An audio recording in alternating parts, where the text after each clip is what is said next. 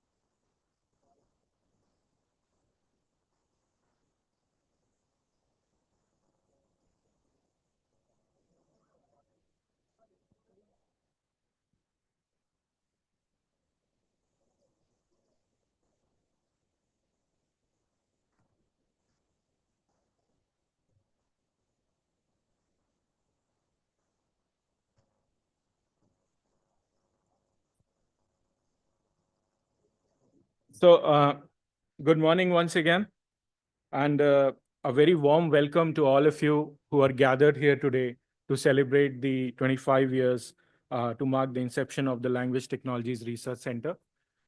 So traditionally, many of these gatherings often begin where people quote from verse, a few lines of poetry. But I think for the community that's gathered here today, linguistics and statistics examples are our poetry.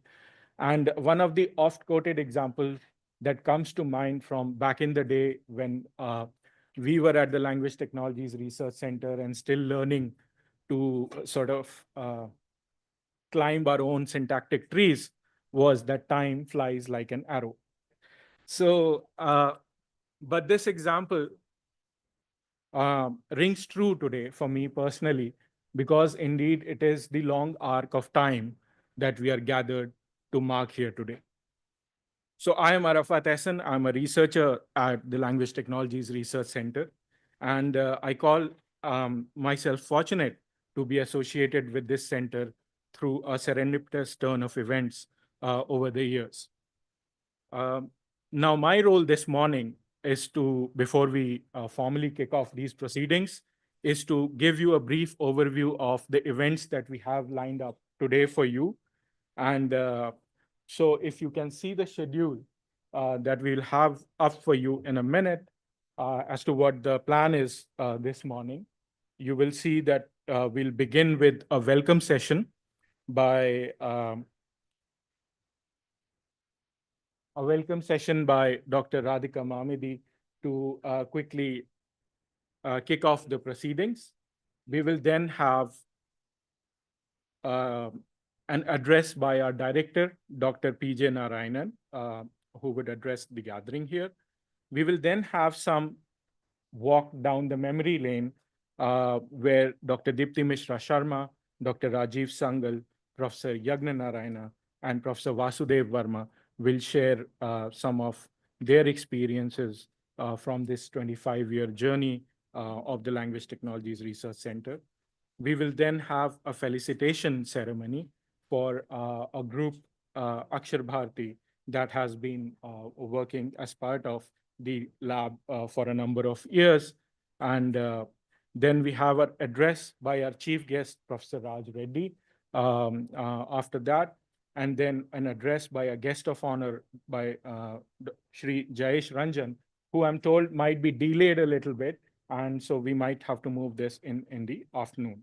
And then we'll have a keynote talk for this morning session by Dr. Srinivas Bangalore, who would talk about the evolution of language processing and take us back from the glass box era to the black box era in which the field stands today.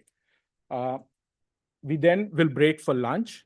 And after that, once we assemble, we will have another talk on generative AI linguistics with Professor Monojit Chaudhary, and followed by a panel discussion where language technologies for social good is a theme that where a number of participants are going to share their thoughts on this particular topic.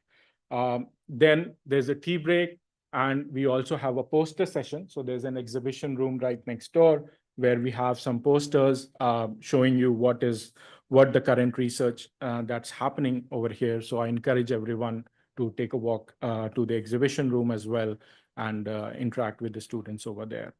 Then we have another panel. We have a talk on after that, we have a talk on universal semantic grammar, a bit of linguistics with Dr. Shoma Paul and Professor Sugda, who are here with us today. Then a panel discussion on multimodality, led by Professor Vineet Gandhi and a number of participants, some of them joining us virtually.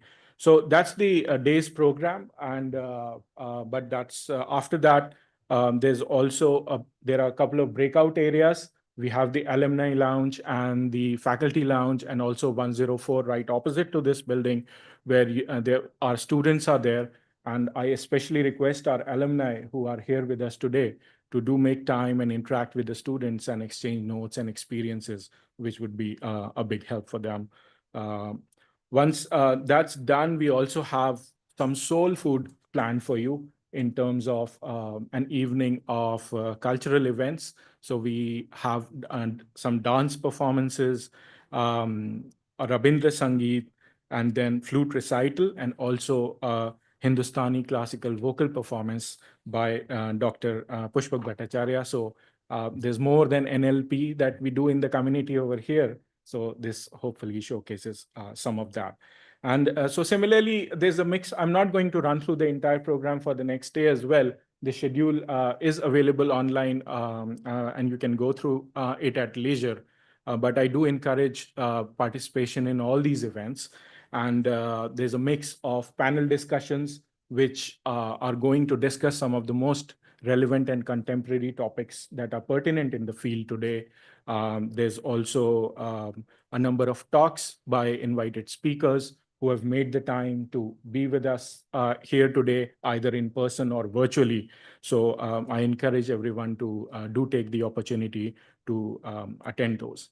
So without taking up more time, there are just a couple of other logistics related announcements that I just wanted to make, that we also have a number of volunteers around. So if you need any assistance during these 2 days that you're going to be here with us today, please do reach out and to any of us in case of any assistance. There's restrooms available right outside in the with the markings are there. So and the tea and coffee breaks are also outside.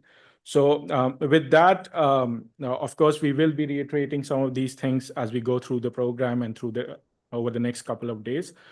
So I would now like to call upon Dr. Radhika Mamedi, a professor at the Language Technologies Research Center, to please come and initiate the welcome address and formally initiate the program as well.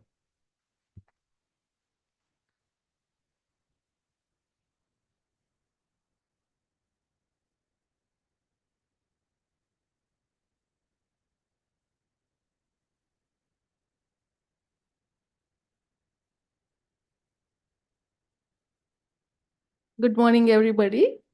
A very warm welcome to all. I feel fortunate to have this opportunity in welcoming everybody. I'm Radhika Mamidi. I am a faculty at LTRC, IIIT Hyderabad.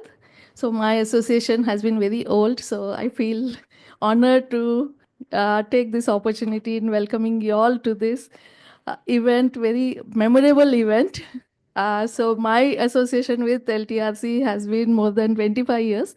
People at LTRC, LTRC of course, but people associated like Dr. Sangal, Professor Vinny Chaitanaji, Dr. Dipti, All of us are associated, and for me, LTRC is not just a lab, it is the people who make this lab and a warm place to be here.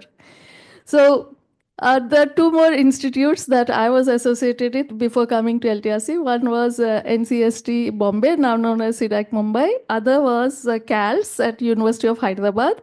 And through this journey, I have been associated with many people in this audience. We have been meeting them even before LTRC was formed. And I take this opportunity to share my gratitude to everybody who contributed in building LTRC and the research, of course, the collaborators, the funding agencies, the support. Dr. Swarnalatha is here. She remembers me from NCST days. There's Dr. Srinivas Bangalore and Dr. Sangal, whose classes I used to audit. So from past 2 months, we have been doing this nostalgia journey, and I'm one of the types who make notes. So I have notes of everything. I have notes of super tag grammar. I have notes of what sir was teaching us in classes. I mean, I was audit. Then I want to mention that I came across these notes. I'm carrying it in my bag at tea break. I can share it. This was notes from 1999 when Dr. Sangal at CALS brought in 5 different institutions together. And again, this is my perspective. There must have been many more meetings, but I was part of these 2 meetings. One that was held at CALS in 1999, hosted by Professor UN Singh. And then the other one follow-up was at NCST Bombay, hosted by Dr. S. Ramani. Both these had Dr. Sangal very passionately talking about collaboration and sharing resources under GPL. I mean, my notes also has the letter GPN, and then later, many years later, I corrected, oh, it is not GPN, it is GPL. So I was a student who used to take notes. Then there is Professor Pushpak Bhattacharya, who was our mentor for the Martha project that started in 1996. When I was at NCST, and he was very young. He was just 32 or 30, I don't know. But when we said Professor Pushpak is coming from IIT Bombay, we really expected one old professor, right?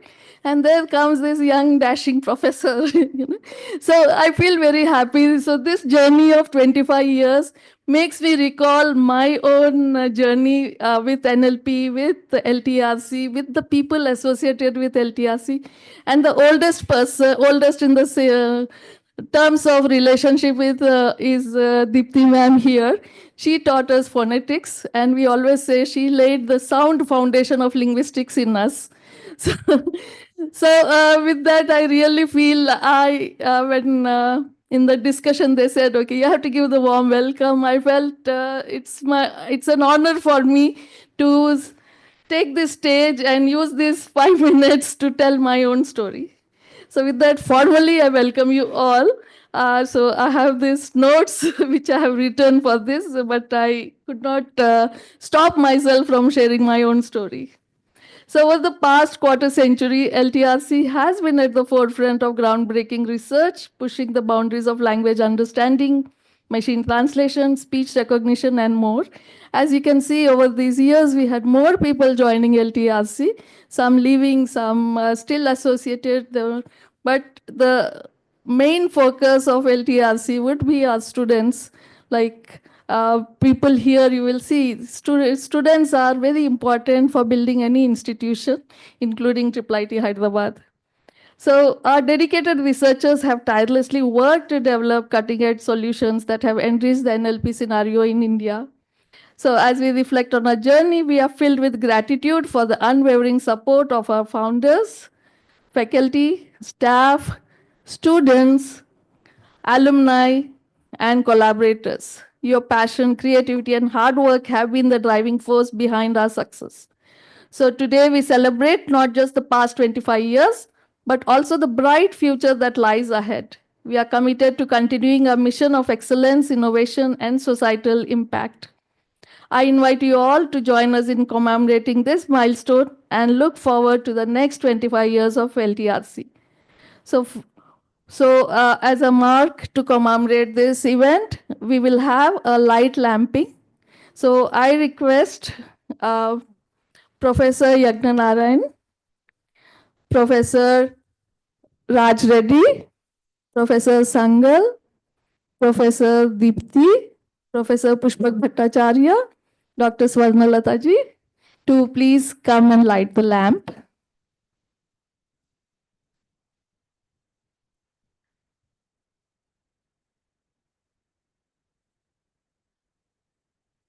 So this will be followed by the recitation of Shiva Sutras. So as I was sharing, I had attended Dr. Srinivas Bengaluru's talk on super tax, but before that, the Vakya system at NCST was done on XTAG. And so maybe you can also join. So I request Dr. Srinivas Bengaluru also to join the group. So extract grammar, transformational grammar, but our journey at LTRC has been with Paninian grammar.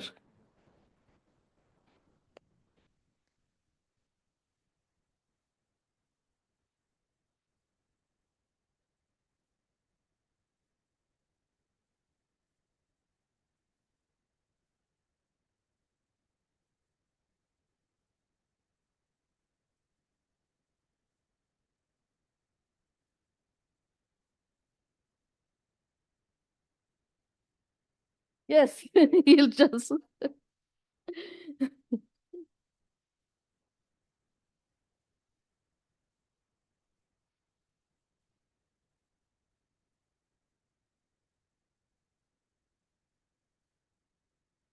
So, linguists here have been through their own journey from,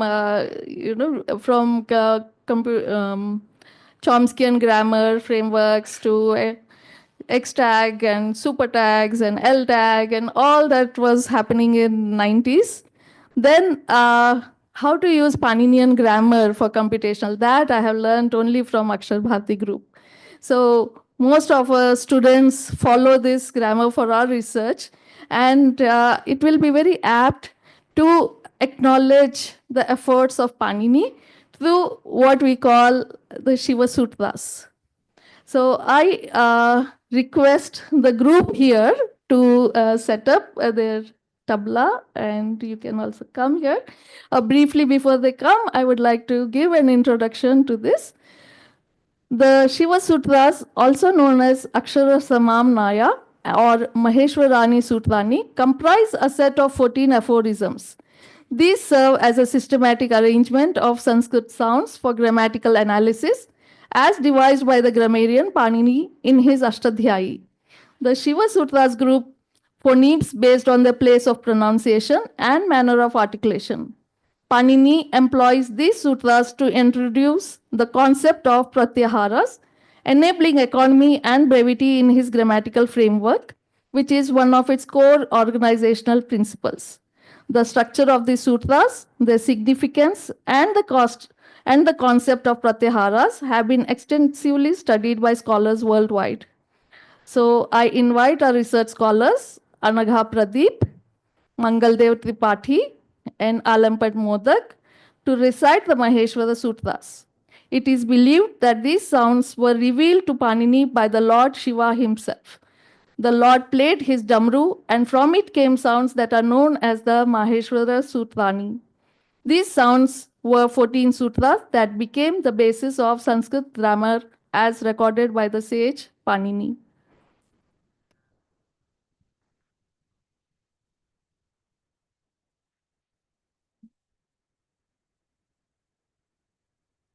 वृत्तावसाने नटराजराजो ननादढक्कां नवपञ्चवारम् उद्धर्तु कामः सनकादिसिद्धान् एतद्विमर्शे शिवसूत्रजालम् अथ माहेश्वराणि सूत्राणि अयोण रटक ओंग आई औच हय वरट लण यमगणनम झभय घड़धश जपगड़दश खफ चटत चटतव कपय शशसर हल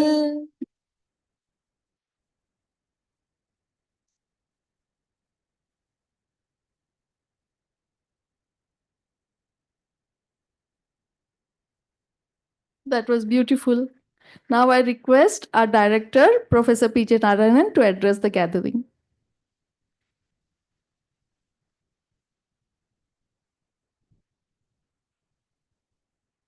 Good morning, everyone, and welcome to this celebration of the Silver Jubilee of LTRC. Story of LTRC is also the story of IIIT. When me and Jawahar, we were both working in DRDO lab, CARE in Bangalore, and which was headed by Professor M. Vidyasagar, a very renowned control theorist. And then he left, and then we were wondering, is it, DRDO is a good place to continue? And that was the point. IIIT had been set up already, and had known about IIIT because Narendra Ahuja, who was a close friend and colleague in computer vision circles, had been appointed the director, and he had joined also. Then we thought maybe we should try to give this a chance, and we were thinking about moving to IIIT. And then I came here, and I used to come, my friends were here, I came to Hyderabad, I visited this campus, and they said, there's very little there. I mean, will it have a future? We don't know. I mean, it has a big people promoting it, but then we were wondering, where will it be? I mean, we saw this IBM and other schools, and we were wondering what kind of university would this be? Is it, some training school for industry, or is it a real university that we all wanted to join? And of course, we had two anchor points that strongly attracted to us. One is Narendra Ahuja himself, because we knew him very well, and he's a internationally very well-known academic. But then there was this doubt, how long will he be here? I mean, he's coming from UIUC. Then, of course, I had known Professor Sangal, known about him mostly. Long time I took a course that he taught in AI in IIT Kanpur when I was working in CMC right after my graduation. I knew that, he had left IIT Kanpur, or that's what I thought. He had left IIT Kanpur and moved to IIIT. Misinformation, but good misinformation. He hadn't joined IIIT formally, but he was still the employee of University of Hyderabad. That I remember me and Jawahar discussing. I mean, someone like Professor Sangal will not leave IIT Kanpur, a safe place like IIT Kanpur, and come to IIIT if he didn't think it had a future. So that was one strong point by which we can also maybe try it out, and that's one reason. And after coming here also, of course, LTRC was the only research center is already there. When I joined in 2000, I'm completing 24 years in IIIT in a few weeks. December 27th, I joined here. And LTRC was the only research center, and we were very fascinated. There was a room in that building, LTRC, a long hall room, and they're filled with computers, terminals, those days, mostly like terminals around. And the good thing is my office was close to that. My office has got me and Jawahar were close to that. And good thing is, everybody, Professor Sangal, Deepthi, everybody will be in the lab along with the students. Even though he had an office, a big office opposite the lab, he will be always sitting there and working on the computer. So it was very interesting. And then many students, the institute had 50 fourth year students and 50 third year students and 100 second year students of BTech.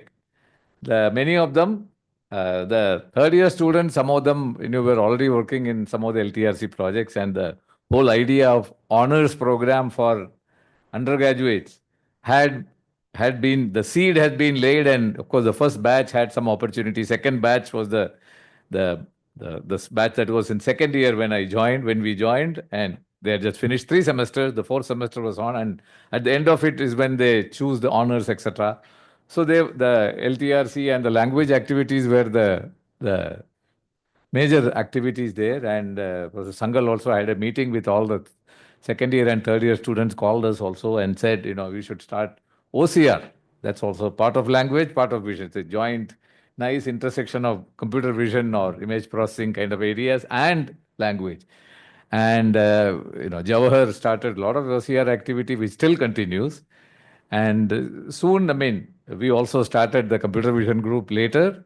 But in a way, the anchor for IIIT and its research model, if we call ourselves a research university, and we set up all the processes and academics along the line of, to promote research. All that seeding came from LTRC. It was already there, and getting the undergraduates work on research projects, the top 10 research projects in whatever way they can. That idea had started, and that's one of the USPs that distinguish IIIT from all other institutions. And this is something that everybody appreciates. All the companies or other research groups that our students go to still appreciate that your undergraduates know how to get things done by finding problems, finding solutions themselves given a problem, solving unstructured problems. So that whole concept stuck as the foundation of IIIT. We wanted to promote research at the undergraduate level, so undergraduates have the opportunity to take part in the last 2 years, intense research in the kind that they want, maybe system building, maybe some theory, maybe working with a PhD student or a master's student to get things done, and that continues. And that we graduate today. In our first convocation in 2002, Professor Raj Reddy gave us a tall goal, said in 10 years, we should be graduating 100 PhDs per year. That was really a totally ambitious goal, because around that time, 2002, maybe India produced 30 or so PhDs, good PhDs in the country in computer science. So 100 from IIIT itself was a goal worth aspiring for, but we didn't quite make it. But in the last few years, we have been graduating 30-ish PhD students, but 200 plus MS by research student. So the MS by research program that we designed here, there are models in IIT Madras and other places, but we really made it a strong program where the students can come from outside and spend 2 years, a little bit of coursework and more research to get an MS, or the dual degree mode. Students come after 12th and spend 5 years doing their BTech as well as his MS together. This has been a great source of success. We have, we graduate 200 and odd MS students per year. So if you consider an MS student, 2 MS students is like a PhD student, 2.5. We have reached 100 PhD equivalent today. And the research engine is really primed up. There are a lot of activities going on, and our MS students really, many of them in many groups, they think like, work like PhD students. Unfortunately, they are here only for a year or year and a half or 2, to doing research, full-time research. And we did have maybe 3 or 4 of those students stay back for PhD, but not in large numbers, which is also okay, because we, our influence, diaspora, I call it the research diaspora of IIIT influence is very strong. I'm told the LTRC also did the statistic for something else. I did a quick evaluation of where the CVAT, the computer vision alumni, have been going to in the last 20 years of whatever, graduating 20 plus years. And I was amazed to see about 120 of students who got some degree from here went on to do their PhDs in computer vision and related areas. About 25, 30 in IIIT itself, but others are across the best universities and with MPI, INRIA, and CMU topping the chart of where they did their PhDs from. But it's 120 computer vision and related PhDs wouldn't have been there if IIIT wasn't there. And that's a huge power. I'm very glad to see the area, that is the computer vision area, being enriched by IIIT and computer vision area globally. I also wish in the next 10 or 20 years, those 120 or the next 120 PhDs produced, a lot of it will be from here and they will come back here and do things here. Then we can have further multiplier effect. I'm sure the numbers are similar, if not more, for LTRC because it was wider. And again, the story of LTRC is still a story of IIIT or story of AI today. I remember actually, my earliest interest in research was NLP. When I went to University of Maryland, I looked around, found I wanted to see if NLP is there. There was nobody doing NLP there. Then, okay, now it's a strong place, I'm told. But I went to this professor called Jim Hendler, who is a AI person, and I did an independent study with him. He gave me the Shankian model of both, language processing and learning. And I did a term paper, got an A grade for it in 87, early 87, the spring of 87. But there was no, proper NLP research at that point, the strong group. And computer vision was ultra strong there. So we went there and rest is history, at least in that sense. But, you come back here, I saw the strong NLP activity here. And, believe it or not, today students may find it hard to believe NLP was not a glamorous subject until maybe 10, 15 years ago. And NLP, the people like Professor Rajiv Sangal and Vinny Chaitanya ji, they all plowed on in spite of, NLP not getting the same level of, interest or glamour like computer vision had a little bit better glamour for whatever reason. Maybe we produce nice pictures or something. So that was but they plowed on. And today, of course, computer vision people feel a little jealous of the NLP people because all the attention with, the literally you saw attention also based on that. There is a lot of NLP going on, a lot of NLP activity, and rightly so. And NLP is jumped in it. It's really transformed the world. Today, AI is, Chat GPT for the world or that kind of LLMs. And NLP is transformed itself. So I also saw our own NLP group, LTRC group, transforming from the traditional approach to the traditional computer sciencey approach to more statistical approaches, SMTs in 2005 onward, that kind of time frame. And later in the last 10 years into the neural mode, because the world changes and these tools are getting powerful.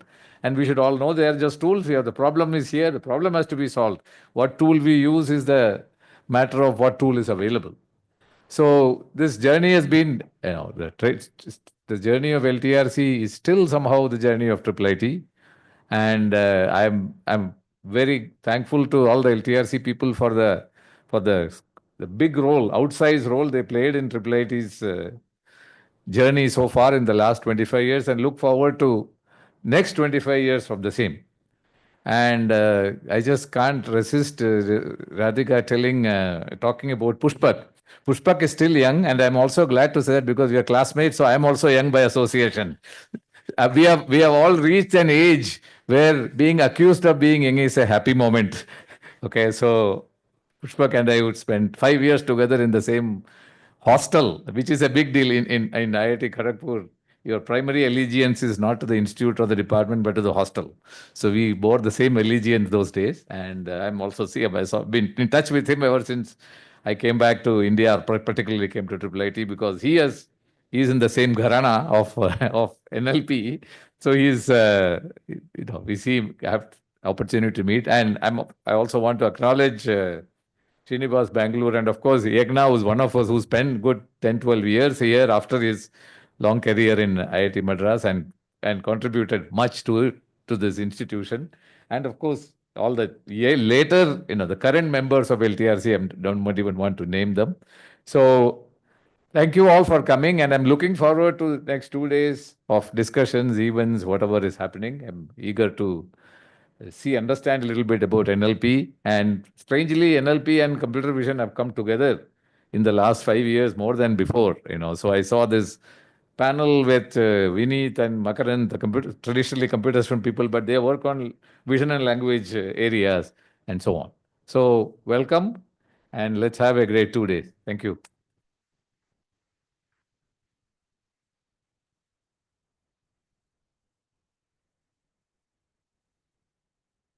Thank you, sir.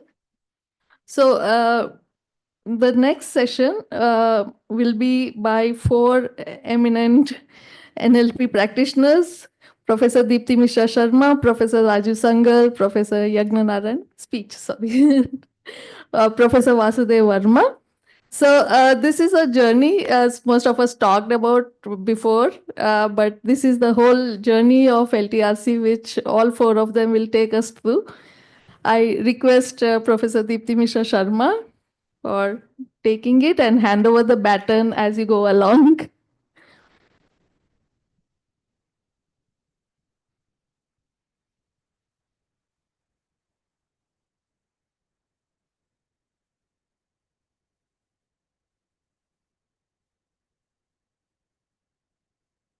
So, good morning and welcome.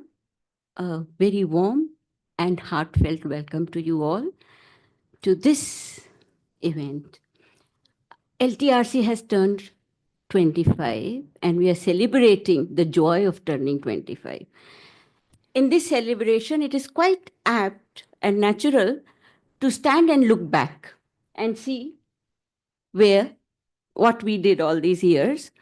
So it all began on October 1st, 1999, when Akshar Bharati, the team working on NLP, moved from University of Hyderabad to IIITH and founded the first center, as PJN said, in IIIT Hyderabad. That's when it began. Akshar Bharati happened to be here in University of Hyderabad, working on a project, Anusara, funded by METI. The team, so they had come from IIT Kanpur. And they had moved from IIT Kanpur to Hyderabad because Hyderabad happened to be a place where some of the top departments of linguistics were there. CIFL had one, FLU. Some of the top people working in the field were in FLU. Osmania University had some of the stalwarts of linguistics, B.H. Krishnamurti, Lakshmibai, etc. And then a very young department or center in University of Hyderabad with next generation well-known linguists.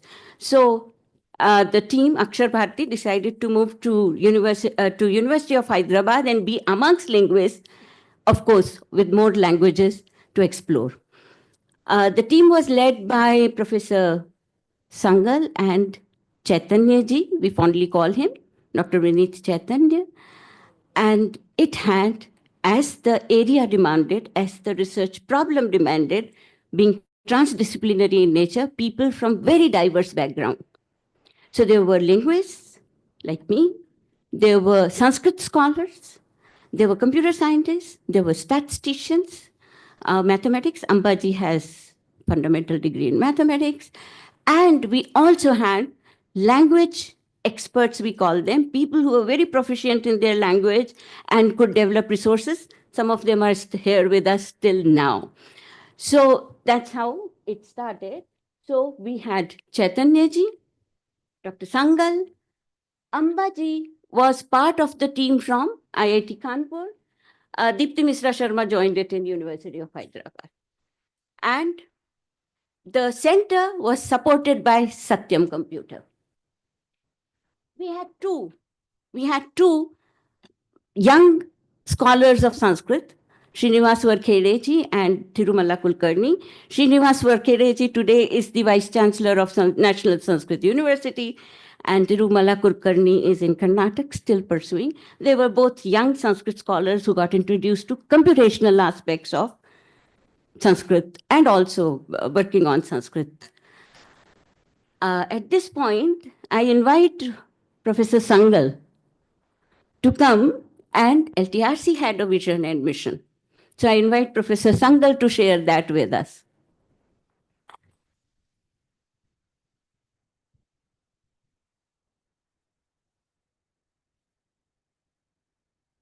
I'll be very brief and limit myself to the vision and the mission. So when the idea of establishing a research center in IIIT, LTRC came up, then we talked about, what should be the goal? What is it that we want to do? So as part of the vision, there are 3 points which are sort of listed here, but I'll tell you. One is to develop technologies that can move into society.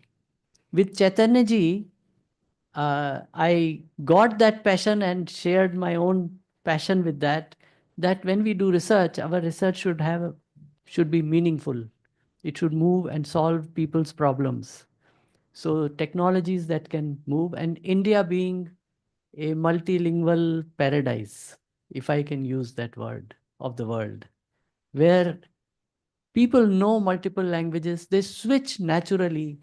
As you walk from one region to another, one area to another, you learn the language if you walk. But today, of course, you fly, and the time it takes to reach there is a few hours, not a few days or few weeks. Because by that time, you would have learned the language as you were moving. Language is gradually changing. So here we needed now technology help. So what technology can do so that we can use communicate with people. And of course, when we are using reading material, which is in other languages. So that was one very clear goal. The second aspect was we wanted to combine known sources of knowledge that we possess. So whether it is linguistics, whether it is Sanskrit scholarship, Vyakarana, Nyaya, Mimamsa, and of course computing methods, computer science, mathematics, statistics. How all these can be brought together to solve a problem that was extremely difficult. And to share with you frankly, I thought in my lifetime, I'm not going to solve this problem. It's always good to work on a problem that you can't solve, but you can make some little progress. And suddenly, we are today, 25 years later, with a very different scenario. So I thought I'm safe. I'll keep working, enjoying the work. And what PJN mentioned, that few parts will yes go into technology, major things will not get done. Then when we established this is a Gandhian thought that, I keep the windows of my room open for different winds and ideas to come into my room, but I refuse to be blown off my feet. So I'm grounded. And in a way, the existing theories of linguistics which were being applied to Indian languages, we thought was doing a disservice. It was like catching your ear, not like this, but going the other way. So the theory should understand, should explain the data in very natural and compact ways. So parsimony is the word that is used. So how theories can be parsimonious. So this was the second element. And the third element was, of course, develop education programs from which a generation of people can come and play their respective role, take the ideas forward. So this was the larger vision. As part of that larger vision, the immediate goal was, that was the time we had been working on theory-based, grammar-based approaches, linguistic and Sanskrit-based approaches. And statistics had come in like a new entry into NLP. Statistics had already played a role in speech and made major advances there. And of course, Professor Raj Reddy is sitting here. So Harpy system, hearsay to Harpy and so on. That was the journey speech followed. So here, similar things were happening. So how to combine the statistical approaches in NLP with the linguistic theory-based approaches. And LTRC actually started with that, trying to combine the two together. So that was in a way, the mission of the LTRC. And other elements are sort of written there, bring in people, can do research, can do teaching, and take part in this. And of course, bring out technologies that can go out. So this was the idea with which the LTRC started. I'll not say anything more on other aspects, but yeah.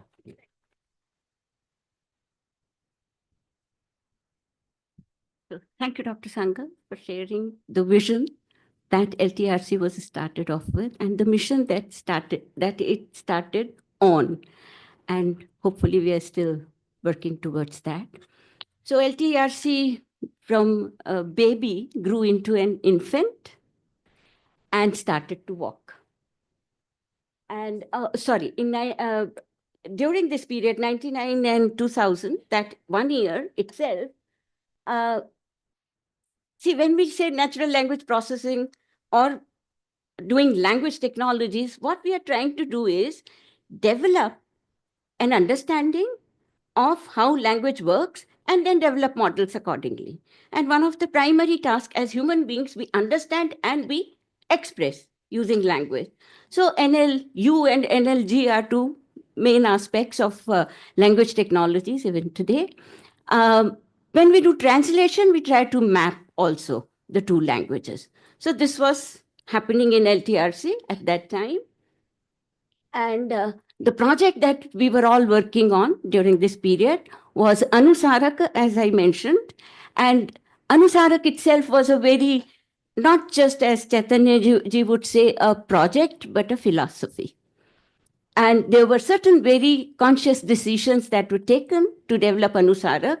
So we, for larger understanding, can call it machine translation, but it was not machine translation. We prefer to call it language accessor.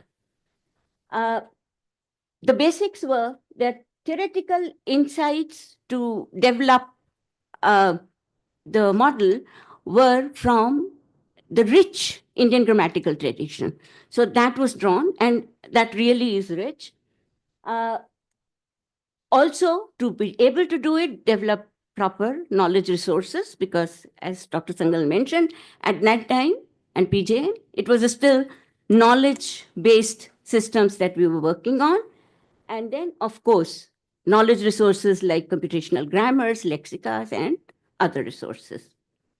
The driving principle behind this were that technologies that you develop should be for social good, as Dr. Sangal mentioned. So because they are meant to be for social good, they were to be kept in public domain where others can adopt them and take them forward.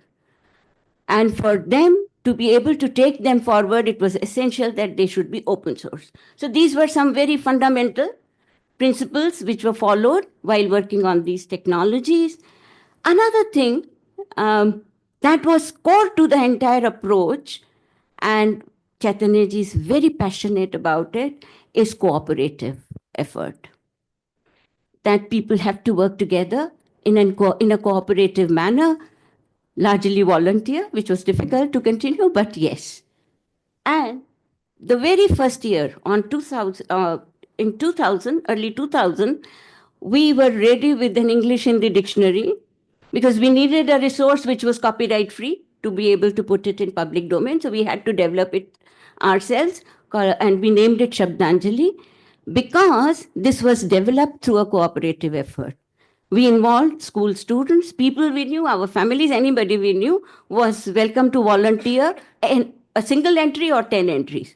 And like that, the entire thing was developed, and Richard Stallman released it in 2000 under GPL. This is, and now LTRC as an infant was walking and moving into areas, newer areas. Okay? The infant was learning to walk. Kishore Prahalad, a young researcher from IIT Madras, joined the team for speech research. Vasudev Verma joined the team as an expert in information retrieval and extraction. Radhika Mamri also joined us. Radhika has 2 phases with us. So this was her first phase with us, where she joined us as a research scientist. Then we did one thing, as Dr. Sangal said, we were, the vision was to kind of get into teaching. So what we did, we started our PhD. That was the first academic program we started, PhD. And this was also of a different type, not the usual one. We opened it to the people from 3 streams or 2 streams, one science technology, so including engineer, and the other humanities with linguistics. And the idea was that scholars, people aspiring to work on a PhD problem from different diverse fields would come together, get a breath into the other area, put through a team effort, will then become the computational linguist that we thought. Because a computational linguist, at least I feel, has to know, of course, the computational aspect, but also the linguistics aspect. So that was the idea here. And then we also started MTech in computational linguistics, and this was supported by METI. It was funded by METI, and MS by research in computational linguistics. These 3 programs we started as early as in 2002. Another thing LTRC did, I mean, it being there and being very active, started what is called NLP Association of India. And this was founded around 2002. The idea was already there. In 2004, it was formally registered. So NLP AI in principle was founded in 2002, but formal registration happened in 2004. Now there is an association, and it has to do, I mean, the association has, it was active, and ICON, an international conference on natural NLP, started in 2002. 21st ICON is there this year, 19th to 22nd December. All of you are invited. It is in AUKBC, Chennai. Professor Arvind Joshi came to attend. I remember Srinivas was also there. And he came to attend, Professor Arvind Joshi. And he was somebody who inspired us and also motivated and, I mean, guided us, I would say, throughout. And he played a very active role, connected LTRC team with international NLP researchers, or Indian team, I should say, with international. So that was Professor Joshi, who has been very important to us. Research during this period, as I said, expanded to IR and thing. At this point, I will invite Vasu to tell us, when he joined LTRC, what was his expectations, what was his vision, and where he feels he is today, or LTRC is today. Thank you. When Professor Sangal was talking about keeping the windows open and the wind coming in, I was one of those waves that came in and settled as a tree. I would like to reflect on this past 25 years in 3 layers. First layer is academic excellence in terms of the teaching and also in terms of the academic programs. And then the rigor in which all these things were conducted. And then the second layer is all about the culture and relationships. And the third layer is moving from project to the product, actually the impact that we were talking about. So the first layer, I'll be very brief. I will only tell 2 stories. One story is of creating search and information retrieval tools for Indian languages, and then expanding that to cross-lingual information retrieval, cross-lingual information access, and so on. And then the second story is about summarization, which started as a excitement of participating in one competition, ended up being here for 15 years and making some impact. The search, I was actually fortunate, I should mention this. When I joined here as a faculty member, Professor Sangal gave me 3 incredible gifts. One gift is a ready-made lab, information retrieval, search and information retrieval lab at that point in time. Second one is already sanctioned project from Department of Science and Technology on building tools for Indian language search. And the third one is a PhD student, PK. Because of course he was with us for some time and then left, but as a punishment, he's here for a longer time. So now talking about the information retrieval work that was done on Indian languages. So Prasad Pingali, who was my first PhD student who completed his PhD, was working on creating an architecture that processes not just Indian languages, but all agglutinative languages in the world in a very efficient manner by actually breaking the words that are viewed from the information retrieval point of view, not from the traditional NLP point of view. So more efficiency, less time, and scaling it, and so on. So that architecture later kind of became core of a CLIA project that Pushpak was leading, right? His PhD was in that particular part. Then later, this went on to get to 200 languages of the world being processed at the web scale, and creating a company called Setu, which is started as a search and extraction technologies unlimited, which went on to become Views, and which went on to become News Plus later.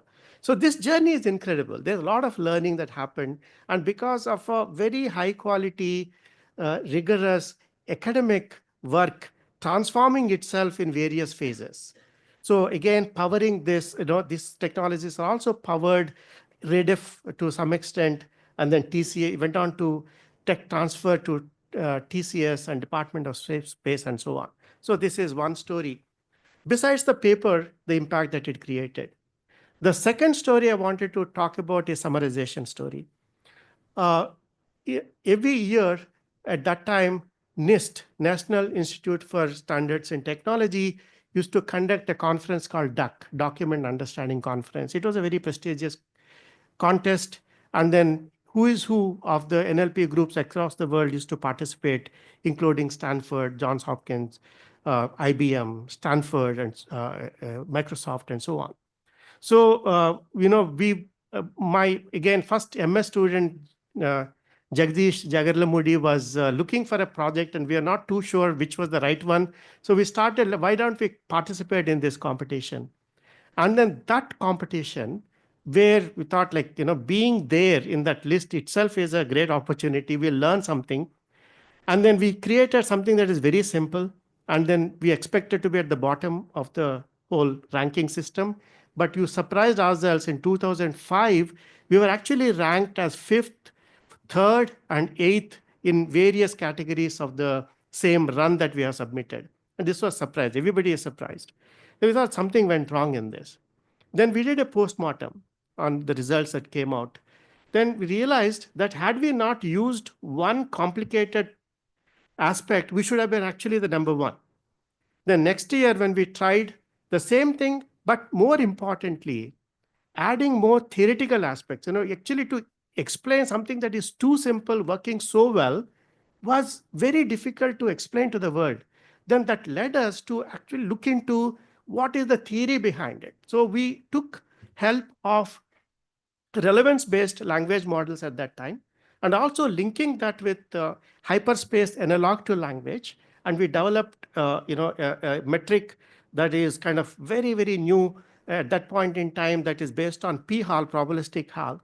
And then that kind of led us to maybe about 100 plus research papers And then maybe about 25 people kind of working on this, and then kind of establishing LTRC as one of the, like significant places at the global scale. So this is one story, again, I wanted to share with you. Then briefly about the culture and the relationships. I think without that, we would not have really, kind of at least enjoyed or had this joyful journey. So the culture is, again, something that what PJ was also mentioning when Professor Sangal was sitting in that room like most of the day and night.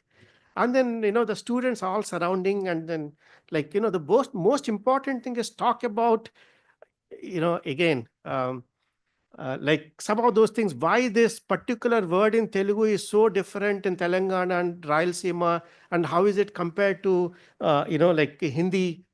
These are the discussions that are happening in all the evenings.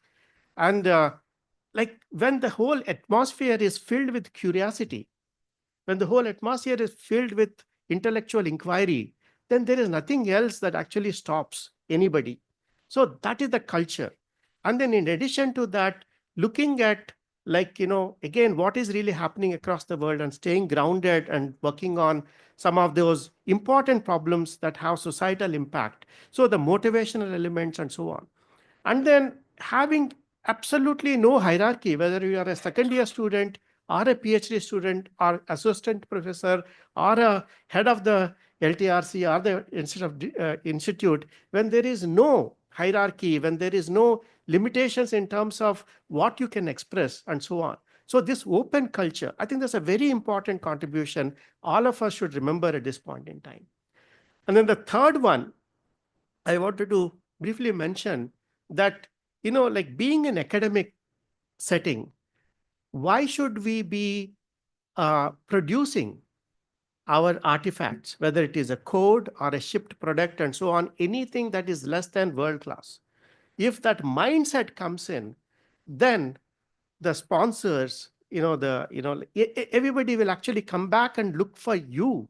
They proactively come and approach you. And that's what happened in many, many cases. For example, Nokia funded us at that point in time continuously for about 10, 15 years.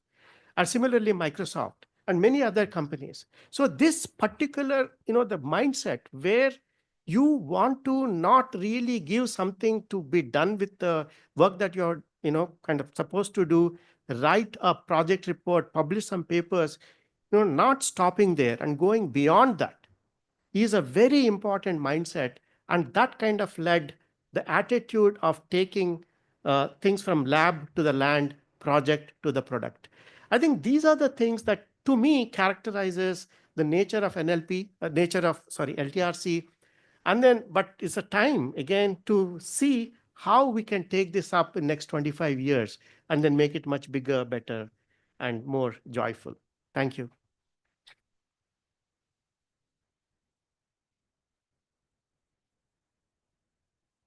Thank you, Vasu.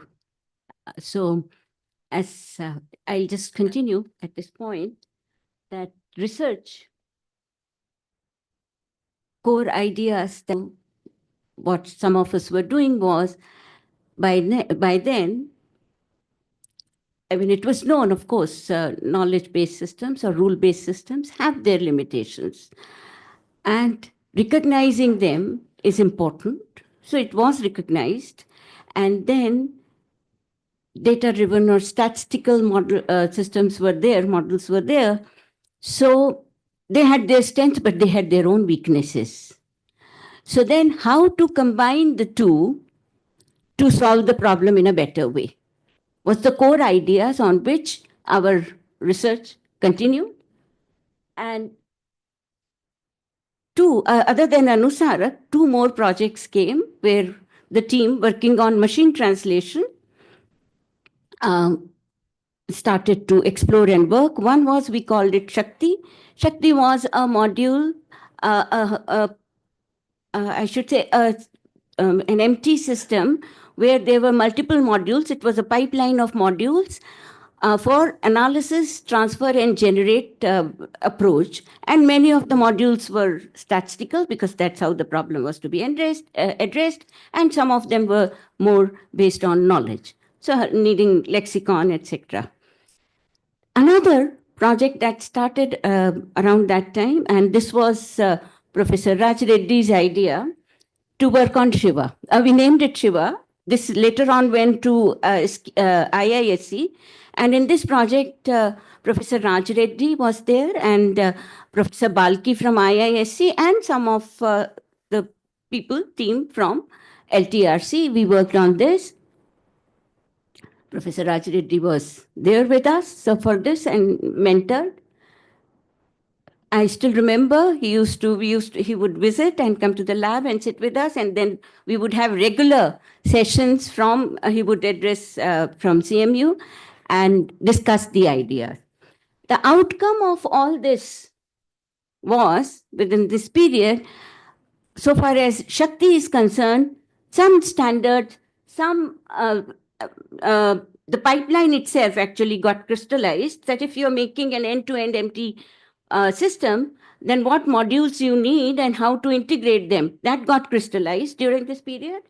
And it also needed, now because we were moving towards data-driven approaches, data needed to be annotated at the point, and what kind of annotations should happen and what should be the standards that should be followed. That also got kind of, one started to think around this time.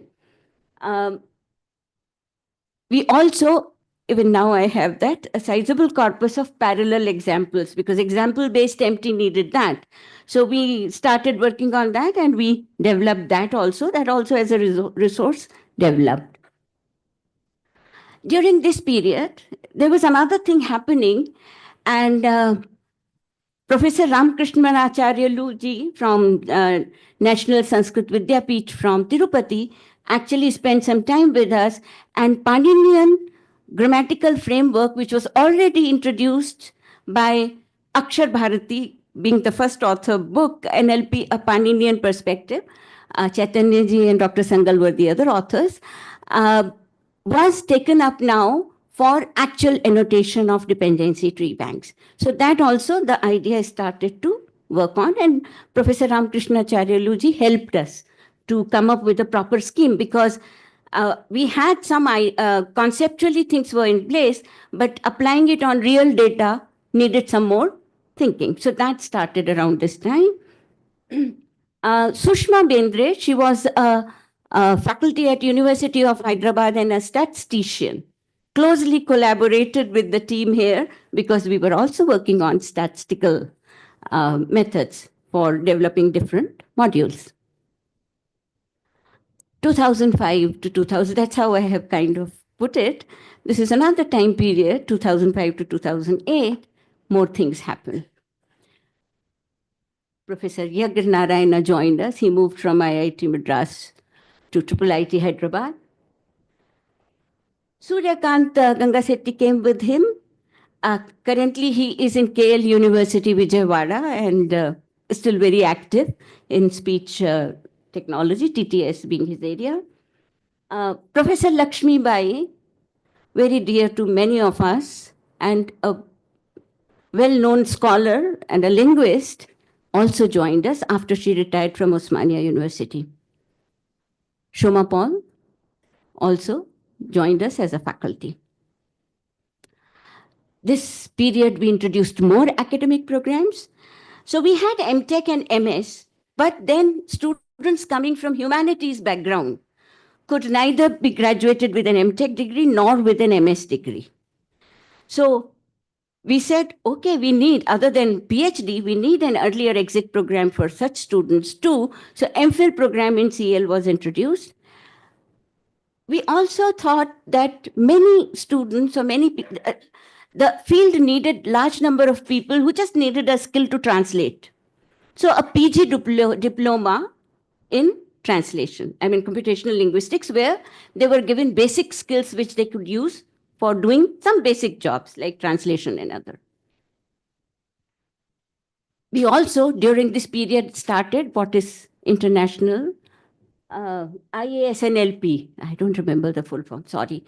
But we started school. It was a summer school.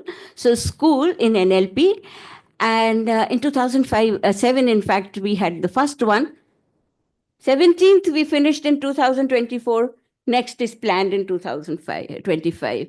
So the point is that many of these activities which we started, we've been kind of able to continue with it. And IAS and LP actually became very popular amongst our target audience were undergrad students, MTech. We used to, pick people, undergrad students, PG students, faculty in regional colleges, so that they come, spend some time doing hands-on, learning by doing kind of approach was followed, and go back and maybe continue with NLP in their respective institutes. And actually, quite a few people today tell us, oh, our introduction to NLP happened in our first IAS NLP. So IAS NLP, in a way, started to play its role. Around this time, resources, it was felt, people were talking, oh, linguistics, this keeps happening in the field, okay, every now and then. Linguistics is irrelevant now. So that's what was happening, because rule-based systems were being considered as not really the solution.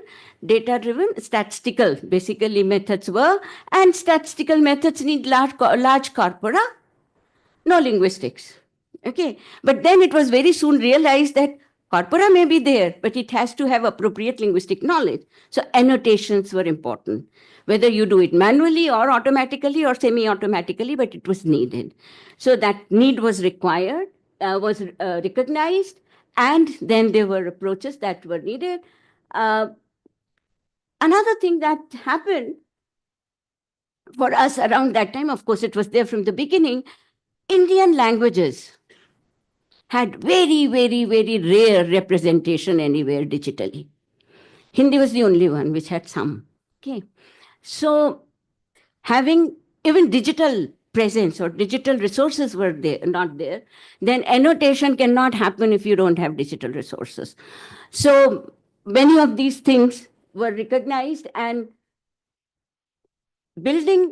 developing resources for Indian language became a very core thing that we thought we should be doing as a group working in a linguistic paradise like India. I mean, so many languages, very divergent. We say, oh, they are all very similar. No, they are not. One has to understand that also once you get inside. And hardly any digital presence. So we said, we cannot leave our languages behind. And we thought we will develop resources. So another thing that was there, that if you're developing a larger system, there is engineering involved because you have different modules you have to integrate. So engineering is one aspect, but then each module has a linguistic aspect to it. And that linguistic aspect of one module, how does it interact with the linguistic aspect of another module? That itself was a very interesting research problem for us, because you have to bring them now, interface them, and bring them together. So these were some of the interesting ideas that some of us were looking at and working. In the MT-NLP lab, that's where the genesis of ILMT called Sampark Systems started, and Swaranlata ji is here. She played a very active role there. These were funded by MIT. These were large consortia projects where CILA cross-lingual led by IIT Bombay, ILMT led by IIIT Hyderabad. These were large projects. And another thing that, and also English to Indian languages led by CDAC Pune. These were the large projects which were funded by MIT and work started. See, one thing that when I am talking of LTRC, somehow I am also talking about national NLP scene, because there were teams and they were all working very closely together.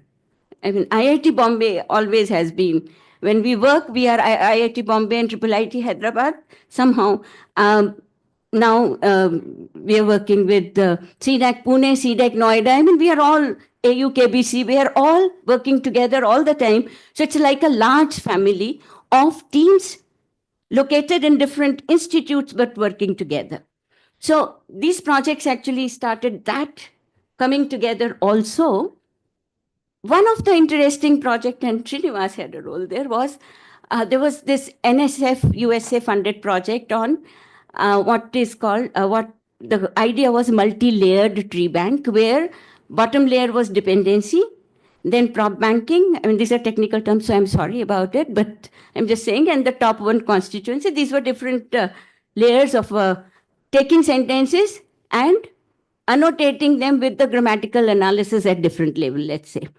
And this was NSF funded, Hindi Urdu, and that work also started around this time in 2007, I think. The major outcomes of all these activities during this period were different level of linguistic annotation in a way started to get taking shape, and standards started to evolve, and dependency annotation within Paninian grammatical framework also got more crystallized and was accepted in the NSF project. So that became the basic. Yeah. So at this point, maybe I'll just quickly go through this CLIA. So this Vasu has already talked about the research, that the direction that information retrieval took. And then, so speech technologies also, the work was happening. And I would invite Professor Yagnarayana at this point to tell us about the speech technology that was happening at LTRC and has been happening. I think I can handle.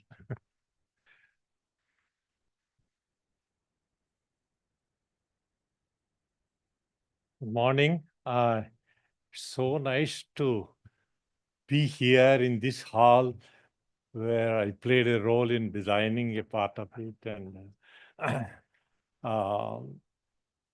although Deepti and others were mentioning about LTRC activities in the past 25 years, what I would like to tell is what happened much before that, almost 50 years before.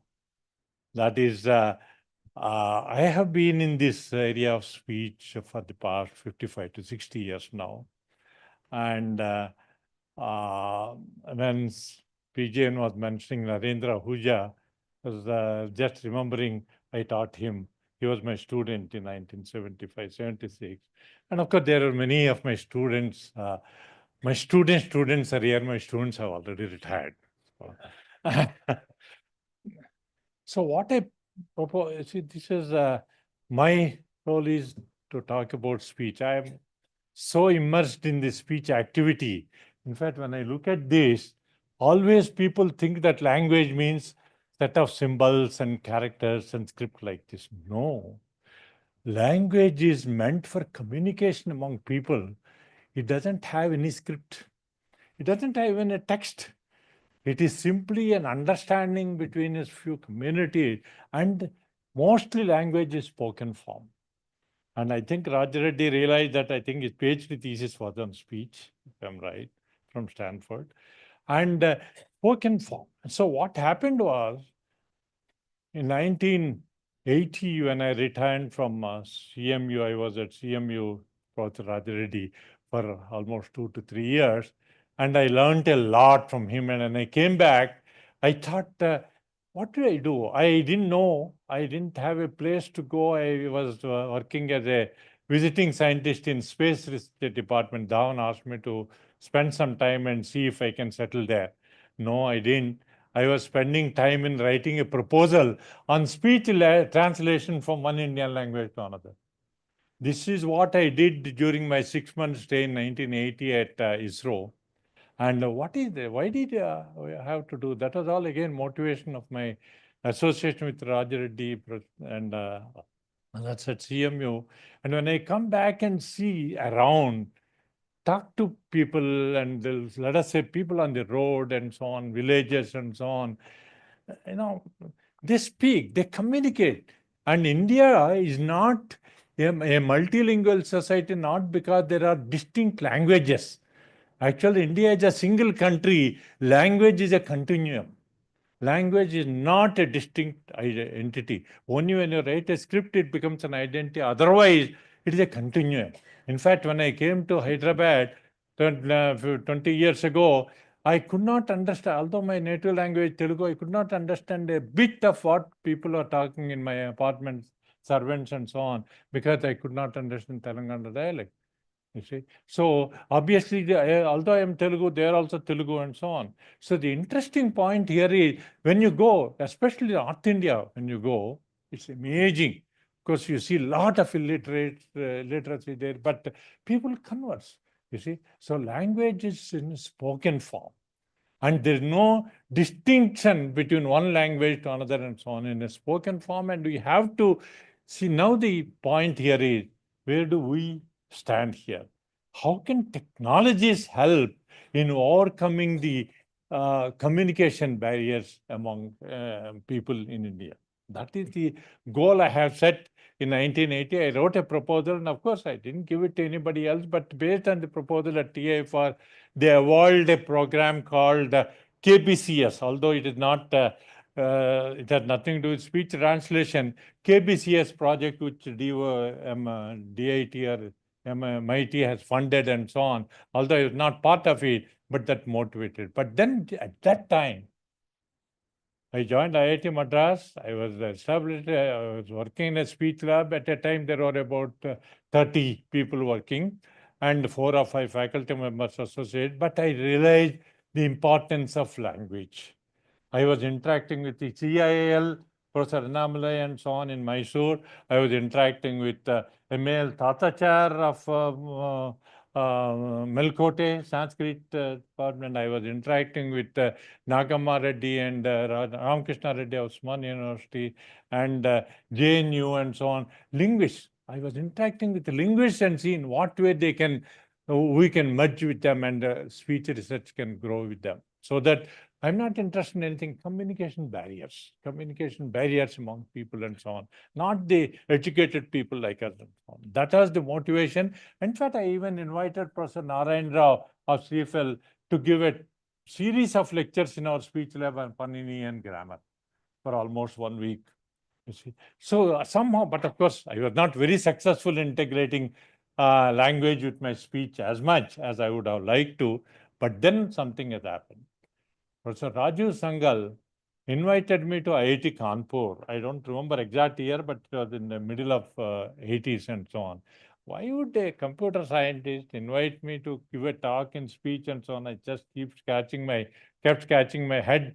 And then I went there and I saw really a spark in him, his passion for work in languages and his importance of speech in developing the languages and so on. You see, that is spoken language. That is how I saw. And of course, at that time, I really felt, although he was much younger, he is much younger to me. But later, 30 years later, I retired from IIT Madras. I thought I will peacefully retire and so on. These two people, Raj Reddy and Rajiv Sangal, didn't let me retire. Rajiv Sangal, I didn't even accept. He said, Professor Ignana is joining IIIT and so on. That is how these people have sort of, I must say, forced me to join. But then, of course, he also gave me so much freedom. I enjoyed my stay here from 2006. In fact, I retired from IIT Madras on July 31st, 5 o'clock. And 1st August, early morning, I was here joining this one.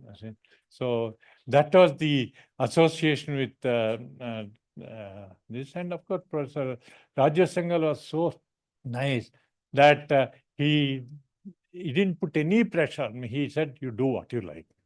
And that gave me more. Of course, I'm basically a speech person, speech signal processing and so on. I slowly, within 3-4 years, already Kishore was SP Kishore was there. He was my student, MS student at IIT Madras. And then a few others joined immediately later. And we had a speech group here of about 30 to 40 people at a time, working in both MS and PhD students. And we were working on many speech projects, especially one of the favorite projects, I think, Swarnalata here, she was responsible to the phonetic engine. I was very keen. Notice that I always feel spoken form. What is unit for a spoken form? Phonemes are not units. Phonetics, phonetic units. What are the phonetics units? We don't know. We have to study a lot. In fact, she funded a project on phonetic engineering, consortium project and so on. Although for 5 years, thanks again for Dr. Swarnalata and Maiti for supporting that. That is how the speech activity. Apart from that, of course, I am basically a signal processing person because the freedom given by Rajiv and so on, believe it or not, many new ideas came in speech research. You may not like my using the word zero frequency filtering and single frequency filtering. These are all the techniques Anil and others are using, and many researchers at least in India are using and so on. They originated here. They are all original ideas in speech processing.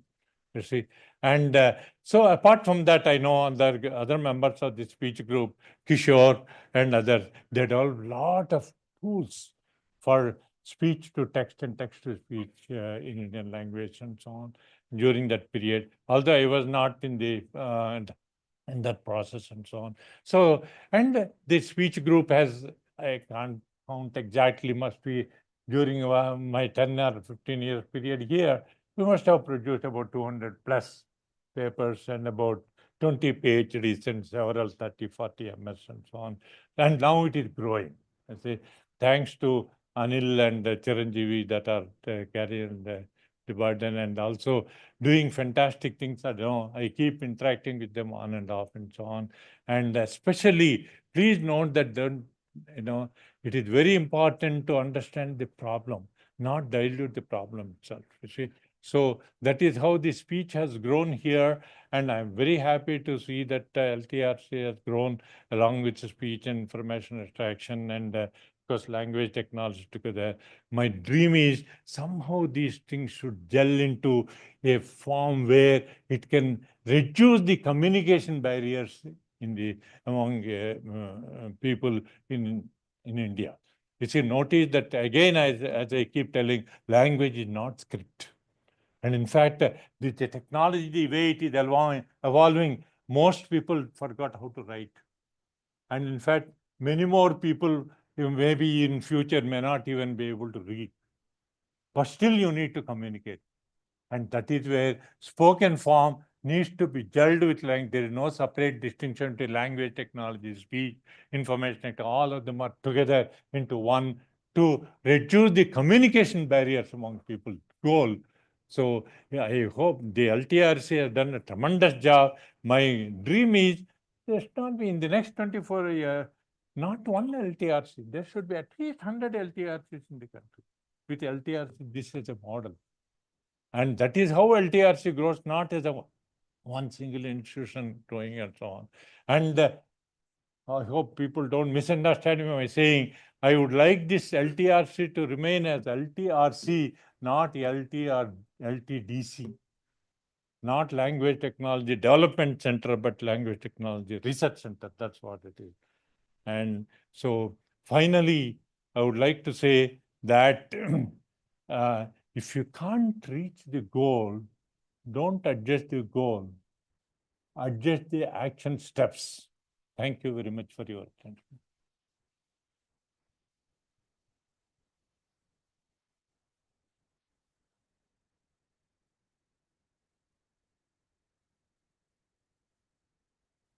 Thank you, Professor Yagnarayana. So I still have many more years to go, so I will probably go past a few of them. Amongst the projects listed here, I would say this one is something which I remember and was quite exciting because this was a reading aid for visually impaired, which I still remember was demonstrated and was working well. So this was a major achievement during this period that the speech group had. Of course, you will see throughout, I mean, the slides will be there, that whatever technology was developed through research, much of it was also transferred to users in some form or the other. So 2009 to 2014 here, Radhika Mamiri, who had left us in between, came back. And Manish Srivastav joined us. 2 more faculty. Anil joined the speech group. Peri Bhaskar Rao, who was, I would say, one of the top. And very few amongst linguists are people who work on phonetics and phonology. Syntax is a very popular field in linguistics. Phonetics and phonology are not. By the way, my PhD is in phonology, which I don't remember much, or I do. But Peri Bhaskar Rao, who was one of the top scholars in the field of phonetics and phonology, joined the group. And Professor Yagnarayana is here, and he was an amazing figure. If he would stand and produce sounds, because that's one of the skills phoneticians have, to produce any possible human speech sounds that humans can produce, he was very good at it. He joined the speech group here. Aditi Mukherjee, again, we were very good. Aditi Mukherjee was there in Osmania University. And she worked in the field of social linguistics. That's what I say, and she says no. And also literacy, and of course other aspects of linguistics. She was in Osmania, and then we brought her here. So she joined us. She has been with us ever since. This is what I would like to talk about here. In 2009, so we already had PG level programs, academic programs going, but we felt that the field needed a synthesis of knowledge from 2 very different divergent domains. And if it is done at a younger age, it may work out better, because if I am a linguist, I think like a linguist, I don't understand the language of a computer scientist. Okay, and if I am a computer scientist, I don't understand what these linguists ask. And linguists think that these computer scientists just don't understand anything, want to use something. Computer scientists think these linguists work on problems which are not needed actually and can be. So to have a dialogue between domains was very important. And for doing that, our other programs were doing, there was an attempt, but at this point, we thought, let us start them young. And we introduced CLD, which is Computational Linguistics Dual Degree Program. And in IIIT, Dual Degree Program were already there. So in this program, a student would get BTech in Computer Science and MS in Computational Linguistics.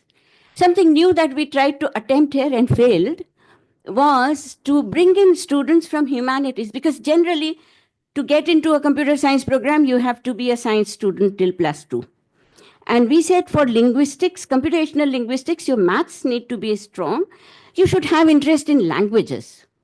Your aptitude should be in that. So why not pick students who are in humanities and have higher maths and bring them here? I said we failed because we didn't get any applications. I don't know for what reason, but we did open it, and I think we should continue to keep it open and hope to get some students from that background to break again these strong boundaries that we create between disciplines. It's important. Another thing we started, and this is, I don't see Monojit here. PLO is Paninian Linguistic Olympiad for school kids. And this was started in 2009 by a single person for her child in Bombay. Then MSR, Bangalore, stepped in, Monojit and Kalika. And in 2012, I was roped in. And in 2014, IIIT started to hold the PLO in collaboration with other institutes. Monojit continued to play an important role. So around this time, we extended, because we were just trying to spread linguistics, and we said, let's let it go to school kids too. Machine translation, we worked in these areas. I mean, Sampark systems were mature by then. We delivered. And one startup came up from the ILMT effort. And we also started now extending from in Hindi, Urdu to other Indian languages, the dependency tree banks. Search engines, there were projects where summarizers, and as Vasu mentioned, many of those summarizers and work done continued to win top positions in different contests, and personalized search engine came in around this time. Outcomes were Setu, became Views, as Vasu said, and another startup, Akshar, speech started. In speech technologies, many projects were still happening. You can see a long list and funded by different things. Outcome was ASR and TTS for Telugu were there. These are all very challenging problems. So anytime you reach a point, it's an achievement. During this period, we continued. Social media had opened up new areas because suddenly there was so much language. Professor Yagnarayana emphasized the importance of speech, because speech is the thing. Language is not script, as he said. It's what we speak. And social media gave a good representation of what we speak, and a lot of other things came. So this opened up, and MT NLP research team, we started to work on code mix in India. That's very common. Also, when there are not enough resources, how do we still develop solutions? Was another area we started to explore around this time. Then there were, these explorations were there. Sampark systems, that is ILMT 18, were developed, which were pipeline-based. Tree banks came up, and Hindi tree bank was released in ACL 2015 to the people out there.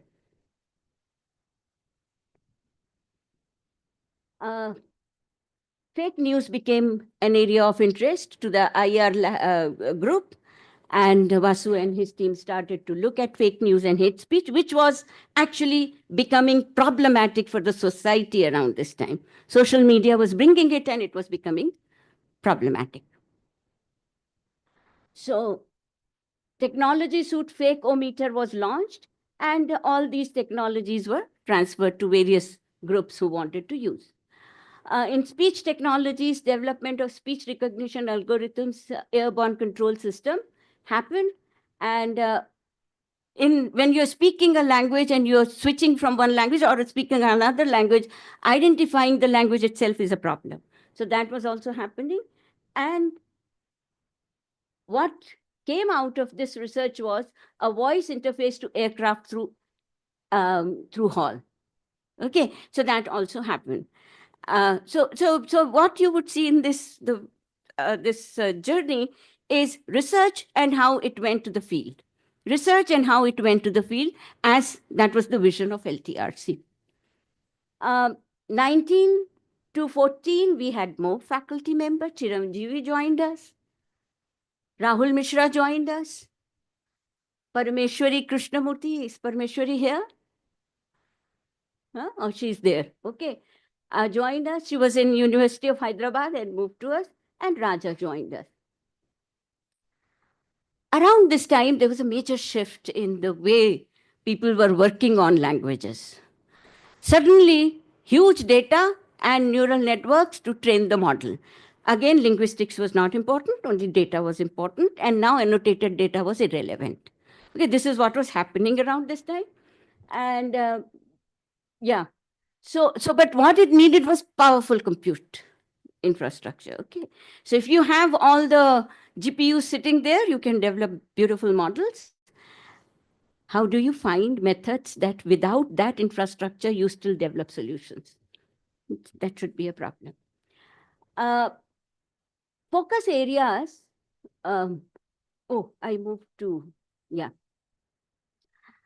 Focus areas were then speech-to-speech machine translation system. Professor Yagnarayana was talking about all these technologies coming together. So around 2018, discussion on that started. In fact, Professor Sangal had gone for a meeting to Delhi in 2018, sometimes October, September, and came back and he met Vijay Raghavan. He was the principal scientific advisor. And there was a discussion that for educational content, in higher educational content videos, we should have some way of bringing it into Indian languages, because there was a large population of Indian students who wanted it in their respective languages because they were not comfortable in English. So this is speech-to-speech translation idea was kind of being discussed, and training models with low resource, and develop technologies which in an Indian situation make a difference in areas, domains. Healthcare. Healthcare is a major area in India where these solutions will make a difference. Judiciary, again, it will make a difference. Education, as I said, it will make a difference. Agriculture, people include. So go to any area, and having multilingual, being multilingual, these technologies will make a difference on actual ground in India. And so we thought, the discussion started, why not work towards it? So, as I said, a need was felt, and a brainstorming meeting on SSMT was conducted at IIIT Hyderabad, I still remember 31st January 2019. We had, and Swaranlata was there, and she was still there in MIT, and a lot of, researchers, industry people, even users. I remember we had some people from hospitals, we had some people from other areas, startups, everybody joined, officials joined, and it was a very major one-day event, morning till evening. A lot of discussions happened, and the outcome was a national mission was announced for SSMT by Principal Scientific Advisor's Office in March 2019 itself.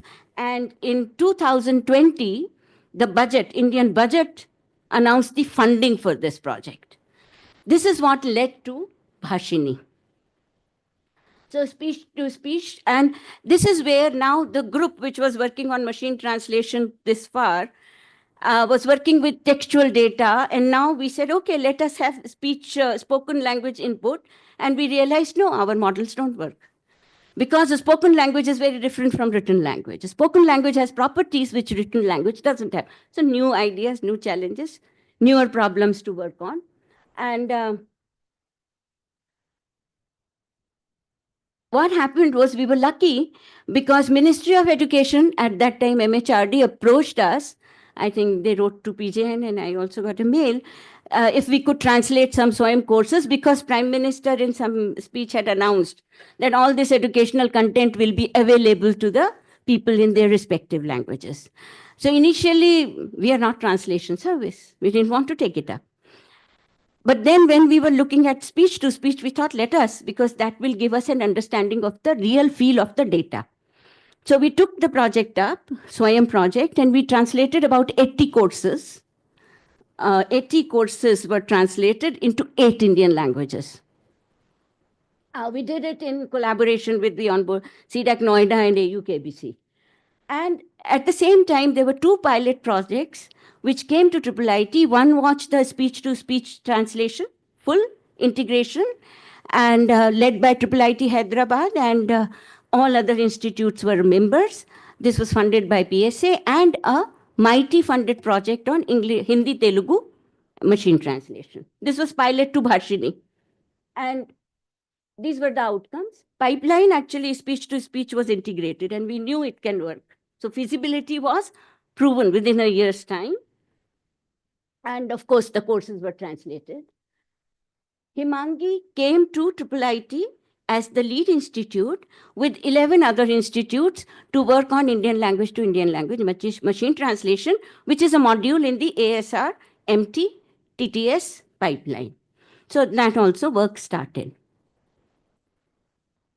Outcome of this part is that today we have state-of-the-art MT models. Some of us, it will be released today. Large corpora for different domains in Indian languages. Now we have that. Bhashini is, as I said, national mission project announced in 2020 by the Ministry of Finance, but earlier by PSA. And this Triple IT is playing a major role. I have not included OCR because this is LTRC and OCR is in CVIT, but there are 7 projects which LTRC is a part of. Himangi, LTRC is leading, but then 6 others where LTRC is a member. Pushpak is leading one project, LTRC is a part. IIT BHU is leading a project, University of Hyderabad. So like that, all these. Also, one thing happened in very recent, this thing, Bhashini Engineering Unit has been established in IIIT because researchers are developing models or solutions, but then they have to be productized. And researchers cannot be expected to do that. So that part now Prakash is sitting there. Their team has got that. This I have included, though this is not part of LTRC. So IRIL launched Project Angel to understand social media toxicity in social media and development of generating insight. So this is another very important project that IREL group is doing of developing Wikipedia pages. So this is another major activity that's been going on in the Wiki project. Outcome of this project is 1 million Telugu Wikipedia pages and 1 lakh Hindi Wikipedia pages. So this is the outcome of that project. And another startup, which is Manish and others have started is Subtle AI. Okay, that has been founded during this period. Speech technologies, of course, has been, again, you can see so many projects going on. And what they have done, this is another thing worth mentioning, through crowdsourcing, they have developed speech data funded by a project by METI, and its outcome is 2,000 hours of Telugu data. It's speech data, okay? Then stutter detection and waveform wizard tools. So these are some of the final activities. So to conclude, research part, major research are core NLP parsing, shallow parsing, etc. I mean, different kind of tools, machine translation, then summarization, question answering, dialogue systems, sentiment analysis, humor detection, speech technologies, ASR, TTS, and prosody in speech. That is Chiranjeevi's area of interest. Indian language resource creation, annotated corporized part of Indian language. Knowledge representation is another area in which some of our faculty like Manish and Shoma are working on. And universal semantic representation and knowledge representation go hand in hand. So these are the areas that some of our faculty are working. Applied grammar is an interesting part, and I hope Sukudha and Shoma will talk about it tomorrow in their talk, which is taking what we did during Anusarak to the schools. That's the core idea here. We have adjunct faculty, Bharat, Monojit, Peter Shah, Sandeepan, Vanshi, Manish Gupta, and Niyati Chaya. So we collaborate and they mentor students. We work together. And on the way in this journey, now last part, those who made a difference to whatever we were doing are our students, the ones who graduated. Those who are here, are not counted here. 50 plus PhD, 100 plus MS, 226 plus dual degree, and 25 plus around 30 or more others like MPhil, diploma, etc. Our collaborators, we've been collaborating in academia with other institutes, universities, national and international, industry, and also other organizations such as DRDO. So all these collaborations actually enrich what we are doing. Our language experts sitting there, who have been with us, some of them more than 25 years, and have done different kind of language data creation, including dependency annotation, translation, POS tagging, anything, error detection in anything. You just give them a week and then they are experts and then they train. So what they have done is not just the resource creation on which we all depend in LTRC, but they have also trained many people in other institutes in this job. Nandini, Alpana, Preeti, Sarita, Anita, I mean, all of them. I would like to take their names, spend some time, because very often we don't recognize them. Anjum, Kiran Kapoor, Samina, Yunus, Noman, Majid, Kaberi Sahu, Kaberi Mitra, Vani, Shailaja, Sarala, Krutika, Kruti Shah, Vaibhavi, and Naresh Bansal.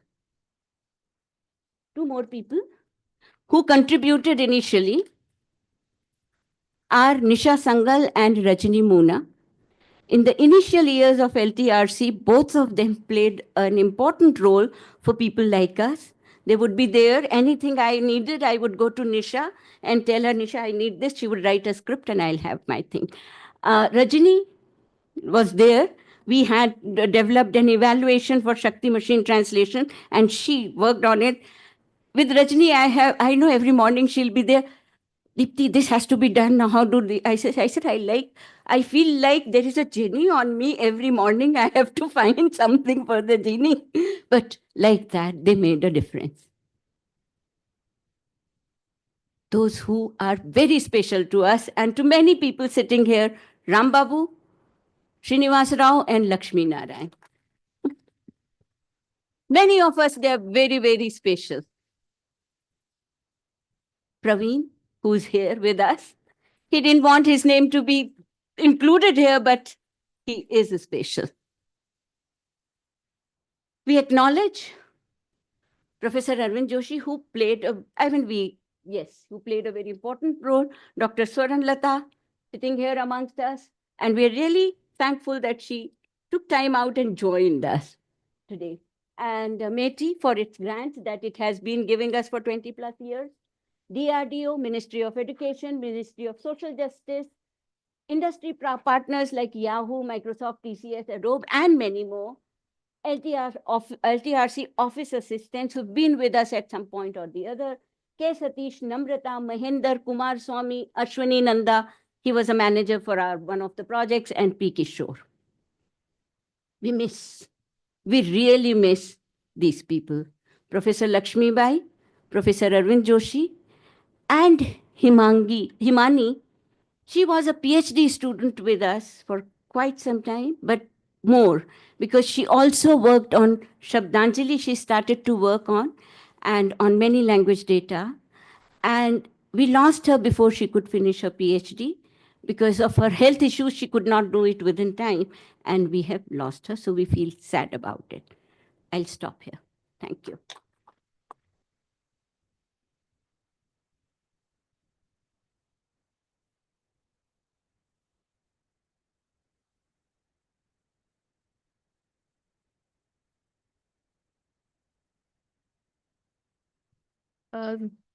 Thank you, Professor Deepti. So the infant became a 24-year-old person with lots of aspirations now. So that was lots of information from people speaking in the inaugural session. And that also means we need tea for the rest of the session. So we'll head for a tea break and we gather here within 10 minutes.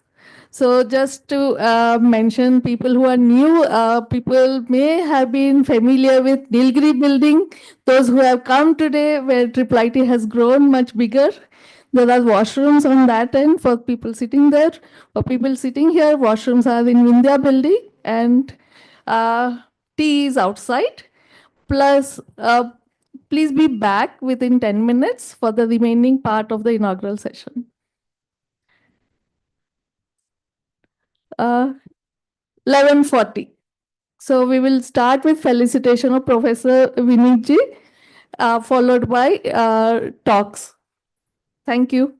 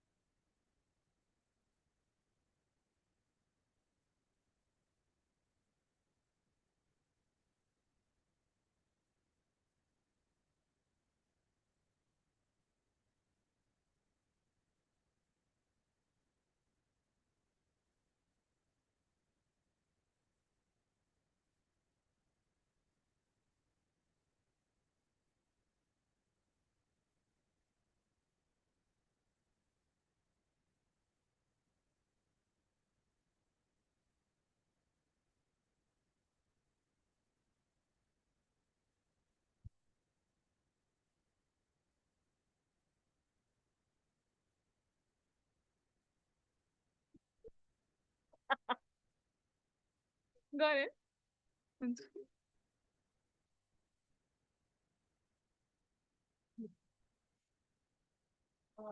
Should be heard in the whole hall. Oh, thank you. Sound should be heard in the whole hall.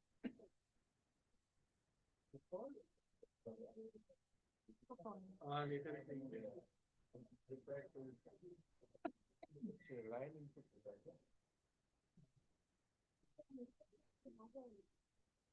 No, no, this system. So, how is sound in the whole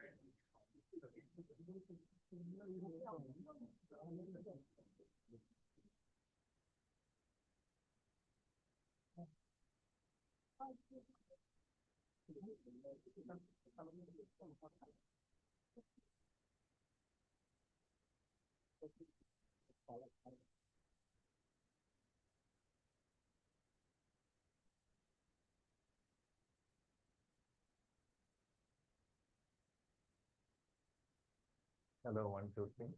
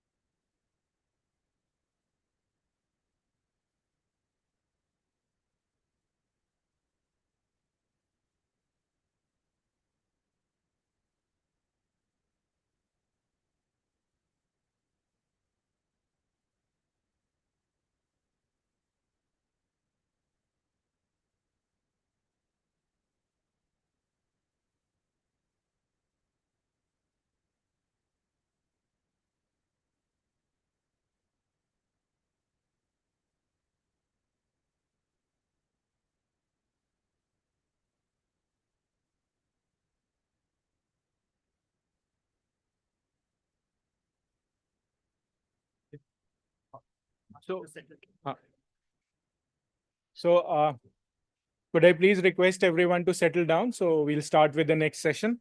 We are running a little behind time, which means a delayed lunch.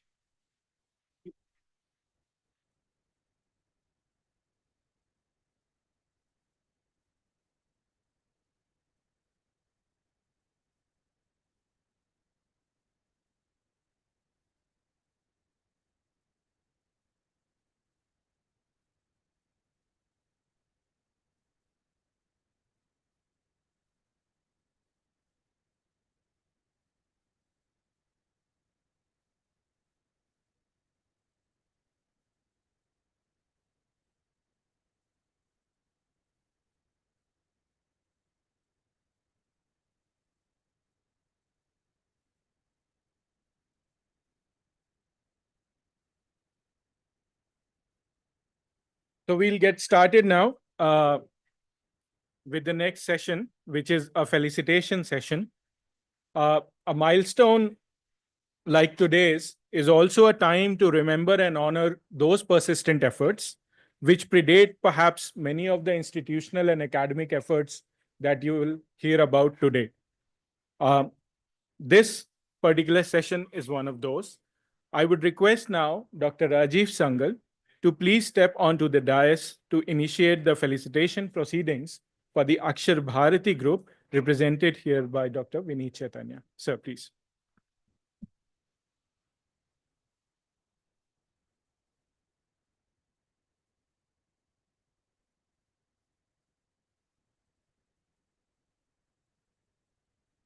It's my pleasant duty to introduce in this felicitation function Akshar Bharati group, and in particular as part of Akshar Bharati, Dr. Vineet Chaitanya. So I was told I should say a few words about Dr. Vineet Chaitanya and then the approach with which he has been working in this area and indeed in his own whole life. So Dr. Vineet Chaitanya was born in 1944 in Saurashtra and brought up in Ratlam, Madhya Pradesh. He completed his MTech and PhD in electrical engineering from IIT Kanpur in 1973. Those were the days when systems thinking, systems engineering, system science was a new area. And he worked under the guidance of Professor Keshwan and Professor Agache. And incidentally, Professor Keshwan headed the world's first academic program in University of Waterloo on systems theory. The dean there flew to IIT Kanpur to recruit him to head that department and the new program that was started. Dr. Chaitanya, worked with systems theory, mathematics, and theoretical aspects of electrical engineering. He then became a faculty member in BITS Pilani from 1973 to 1982. In 82, he joined Chinmay Mission and became a sannyasi.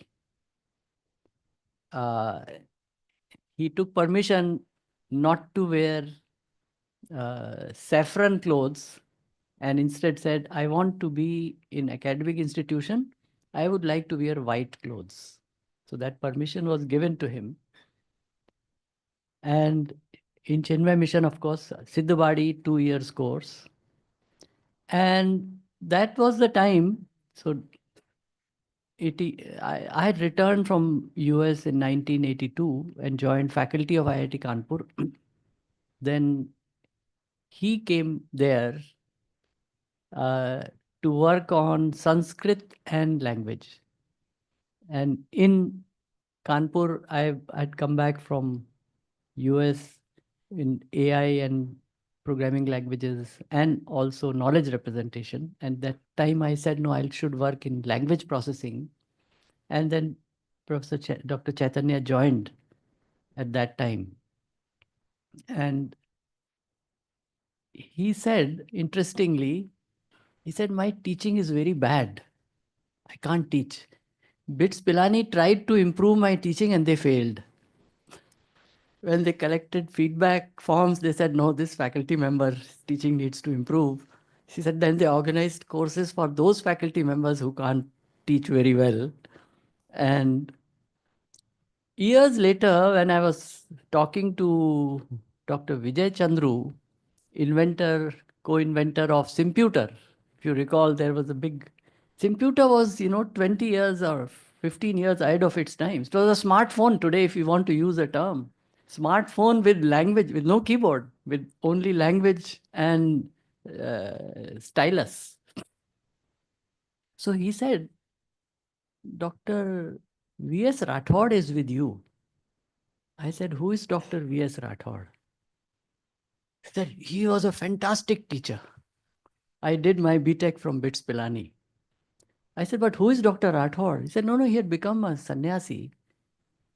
So I said, Dr. Vineet Chaitanya. He said, yes, that is the name he took. And he said, his teaching was fantastic. So you see, Dr. Vineet Chaitanya was a thinker who could connect very different areas together, which only the gold medalist could understand. Vijay Chandru was the gold medalist who did BITS Pilani, who went to MIT, did PhD in operations research, and then came back to IISc Bangalore and started this imputer effort along with 3 other people. So these are things I think we need to understand. In this age of big data, sometimes we forget the special things, pearls that are hidden there in this.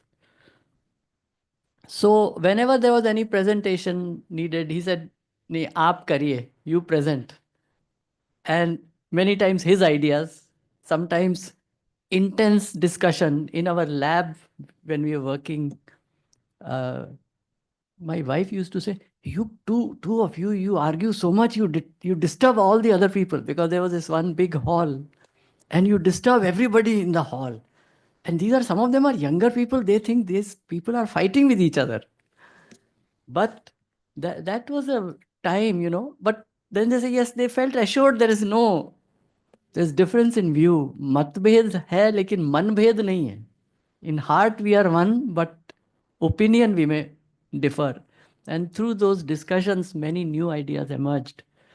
And I got introduced to Sanskrit and computing because of Chaitanya ji.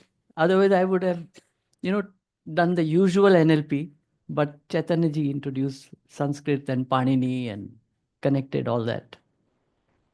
So when we moved to Hyderabad in 1995, so Dr. Chaitanya moved in 94, and then he made sure that I have to move also, and my wife still holds him responsible for this movement from Kanpur to Hyderabad. She loves it also now, but at that time she says, "Aapne humko disturb kar diya hai." And Dr. Chaitanya, that after moving here, then IIIT was coming up, and we moved here as part of 1999, when IIIT had just been 1 year old. The group moved here, and later it was Language Technology Research Center. That's how it started. And Dr. Chaitanya spent time for a few months in Bhopal. He was always, look around what needed to be done, and he would move there.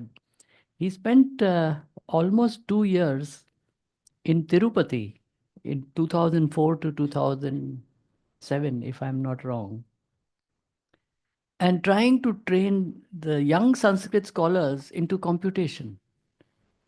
And also discussing with a very famous, of course, the Vyakaran Ramakrishna Charalu, his name is mentioned, and with Prahladachari, who is a famous specialist of Navya Nyaya, logic, very elaborate scheme of logic, that is. So discussing things with him. And now, at this stage in his life, he started new areas. He's looked at the origin of periodic table, how Mendeleev arrived at, that arrangement of elements in chemistry, which transformed chemistry. It turns out, he's gone into historical records, that Mendeleev was in the same wing, working in Germany, I think, with another colleague who was an expert or knowledgeable about Panini. And the way Panini had organized the sounds, Mendeleev took that idea and organized the elements in chemistry. So the organization of sounds, the Maheshwar Sutra, gave you now a way of understanding how these sounds work, and more importantly, how the theory based on it operates. That is the Paninian grammar. And in the case of Mendeleev, he got this idea that there must be an arrangement of elements. And he did that, and he saw that pattern, which is today known as the periodic table. And you look at vertically and he'll tell you the nature of the element. So nature of the sound that Panini discovered had an influence 2,300 or 400 years later on Mendeleev. So that is one thing. So this has been identified by Kiparsky, very famous Sanskrit linguistics author in Stanford, who has identified this connection between Mendeleev and the Paninian table. So chemistry and language, how ideas theory travels from one area to another. And more recently is working on category theory, mathematics and language. And nothing to stop him. Now, just a few things about themes that he has followed in his life. Apart from Gita and Karma, that my duty is to keep doing, and fruits are for everybody, not for me. So the themes in his life, emerging out of that, application of knowledge to solve contemporary problems. So he's willing to take Panini as well as category theory. And I'm sure if some new things come up, he'll just take them and put them in solving a problem.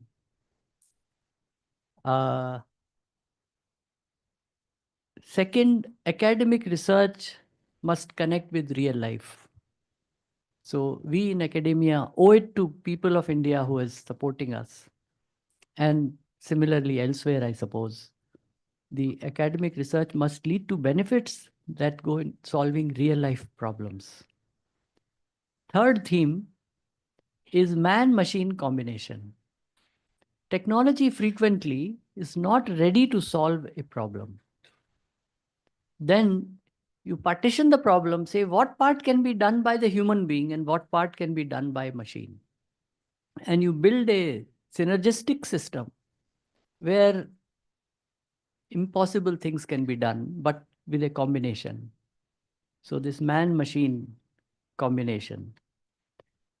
And lastly, involving this collaboration and openness. What I discover doesn't belong to me, belongs to everybody. And in solving a problem, we work collaboratively. In this count, I want to give an example that this was year 2004, 5, 6. For about 2.5 years, all funding to language research was stopped by ministry. And the reason was the minister, I won't name the minister, he had gone on a world trip. He had stopped on his way back in Israel. And he said, they showed me automatic system in which you speak in Hebrew and you'll hear in English. Tried to convince him that actually there are people who are doing it.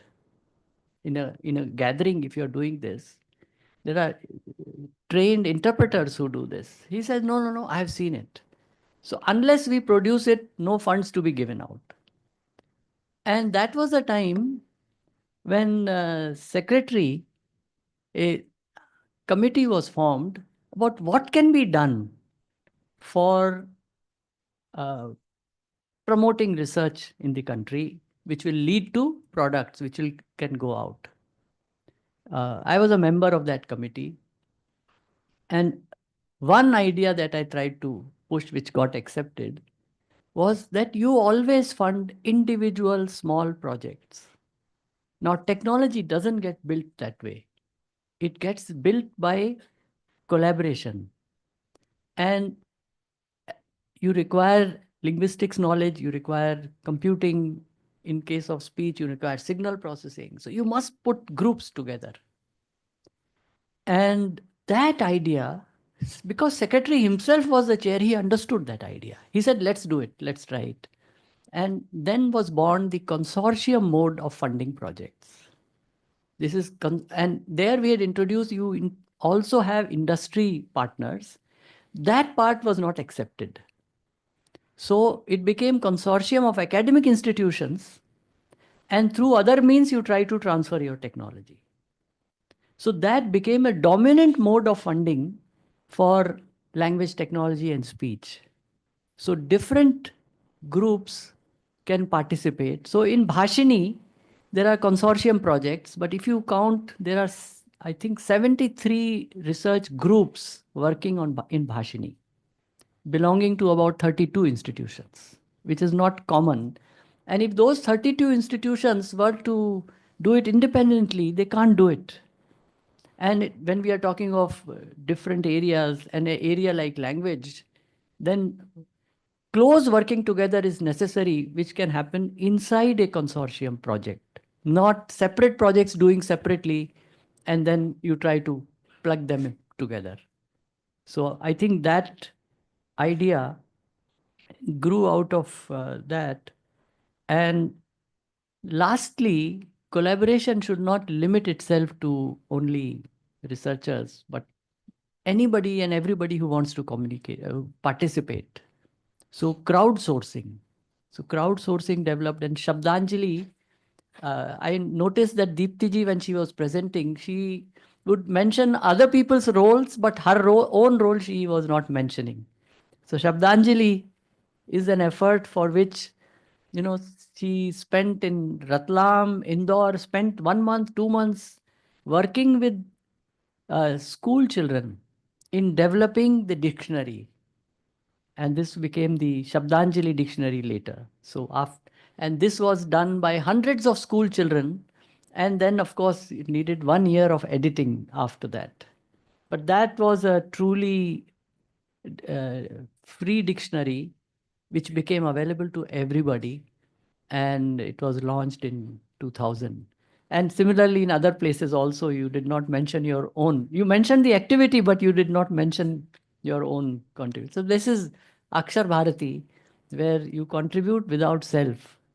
And if you do that, you have satisfaction, and it is for others to acknowledge. So Akshar Bharati concept, I think, is what Dr. Vinit Chaitanya, earlier Dr. V.S. Rathod, now we know him as, as Dr. Vinit Chaitanya. So he pioneered that idea, and that, of course, Bourbaki was the other. He says it is. So he fashioned it after two things. Bourbaki was this name in Hungary, I think, in Europe, France. But people, mathematicians who would publish papers with Bourbaki. Bourbaki is a name for the group. So similarly, Akshar Bharati. So our publications for years had Akshar Bharati as the first author. We didn't write only one name because journal would ask, who is he? And so on. So that it was fashioned out of that. Second idea that was taken was from Shakti, goddess Shakti, Durga. When something difficult needed to be done, then different devatas, the gods, gave their things to Shakti to go and accomplish this work. And they gave the best of what they had. And Akshar Bharati is in that similar spirit. Because Dr. Vinit Chaitanya said, no, I'm not going to accept unless you say it is for Akshar Bharati. So is the inspiration behind Akshar Bharati, Dr. Vinit Chaitanya. I think he should be, next. We'll ask him to come here. Yeah.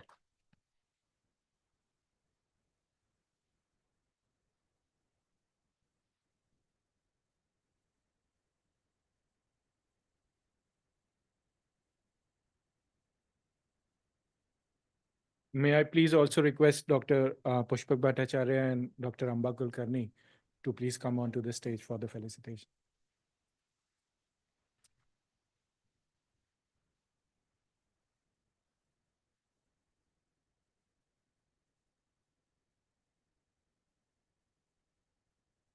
So Dr. Pushpak Bhattacharya was the first student, I'm told, of Dr. Vineet Chaitanya, and Dr. Amba Kulkarni has worked for a long time along with him.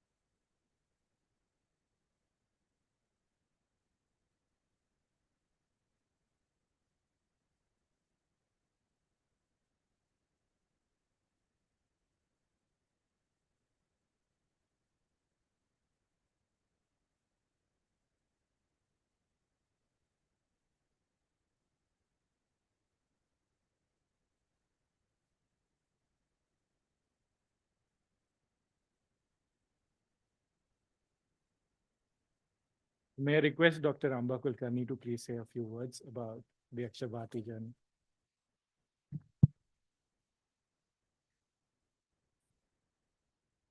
Namaste. Many of you at Triple IT might have seen Chaitanya ji, but would not have close acquaintance with him. Today, I'm going to share some of my reflections on almost 35 years, yes, 3 tapas of my association with him. Sometimes in 1989, I came across one article by Professor Rajiv Sangal and Vineet Chaitanya ji in computer science, I think, on use of Panini's grammar for language analysis. And though I was a mathematics student, I had deep interest in languages. My father used to teach me mathematics of language and language of mathematics. So this is how I got interested in both mathematics and languages. And when I read that article, I wrote to Professor Sangal that I would like to visit IIT Kanpur and like to work with their team in this field. And reply didn't come from Rajiv Sangal, but it came from Vineet Chaitanya. I was a bit confused. Who is this person? Why he has written to me and all. But then I visited in 1989 the Kanpur lab and met both of them. And in 1990, I decided to quit my job, regular job of lecturership, and I joined their group. So since 1990, I have been working very closely. I had been working very closely with Professor Sangal and Chaitanya ji, and later on, when I came to Hyderabad, again, Dipti ji joined us. Well, about Akshar Bharati, of course, Professor Sangal has told, but let me put it in Chaitanya ji's words, what Akshar Bharati is. Akshar Bharati is a personification of a group working on NLP with special emphasis on Indian languages, giving due attention to the traditional Indian theories of grammar and language. And the Devata, the goddess which Professor Sankal was mentioning is nobody else but Mahishasuramardini, who wanted to kill Mahishasura and all the Devatas. So actually, this goddess came into existence by with the synergy of energies from Brahma, Vishnu, Mahesha, and all the Devatas gave their best. And then Mahishasuramardini could kill Mahishasura. Chaitanya ji always says that whatever is done, whatever, actually all the ideas, whatever we are doing, are originated mostly from Chaitanya ji. But he does not want him to be publicized. He remains away from the publicity. This is something very, very natural for a human being who is trained in Indian tradition. Look at the Vedas. Vedas are, we say Vedas are apaurisheya, but in Vedas also, there are various suktas which are attributed to different rishis. So I would say the NLP part which we are working on, the following the Paninian tradition, this is attributed to Chaitanya ji, who is the Rishi, who is the Drashta.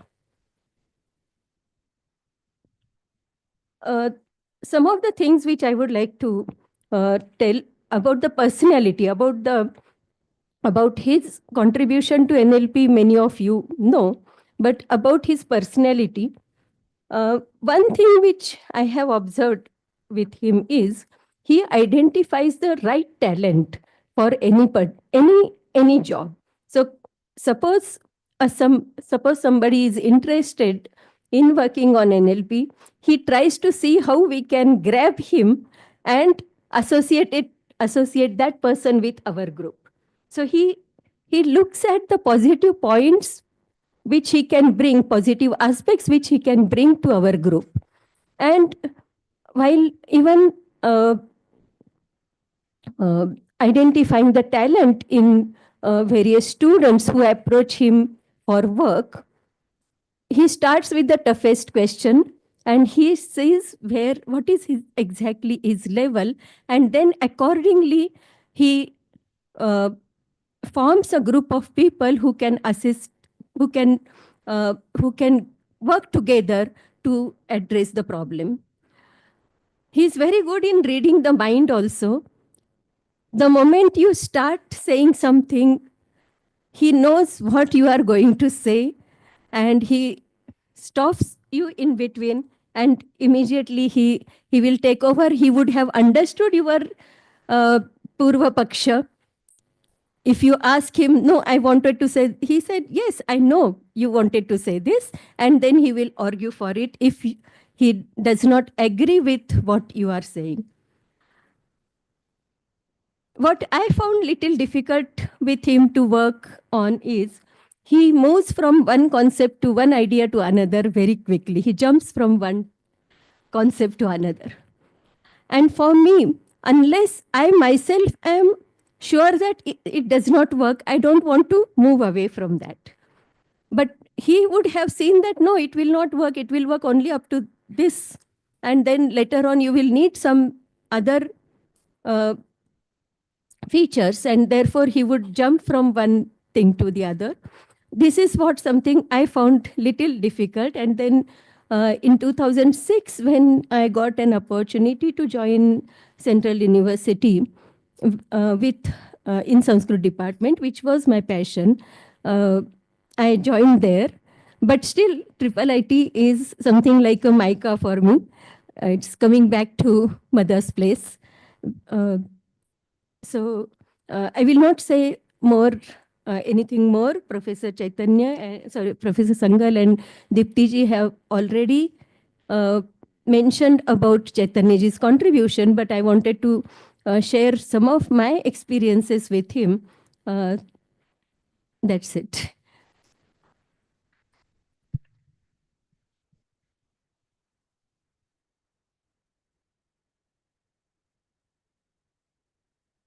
Okay, namaskar and good morning to all of you.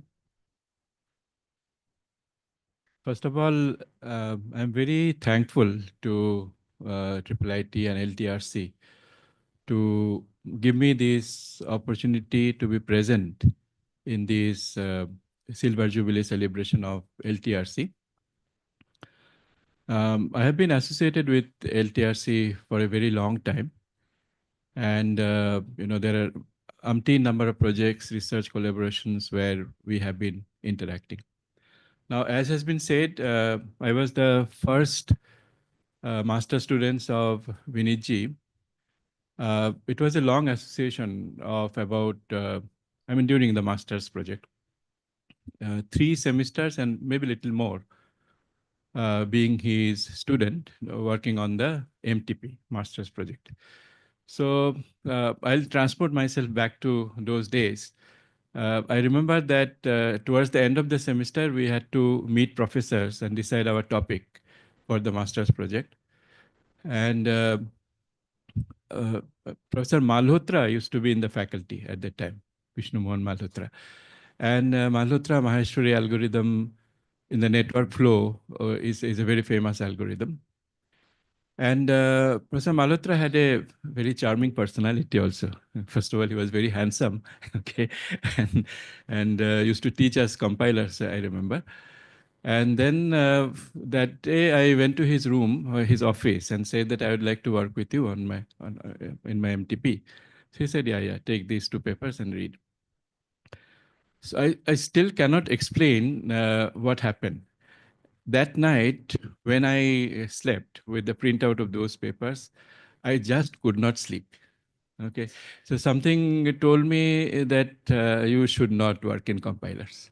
Okay, nothing wrong with compilers. All respect to systems people. Without you, AI, computer science would be impossible. But I just could not get myself to think that I will work on compilers with Professor Malhotra. So I was extremely disturbed.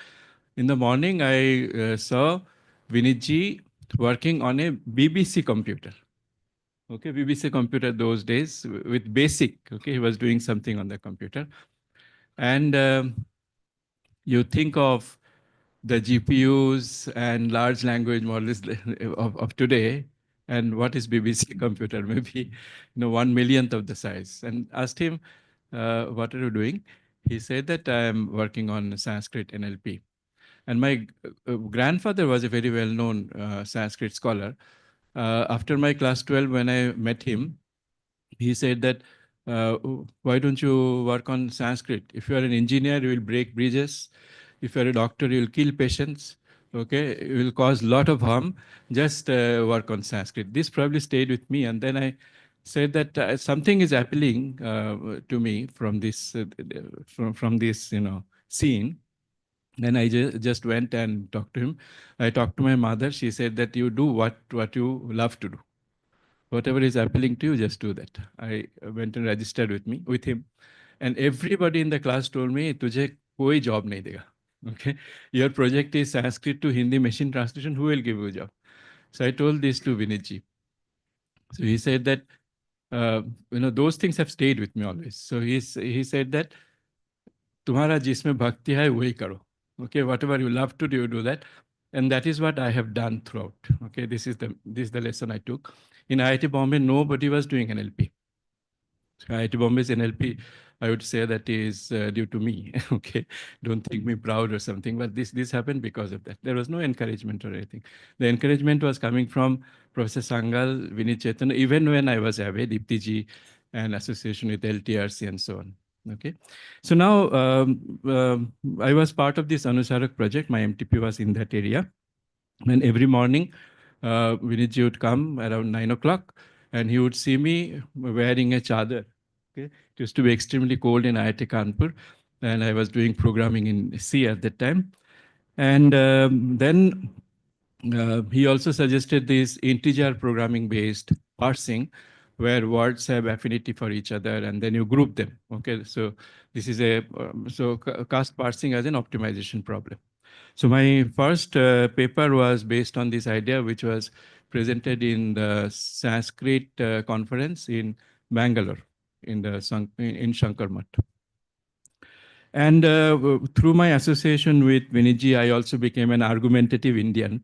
Okay, so the number of arguments we did, and the amount of, so-called quarrels happened is innumerable. But yes, I could always feel that love and that support in him all the time, throughout, always. And we used to walk from our department to hall 4 in IIT Kanpur, where he used to stay. And those, those walks were always full of lots of very enriching discussions. I was exposed to Gita from the age of 6. Okay, I have a personal copy of Gita from that age still with me. But Gita's interpretation and understanding of different slokas from many different points of view, that happened due to Vinitji. And he also took me to Swami Chinmayananda's lectures in IIT, IIT Kanpur. Okay, all this is due to him. And some of the things which I've transmitted to my students and coming from Vinitji is the importance of critical thinking. I used to go in the morning having read some paper or being excited with some idea and meet him, I saw this, bad hope. Okay. Okay. So what is so great about it? And did you look at it from different points of view? So this critical thinking, not being blown over by anything that came from Vinitji. And I still tell my students, those things. And finally, I have also met him in Chinmaya Mission in Mumbai. I met him in Tirupati.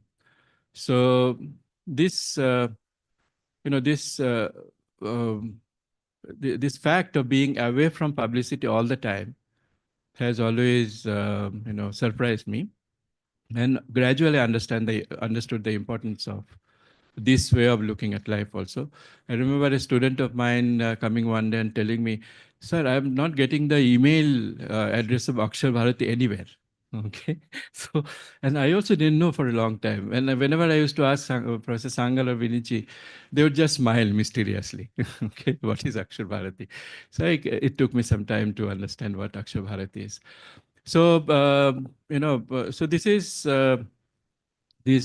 something I wanted to say, a friend, philosopher, and guide, and enriched me always in every possible way. And would let his blessings and his association be with us for all the time to come. Thank you very much. Also, if I could request you to speak a few words.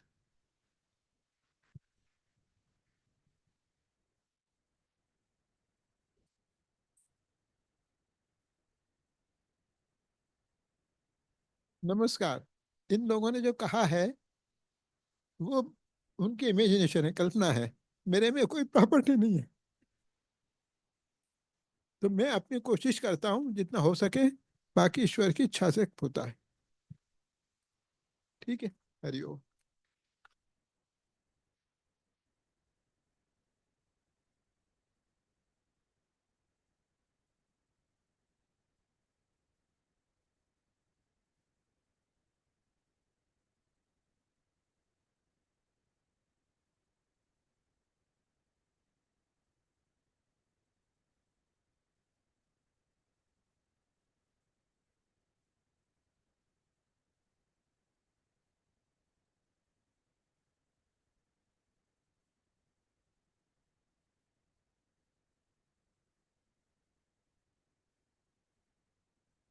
So thanks a lot, Chaitanya ji, Dr. Rajiv Sangal, Dr. Pushpak Bhattacharya, and Dr. Amba Kulkarni.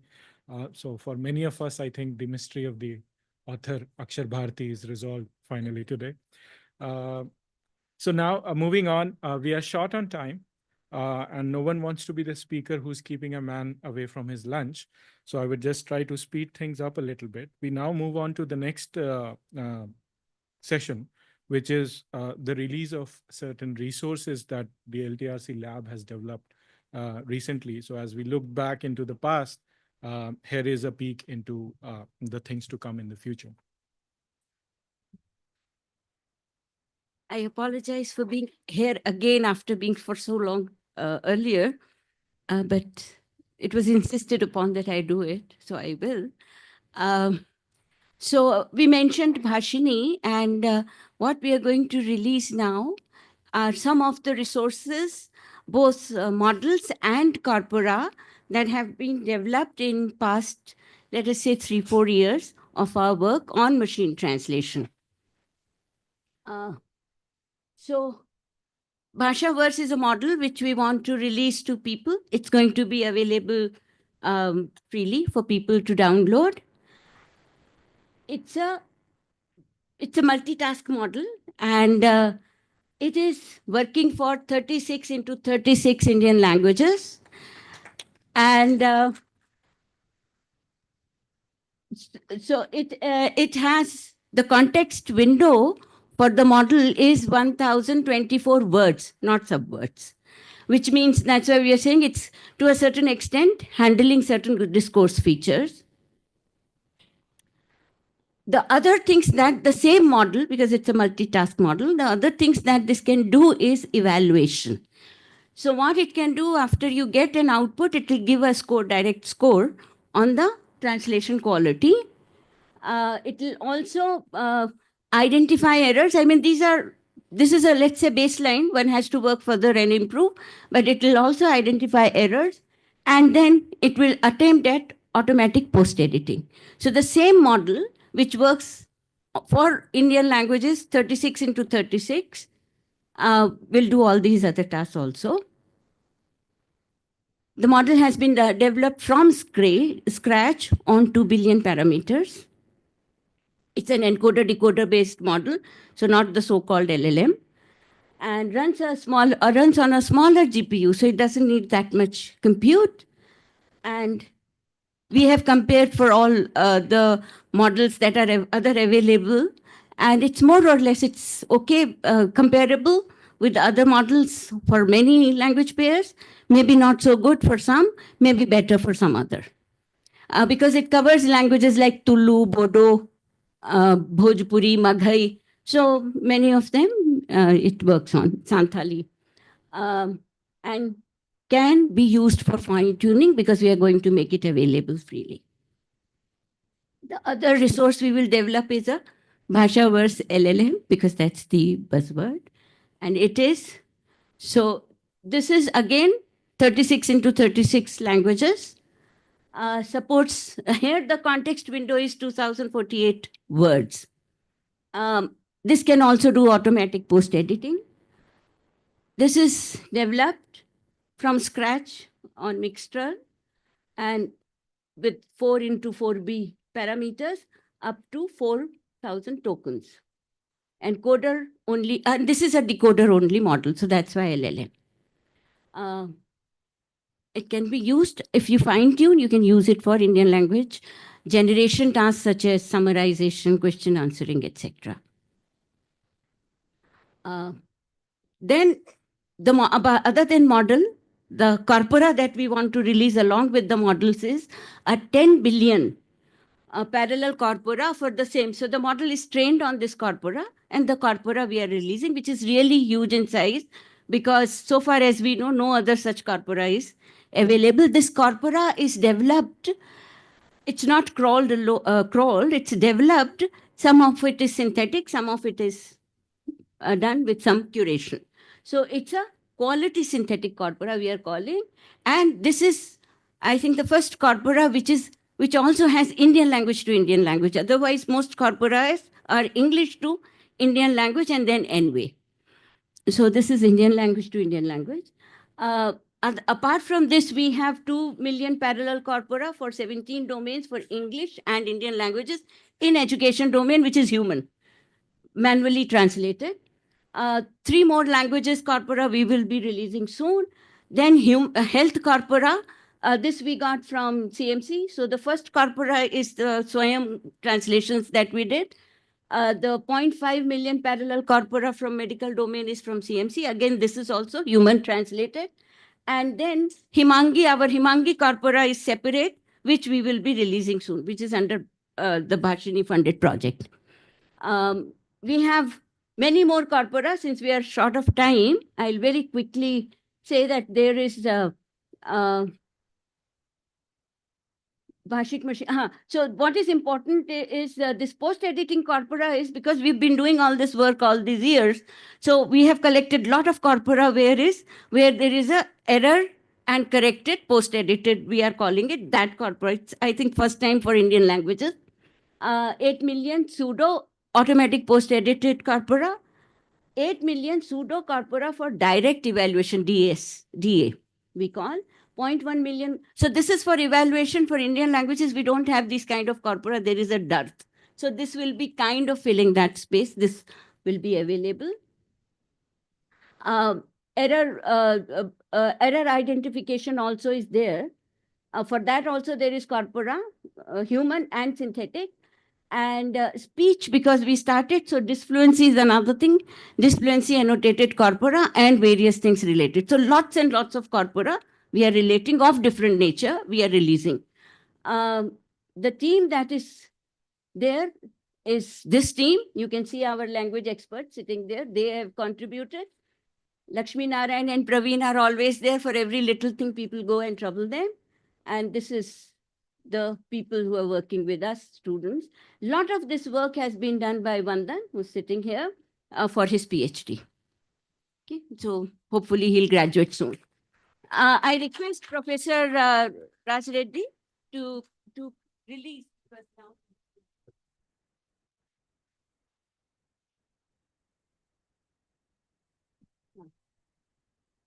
So we acknowledge Meti and Param Siddhi, because compute facility was available, we could do all this. Ministry of Education, CMC Vellore, and of course Bhashini. What do you want me to do? Yeah, you have to click twice, I think, and then this will release. Yes. Okay. Yeah. Yeah, that's it. Thank you so much. It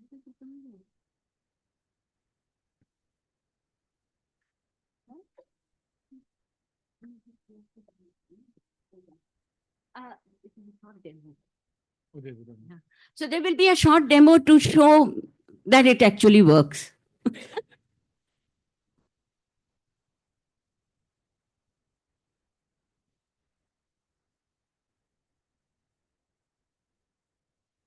If I can quickly, so let's take up the Silver Jubilee page.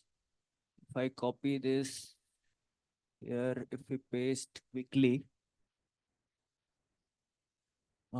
process, so translation is there.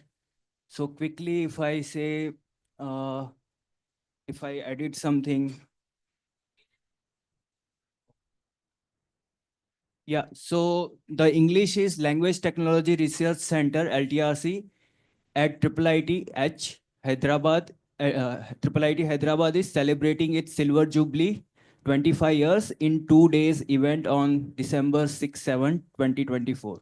So Hindi is IIIT Hyderabad में भाषा प्रौद्योगिकी अनुसंधान केंद्र 6-7 दिसंबर 2024 को 2 दिवसीय कार्यक्रम में अपनी रजत जयंती मना रहा है. So this is the Hindi automatic translation. So there is more to it. If I, let's say, quickly put some errors here. Let's say apni ki jagah India ki, which is wrong in translation sense as well as the text as well.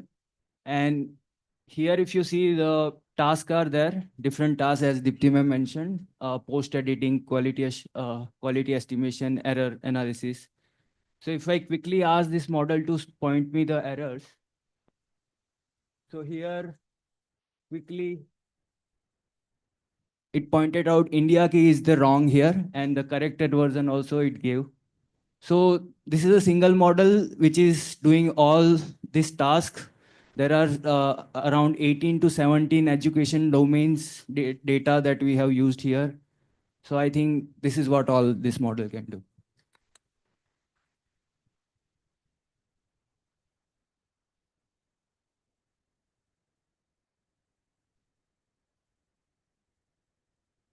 Thank you, Vandan, for that demo.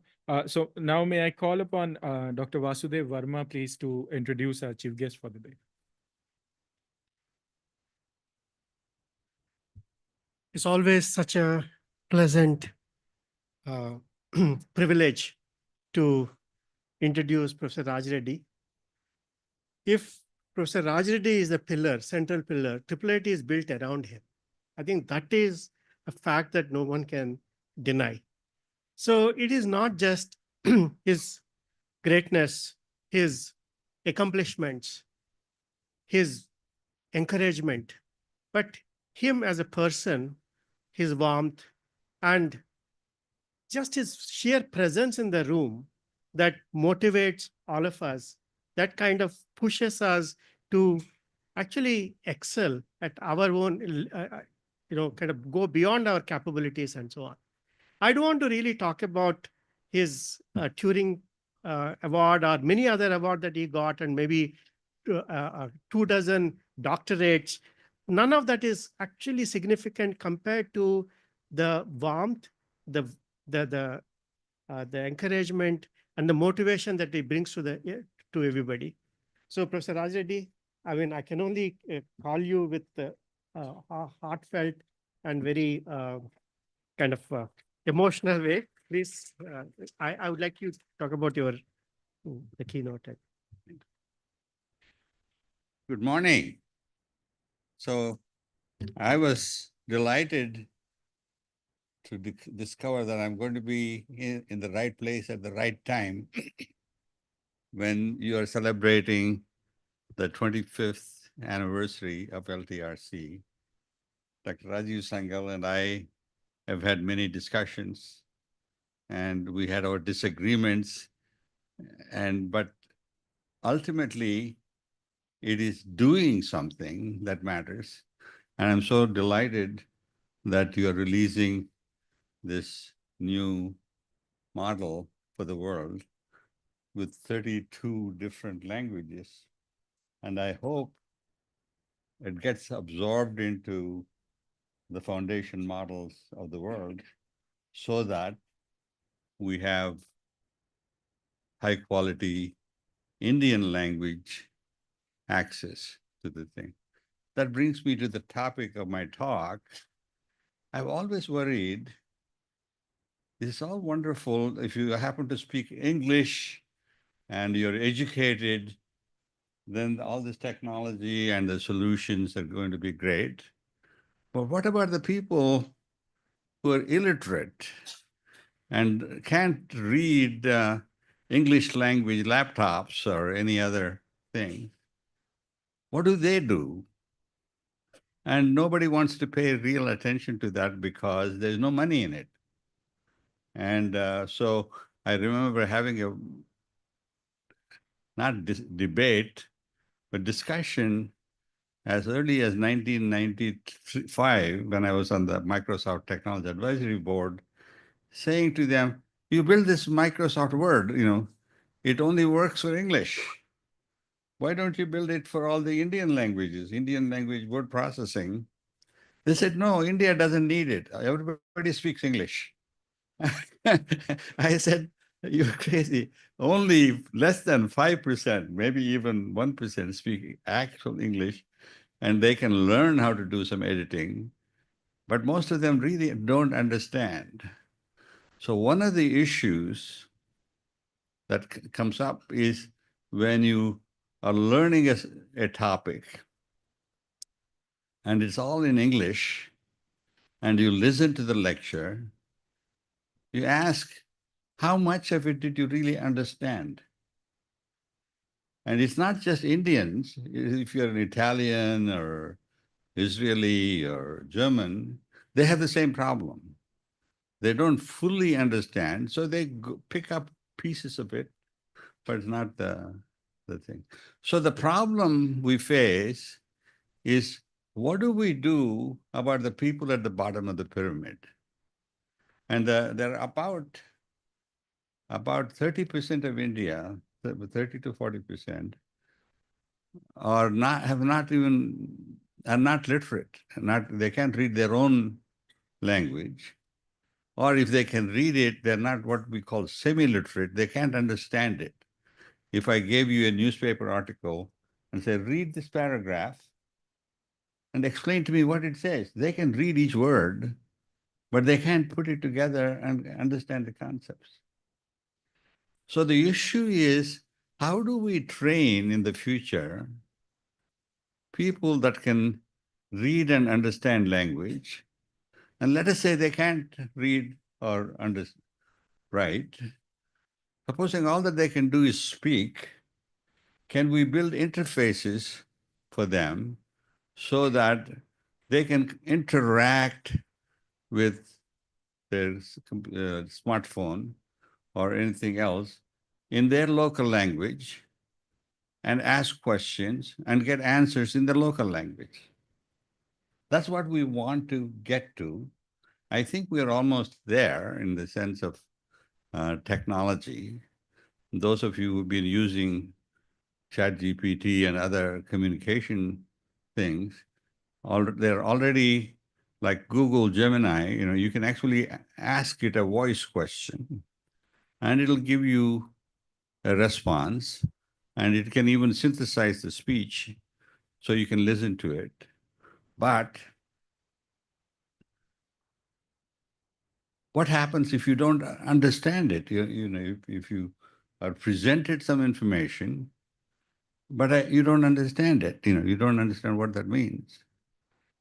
And so the important thing here is we need to train people to be comfortable with asking questions, saying, I don't understand that. Can you explain it to me further, please? This kind of a two-way dialogue with your teacher is not something in India, especially, if you're in a classroom, nobody even raises the hand or asks questions saying, I don't understand. And so we are entering into a new era where you and your intelligent companion, the AI companion, will be interacting with each other, and you will be able to get any information that you want, whatever subject you're interested in, translated into your language and explained by voice dialogue. So the technology that has to be here is we need to eliminate the literacy divide. That is, if I don't know how to read and I give you a smartphone, can you actually quickly learn to use it and interact with it? The basic, learning to learn mechanisms that you need to teach every kindergarten student. And currently the situation is we don't have such technology, but we should be able to get there very quickly. And that's the great thing about the current revolution in AI and computer science on how it's going to impact the world in the future. Basically, AI, if you need to have a definition. What do you mean by AI?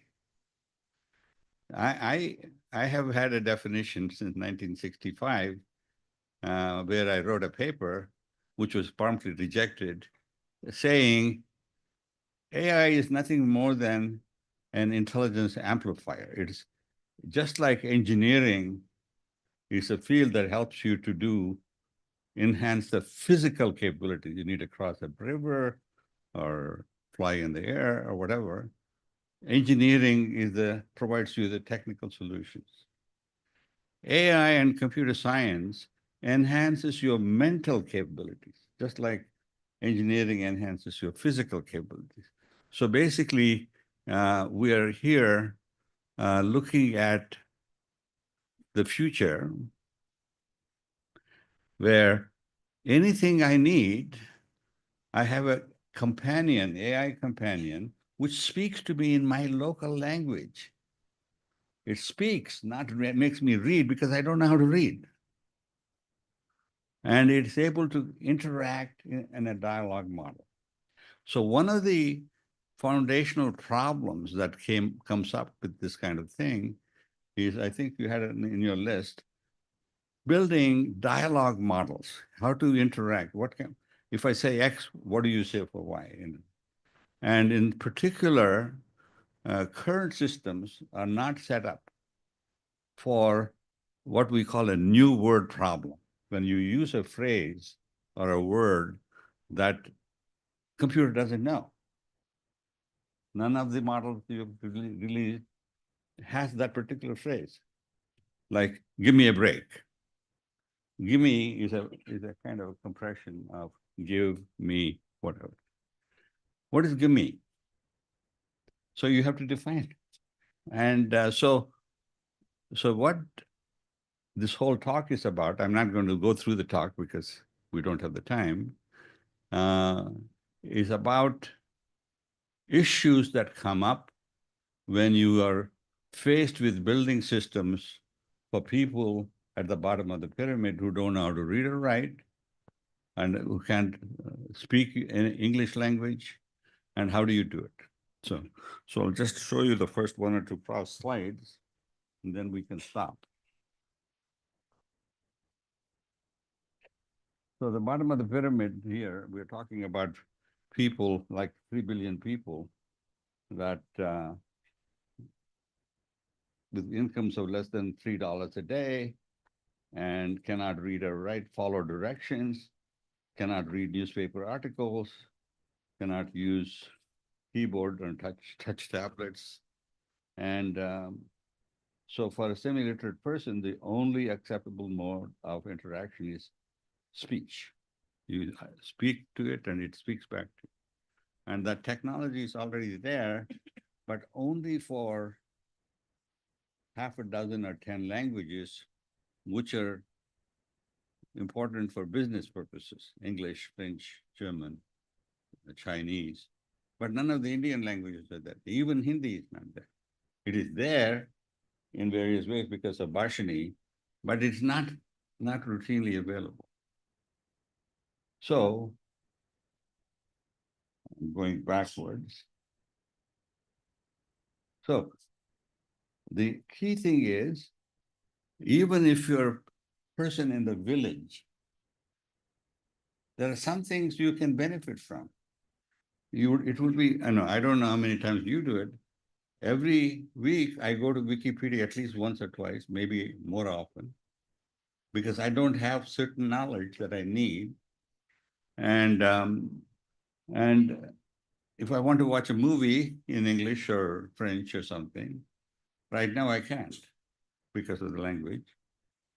There's a whole lot of high school education, language and mathematics and other things in Khan Academy lectures. It's completely free, but it's all in English. What you want are the same knowledge and same tools available in your local stuff. Or if you might want to order food online, you're out of luck right now. Number one, you have to read. Even if you can read English, then you have to understand. There are lots of other things, including things like voting online, and that you cannot do if you don't know how to read or write. I think we need to go forward in the future. We will be able to eliminate those things by having systems that carry on with you, an AI companion, which will answer your questions and lead you by the nose if necessary to do the task you're trying to do. And almost all of us, every day, come up with something I need an answer to. And if you had an intelligent assistant, then we will be able to solve. So my model is, in the future, we will have smartphones, the same smartphone where you can speak to it and it will speak back to you, which is already there, except it will speak back, you want it to speak back in your local language, one of the 32 languages, not just Hindi or Telugu or something. And so the issue of if we can do that and make it available, even if they're not doing very elaborate, PhD level chemistry synthesis, and even a farmer or anybody in a village, when they get a problem, how do I do this? How do I make sambar? It'll come back and kind of give you some instruction. If you don't understand it, you say, how do I do X? So all of that now becomes possible. And so what I'm going to do is There are these, I've already mentioned, reading newspapers, banking, buying and selling. And I won't go through all of this. So basically, a personalized intelligent assistant to the people at the bottom of the pyramid. Every person on the planet must have a phone. And it is in the interest of the government to give everyone a phone, because then the whole interaction becomes much more and more memory and space and so on, unlimited computation and bandwidth, language divide and literacy divide limits, current access, affordability, and so on. So I'm assuming very soon, it's a matter of 5, 10, 20 years, everybody on the planet will have a smartphone. And everybody will be able to speak in their local language. And everybody will be able to enter into a dialogue saying, I don't understand that, please explain further. All these kinds of things are already now being done if you know how to use ChatGPT in English.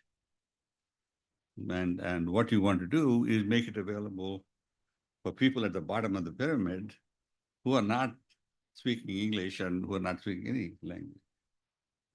So the necessary conditions for making such transformation of society is, number one, you need to have infrastructure.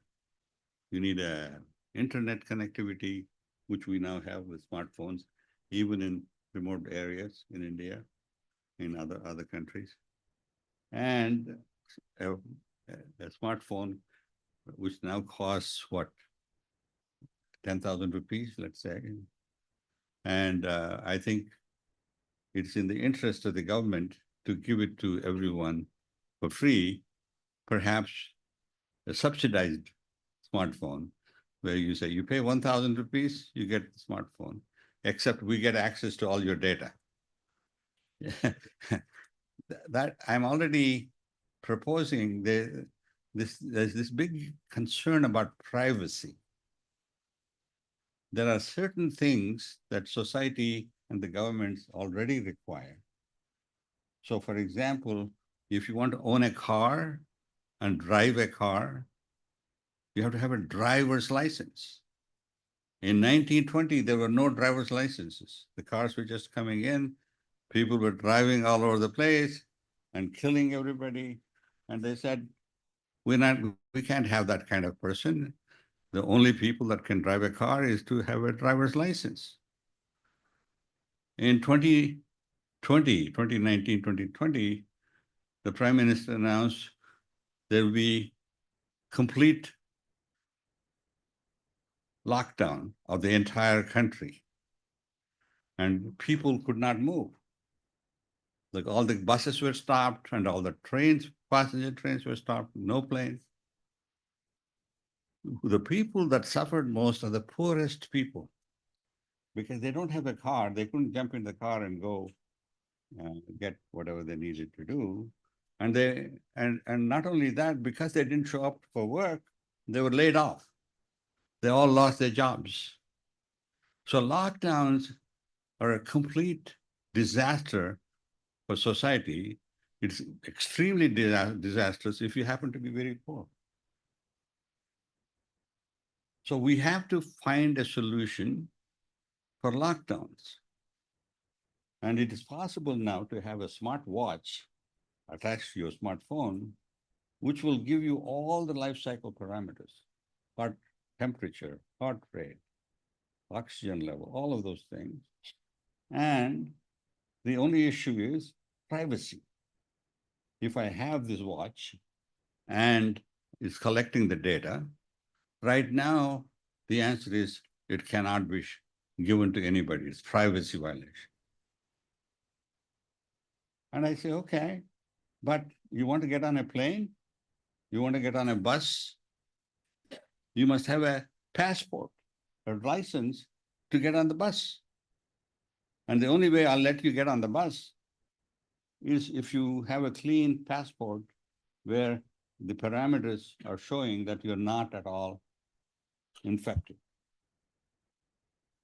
So what will happen, it may take another 5, 10, 20 years, we will have more pandemics in the next, for the rest of the century. 10, 20 years, you are guaranteed.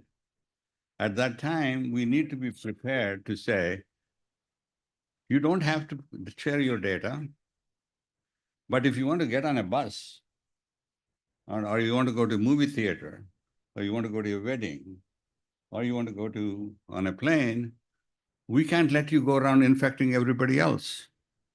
Therefore, you have to have a passport, a license to move about. Otherwise, you can stay at home. You don't have to share your data.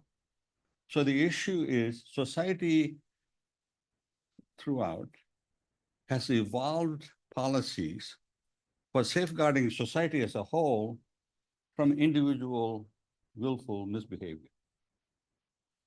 And I think same thing will happen in the future. So certain kinds of data, which would be useful, will be made available, but it doesn't have to attach your name. It is mainly anonymization, personalization. You can actually have personalized, information transferred. Nobody else can actually know it is from you. And in particular, if you transfer your data and it's completely anonymized, that means that if you are infected and you have to be warned to say, stay inside and you'll be and quarantine yourself. Right now, there's no simple way, but there is a way. It's what we call publish and subscribe. That is, anytime the data collected with a handle, 64-character handle, says this individual, whoever they may be, wherever they may be, is infected. And that gets published. Then it's your responsibility, your smartwatch and smartphone, to ping that database to figure out you're the one that is infected. That can be done.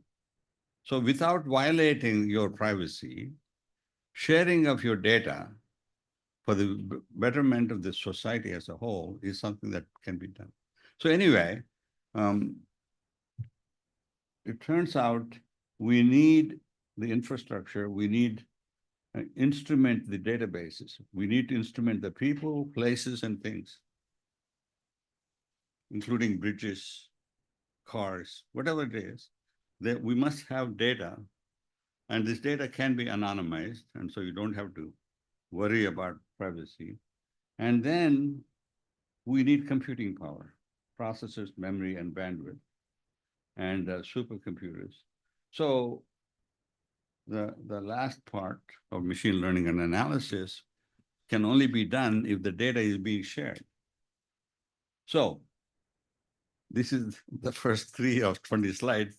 I'll stop here and say the problem of providing user interfaces for people that don't know how to read or write at the bottom of the pyramid is a very central, important problem, especially for India. And we ought to work on it. Thank you.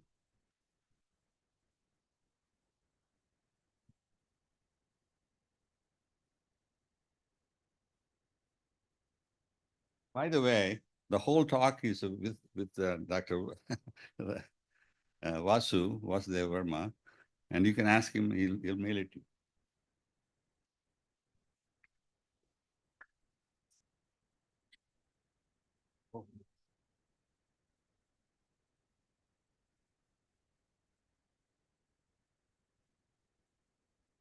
Thank you so much.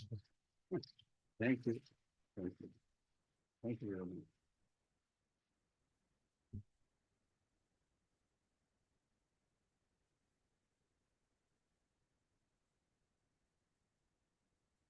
Thanks a lot, sir, for shining a light on where the next decade's worth of effort in NLP should go to. Now, with this, we move on to the last session of this morning, which is our keynote. But before that, I just want to take like 2 minutes because we have 2 of our alumni over here who have been associated with us in the past. And they have also penned a book about natural language processing, which is about a book on how to build product level systems, NLP systems in different companies. And it gives you it's kind of a cookbook and recipe book about that, quite popular. When it was released on Amazon.com, it trended as the #1 book over there globally, and has also been endorsed by AI leaders, including those from CMU, DeepMind, Google, Amazon Science, and Microsoft Research, and has consistently been ranked among the top 1% books in AI recently and translated into 5 different languages. So I would invite 2 of those authors of the book are here with us. So we have Anuj Gupta, who's the founder and CEO of Gradient Advisors now, and he has 2 decades worth of experience in spearheading AI efforts across multiple organizations. Anuj is an alumnus of IIIT Hyderabad, from where he graduated with an MS by research degree in theoretical computer science. We also have with us Harshit Sorana, who is currently a research scientist at AI2, a serial entrepreneur and founder of a number of startups which have recently gone through an acquisition.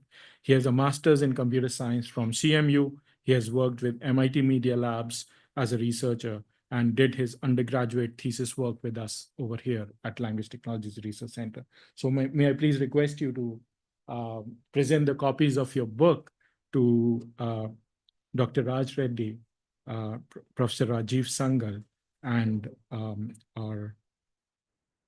Dr. Srinivas Bangalore.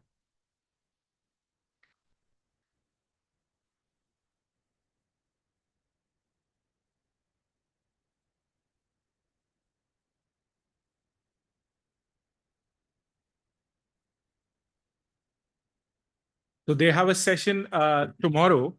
So I would encourage everyone to please come and attend those sessions. And there's a lot more experience and around this, writing the book and generally around their work as well, that they'll share hopefully with us tomorrow. So with this, I move on to the keynote session after a long wait, and especially thanks a lot to Dr. Srinivas Bangalore, who's made the effort to come especially for this occasion all the way from US. And Dr. Srinivas Bangalore is a frequent collaborator and a friend of the lab here. He's the Senior Vice President of AI at Interactions LLC. His career began at AT&T Research Labs, where he made significant contributions in spoken language translation, multimodal understanding, language generation, and question answering. He has co-edited 3 influential books on super tagging, natural language generation, and language translation, and has authored over more than 100 research publications and holds a number of patents in the field. Dr. Bangalore has been an adjunct associate professor at Columbia University, a visiting professor at Princeton, and a professor at the Copenhagen Business School. May I please request you to come and address the room? Thank you. I have a difficult task and as he said, that I'm keeping you away from lunch. So I'm not sure how much time I have, Vasu. 45 minutes, okay. So just be prepared for that. All right. First off, thank you, Vasu. Thank you for inviting me and DPG. This is coming back, bringing back a lot of memories, having been associated with this place over the last 25 years. In fact, my association goes even before that to Kanpur days. In fact, Pushpak recalled many of those memorable events. And for me, I used to take the NLP class that Professor Sangal and Vinayji used to be in. And I have fond memories of reading John Preston's book on LFG on a fall semester class. You would have Professor Patnaik, Professor Sangal. We used to debate what is an C structure, what is an F structure, how does it relate to Paninian framework. Some of the things that Pushpak mentioned about Vinayji is very true. It's about bridges. You know, how do you combine things perspectives from one tradition with another perspective from a different tradition. How do we connect? And towards, I had a few words with Viniji, and now he's connecting Paninian framework with category theory.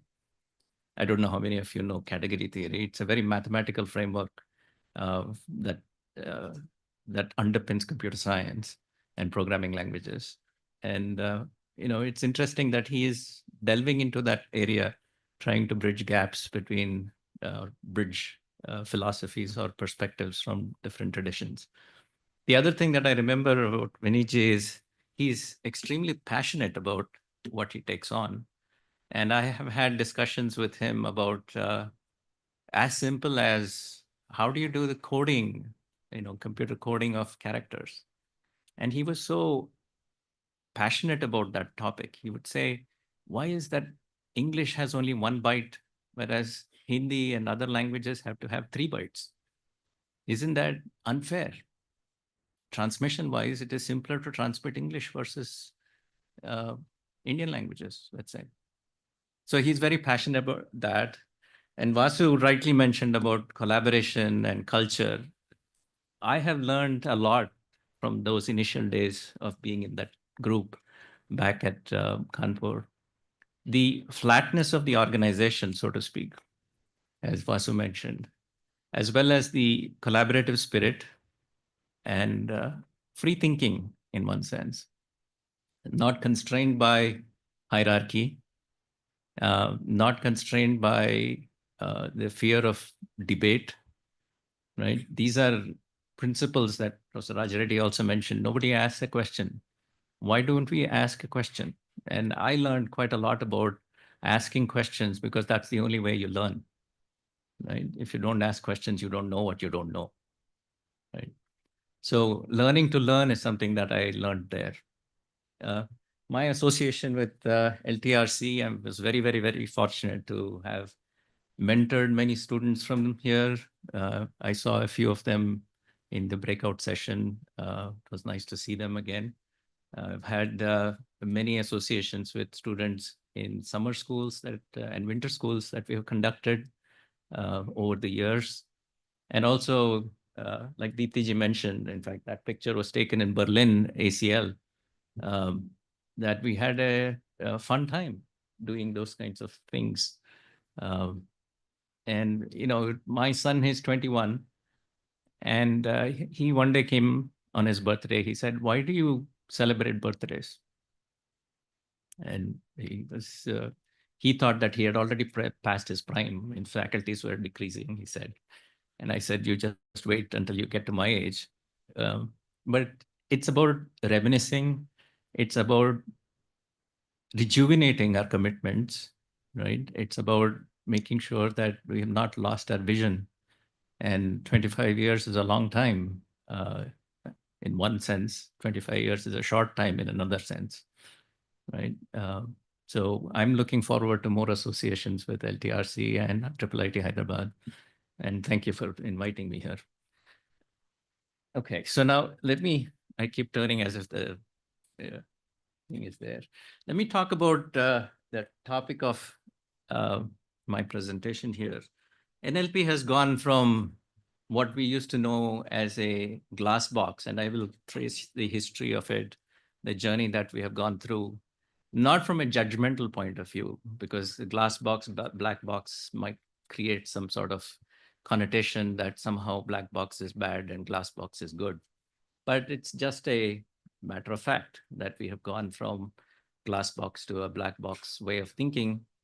We've gone from building prototypes in labs to products in the field. Some of the students have mentioned that they are running companies with NLP knowledge that was learned here, right? And we've built systems that are robust, starting to challenge the kinds of things that Professor Yagnarayana mentioned about if you go out onto the street, how do you build applications for the common man?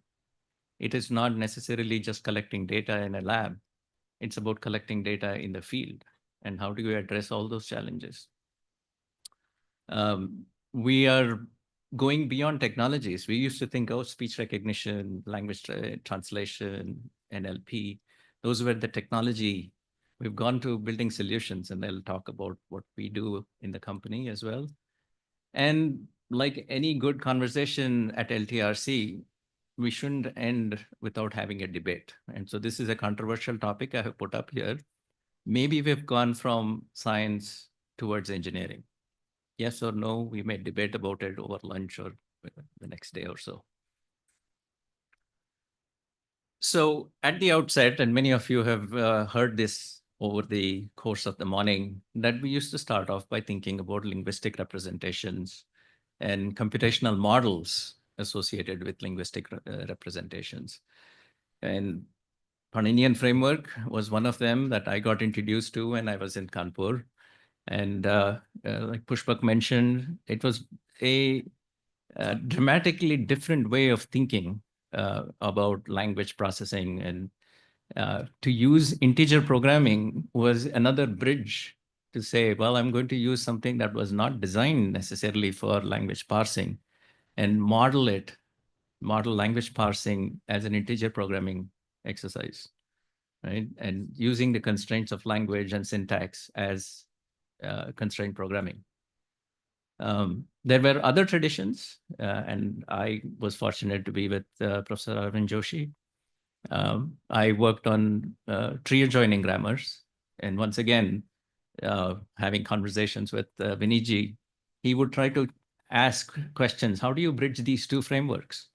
What are the commonalities between these? And there was a lot of heated debate with Vijay Shankar, who used to work on tree adjoining grammars, and how to code things that were non-configurational, that is in Indian languages, in a tree adjoining framework, right? Because non-configurational means that it's not necessarily subject, verb, object, or subject, object, verb, but it can move around. So you can have all different six different permutations of the three words in Hindi or Indian languages. How do you model that in a strictly configurational paradigm, right? So those are questions that we used to debate about. There were, during that time, we used to build out frameworks in formal languages, combinatory categorical grammar, CCG, that Mark Steedman works on, was a different way of thinking about it. And it had some fluidity in how non-configurational languages could be addressed. But then there were formal results in terms of automata that parsed tree adjoining grammars and categorical grammars that showed that these two are equivalent. They are different syntactic sugars in a sense. But the underlying mathematical framework to parse these is the same. So those were some of the ways in which we used to think about language models, not language models as today's language models and models of language, right?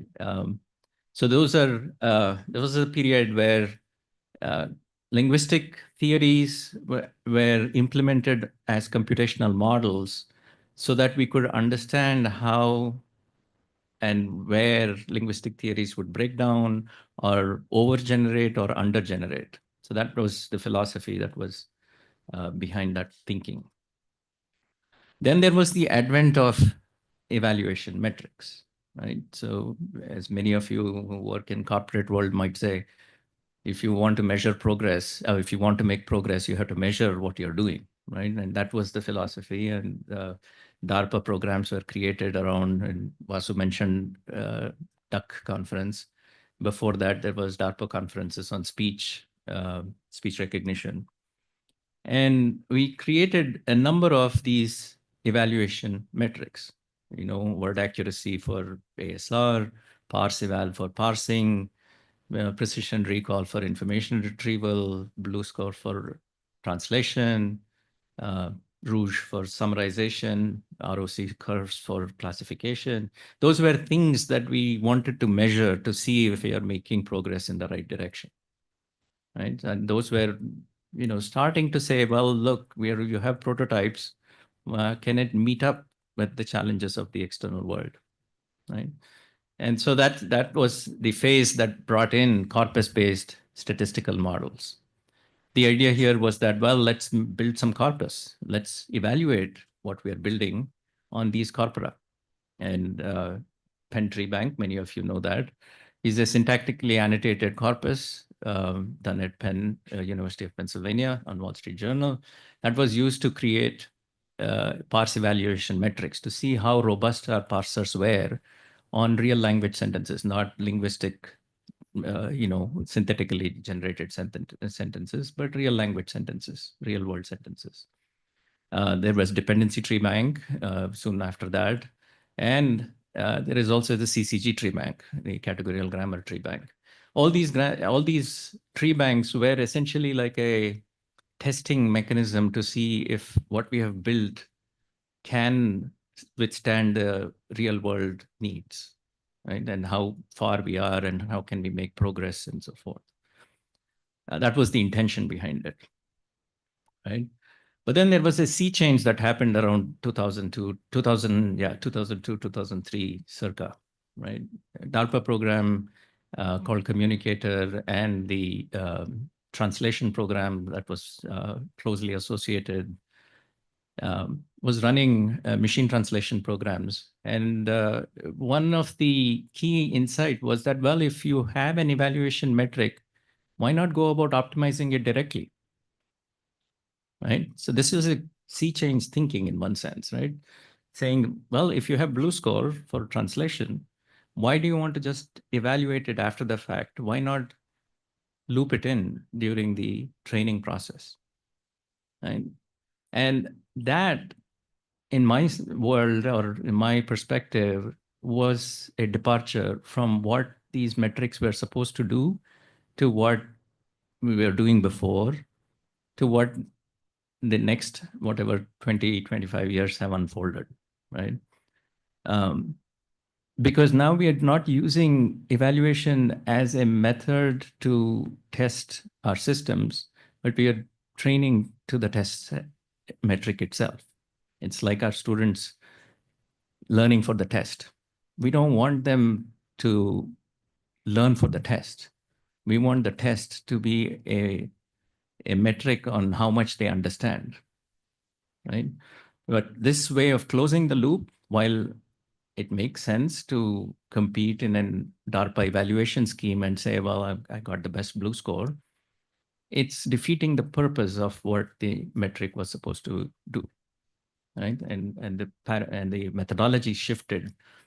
And more so, Blue Score, we all know, is an approximation of translation accuracy. It is not the be-all, end-all. By designing the system for optimizing it, we are chosen to do very different things. We are trying to beat the leaderboard in a sense. That's not the point of this exercise, right? And to this day, I don't think we have created an evaluation metric that reflects the objective of what language processing is all about, right? We all know that. So that's my 2 cents or beef about that. So once that transition happened in thinking, then the question became, well, can we learn the representation itself to optimize what we are trying to optimize? In the past, we were designing representations, whether through linguistic means or feature extraction and building a classifier on it. And the features were either linguistically motivated or, folks with subject matter expertise would design features to extract information out of the corpus and say, well, how can these pieces of information that are interpretable, that can be combined to design a system for the necessary task? But the next step in the thinking evolution, in one sense, was to say, well, why not let these representations be learned from ground up? But because we know the evaluation metric and we know what we want to get out of the system, why not let the machine figure out what representation optimizes it, right? So we sort of gave up the notion of interpretability at that point, right? And we started to design systems and architectures for specific tasks like machine translation, text categorization, speech recognition, and summarization that were designed to optimize that particular task. And machine was free to learn the representation that would optimize that task. So from a process way of thinking. How do we process language was the previous generation, to a product-oriented thinking. That is, I care about the end result. I don't care about the process. Right? That's a big departure. And most of you, in fact, many of you have said this morning that it's the process that is important, because if the process is not right, the end may not be right. Right? So that was the start of neural networks. And of course, these things came about because we could get greater compute power. Then finally, the current generation of models that we do is to say, well, if you build a bigger and bigger model, and we not only deal with language, but with audio, text rather, with text, you deal with audio, deal with images, deal with video. And we have one single model that absorbs all of this, right? And representation is learned from these various media types. Then we can actually cross-pair them. So you can take a text and make it into an image. You can take an image and make it into a speech. You can take a speech and realize it as a video. So you can cross media from the input side to the output side. It's a very, very powerful framework, as long as you don't peer into that box and say, what is it doing? Right? That is the black box thinking, right? Having said that, there are a lot of positive stuff that has come out of this, right? Amazing things that Dikti actually mentioned, 32 by 32 languages, and the student demonstrated translation. As long as we don't ask, what is it learning? We're okay. And some of you may have that uncomfortable feeling, but some of you might say, well, it's okay, as long as it's doing the right job. Why should you care? Right? So there is an ever-changing definition of large. There is a cottage industry of building out large language models, and ever-increasing compute power is being spent on that. And larger models are outperforming smaller models on benchmark task. There is this whole notion of emergent behavior, right? That the system has been trained to predict the next token, but where is it been told to solve logic problems or syllogisms or, answer questions about things that it was never taught to answer, right? Is it coming from the prompt? Is it coming from the context it was trained on? Is it coming from some deep hidden representations? Those are questions we don't know. It is a black box, but it seems to be doing something that it was not trained to do. Right? Is that emergent behavior and overfitting to the data? Are the things that we are testing have already occurred in the corpus that it was trained on? Perhaps, right? We don't know that. Now, because of the size of these models, as large as they are, only a small handful of companies can train such large models. And that should cause a little bit of discomfort for many of you, right? Because it's sort of an oligarchy of AI in a sense. The previous generation of AI, universities could participate in it.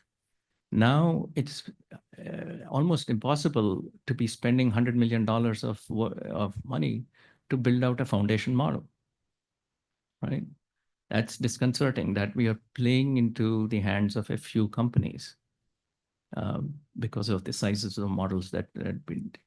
The saving grace is that smaller models that have been created with domain-specific fine-tuning of these open source language models, or even building out a small model from scratch, they outperform on specific tasks, even the largest of the large language models.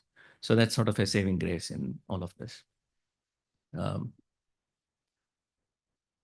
So in a chart, let me see if I can show you what I have shown you in words. So in the 60s and the 70s, we had formal grammars, the foundations of computer science, programming languages, context-free grammars, Chomsky hierarchy, and so forth.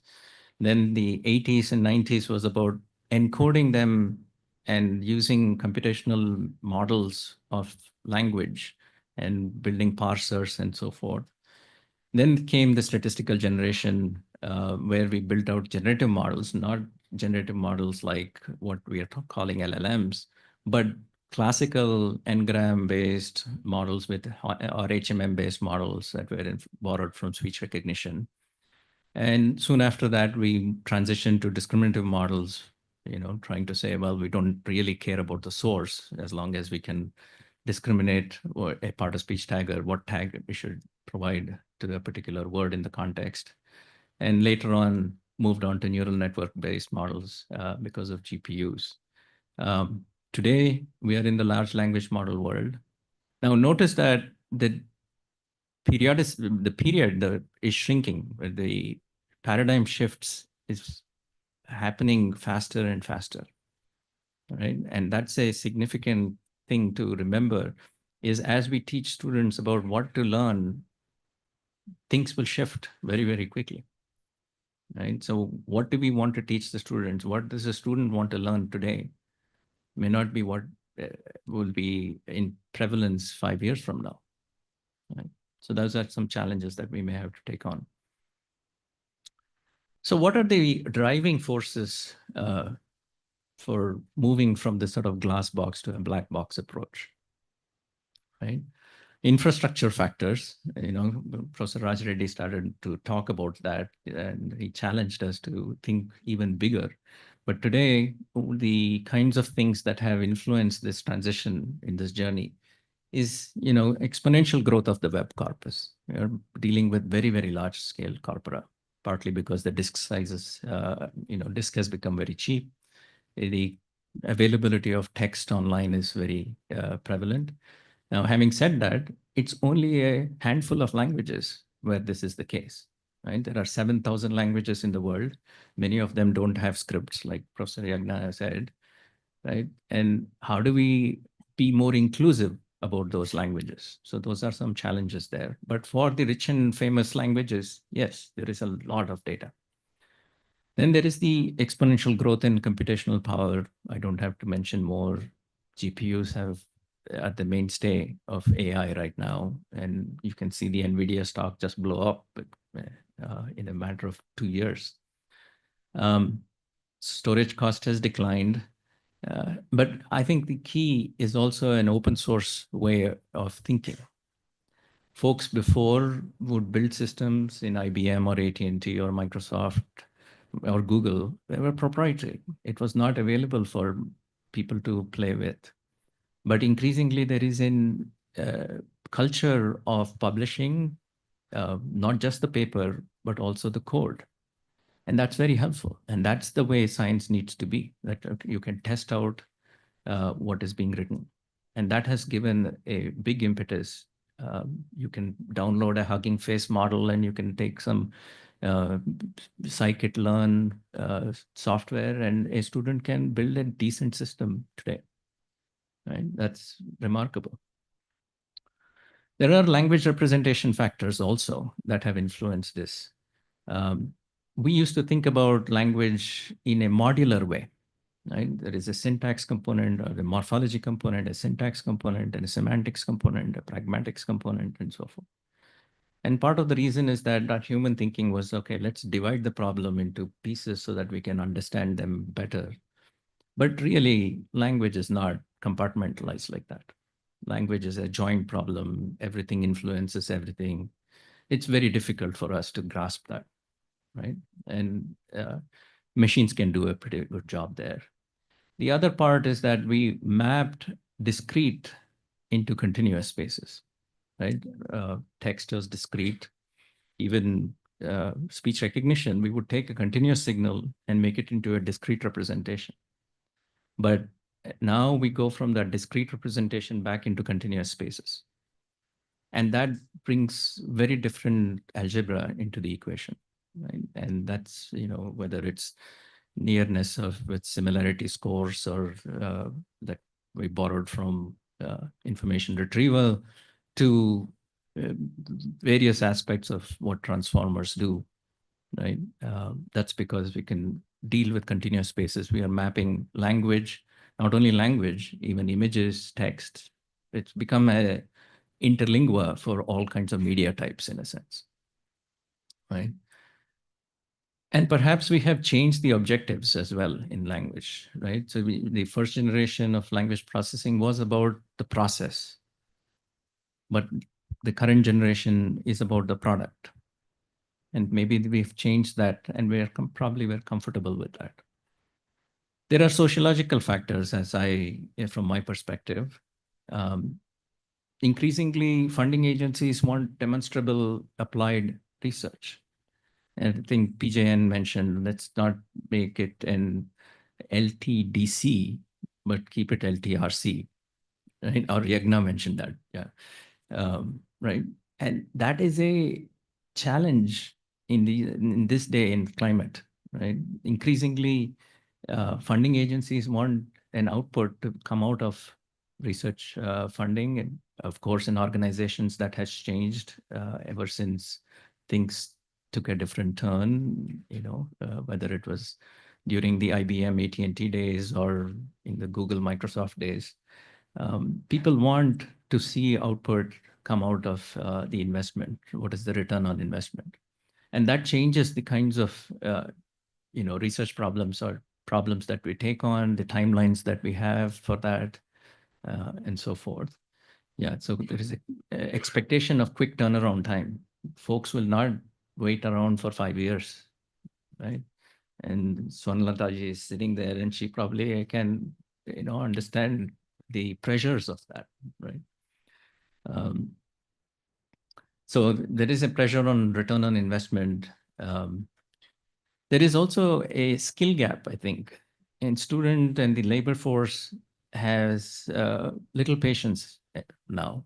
Folks don't want to spend the time it takes to understand the process of doing language processing. They would rather learn how to, program machine learning systems by downloading code and putting systems together. It's much easier, right? So there is an expectation from a pull factors, economic factors driving that. And I feel that was one of the reasons why the process way of thinking fades into the background to a product way of thinking. Now, I'm making some controversial statements, obviously, but you feel free to challenge me whenever we have an opportunity. Now, I also want to trace the growing dependence on data, right? Initially, back when we started, we used to do field linguistics where data was used primarily to validate a theory. Right? When you build out a theory, you would go out and collect, well, in Swahili, it happens this way, or in Tulu, it happens this way. But then there was a generation where we said, well, let's do corpus-based statistical linguistics, computational linguistics based on corpora. And so we annotated quite a lot of corpora. And we would say, well, okay, evaluate the system on it, but maybe we can train tens or hundreds of parameters if you were to build a parser using Pentree Bank, right? Then there was representation learning where data was collected and predictive models were built, but now the size of parameter space started to increase to millions of parameters. So the amount of data that was collected, because we are letting the representation be evolving from or learned from the machine itself, we needed more data to make that happen, right? And today, the large language models essentially are web scale. So of course, there is a lot of data on the internet, but there is a lot of toxic data as well on the internet. Now we're starting to realize that we have to, bottle the beast because there is a lot of, toxic data, biased data in it. And we try to do human alignment and create reinforcement learning based systems. Now that we have absorbed all that toxicity and bias into these models, how do we align these models back again to reflect human values, right? And so there is reinforcement learning based cleanup, so to speak. And many a company is spending millions of dollars on cleaning up and doing this human alignment, right? here are a few charts in terms of the scale of, and I don't know if you can see that on that clearly. We're dealing with lots and lots of data. In fact, data that's going into models is tripling every year, right? So that's trend will continue. And along with data tripling, compute that processes that data for machine learning and training purposes is also quadrupling every year. And the concerning part about all of that is that energy needs is tripling every year. And what does that mean? That means that our impact on the environment is significant. In fact, we sometimes prefer data centers over providing water and electricity for people. There's something wrong about that, right? There's something fundamentally wrong that we are preferring data centers over people. Anyway, so commoditization, because of these large language models and so forth, we are building out systems that are good enough, very, ready-made, and they do a decent job. They're good enough systems. So things like speech synthesis, speech recognition, language translation, an off-the-shelf, either a cloud vendor provided API or a downloaded model can give you a pretty good start to do what you want to do for the effort that you invest in, right?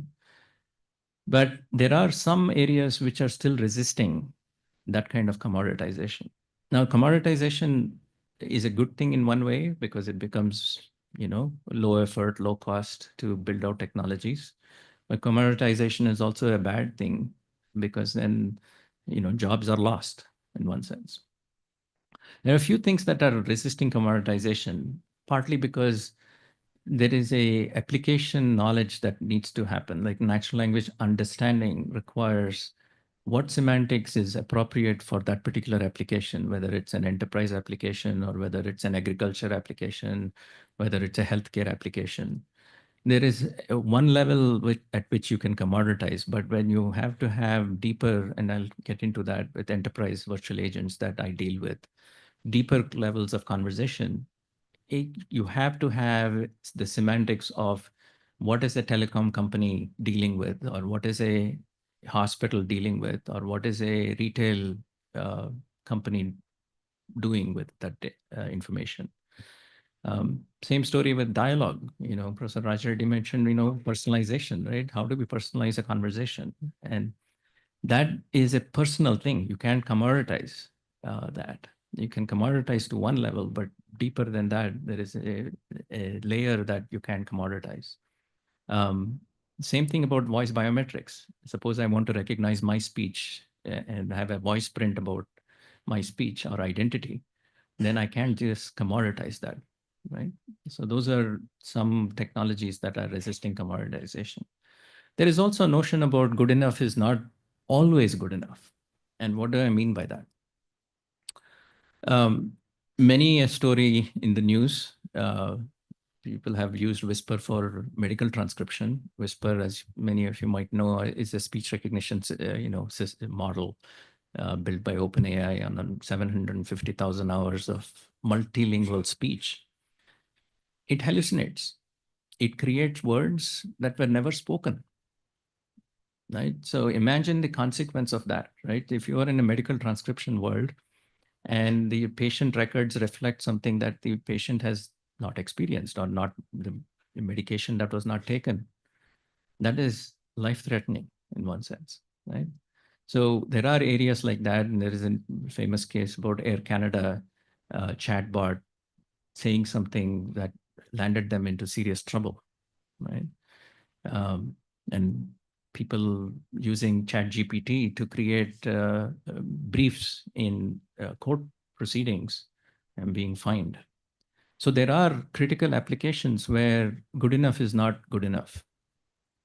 And you have to be very, very careful of where you're using these technologies. And we want to maximize customer experience. We want to maximize user experience, but also minimize the impact on the brand, if not protect the brand. Because enterprise brand once it destroys, or for that matter, any institution's brand, it's very hard to recover once you lose that trust. So switch a little bit on a practical applications. How am I doing on time, Vasu? 10 minutes? Okay, I think I'm good. I'm going to spend a few minutes on what interactions does. It's all these concepts put in a real world being enterprise contact centers. Many of you have perhaps called a call center, for banking or for reservation or for other technical support. You typically call or text, and you eventually maybe provide some data, your the reason for your call or the information that you have your account number or what have you.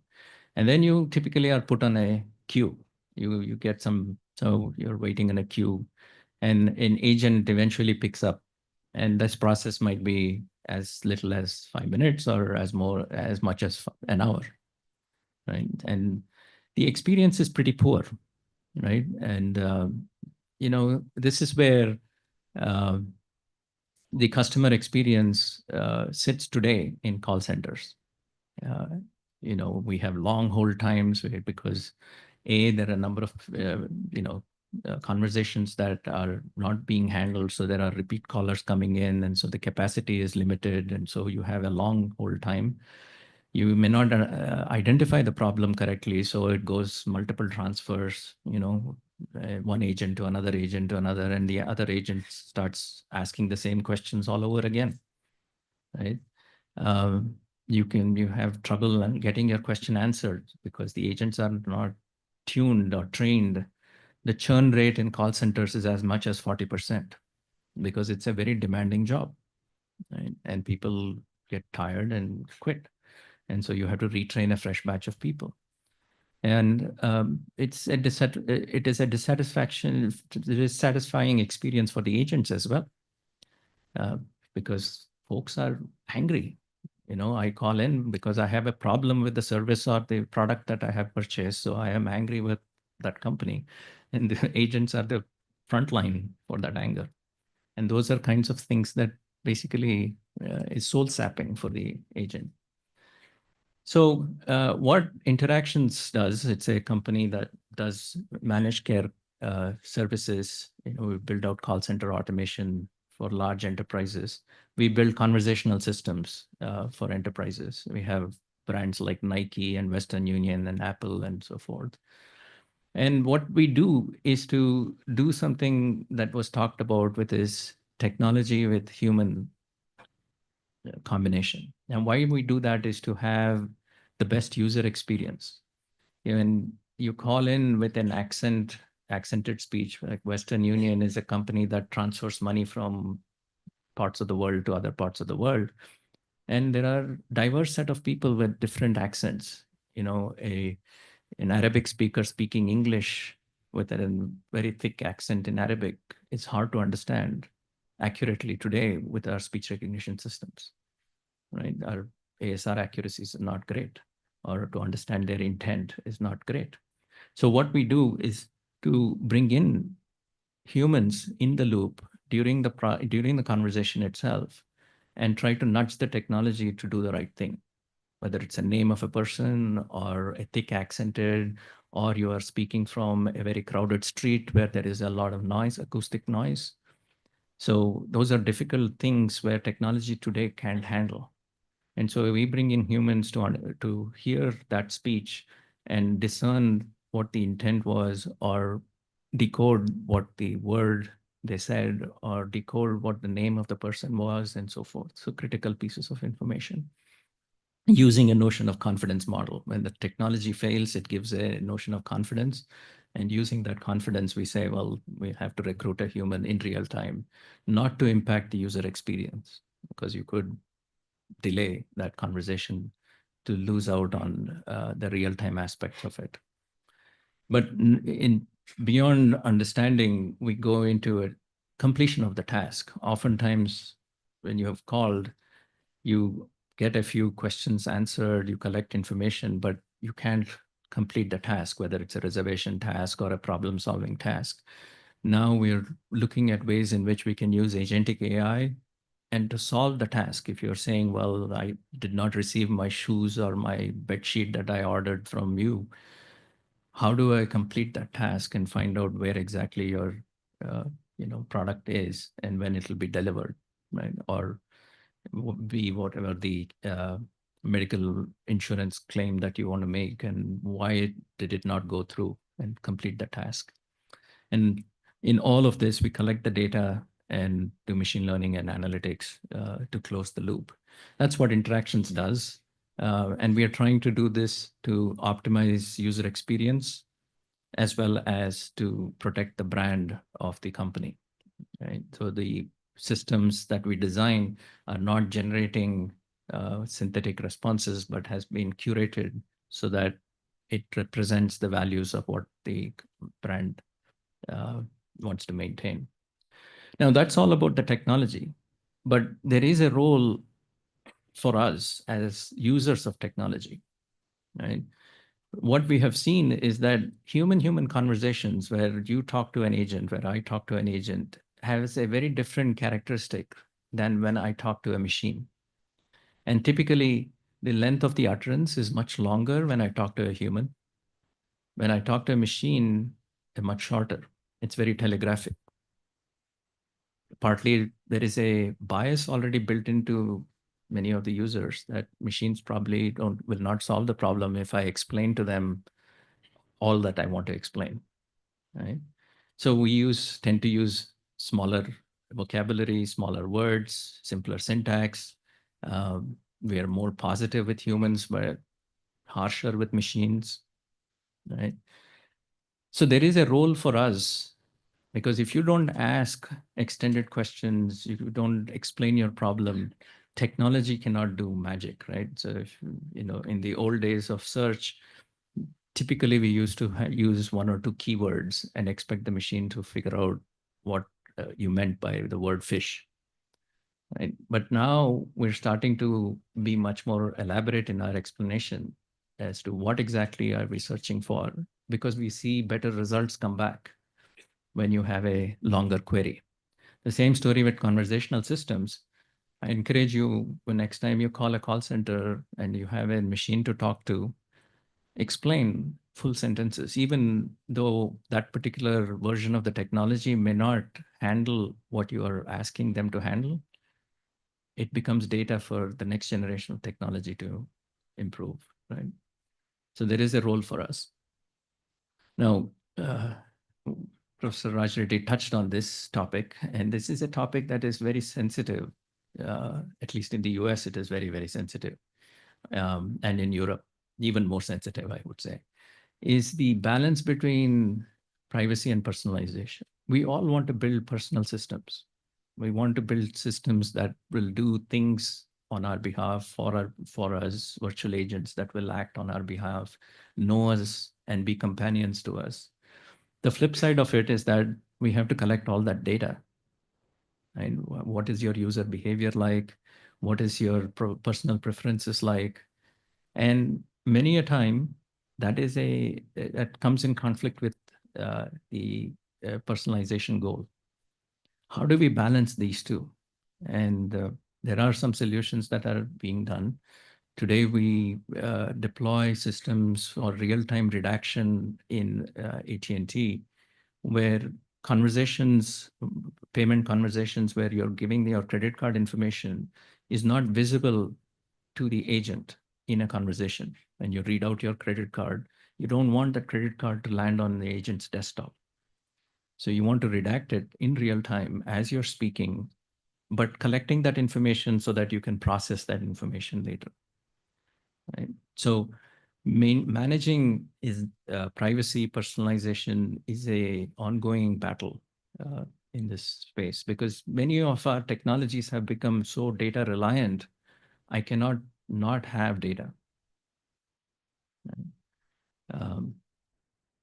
So a few challenges, research challenges as I see it from conversational systems. we still need robust NLU. The vision that Professor Rajareddy said, can I do a companion for the lower pyramid, lower strata in the pyramid? That requires robust natural language understanding, no matter whether they're speaking by, code switching or, thick accent or speaking in a very noisy environment. We still need robust NLU. We also would like to induce conversations that are human-machine conversations from human-human data. So if I tell you that this is what the kinds of conversations happen in this agricultural domain, can I induce a human-machine conversation from that data? Right?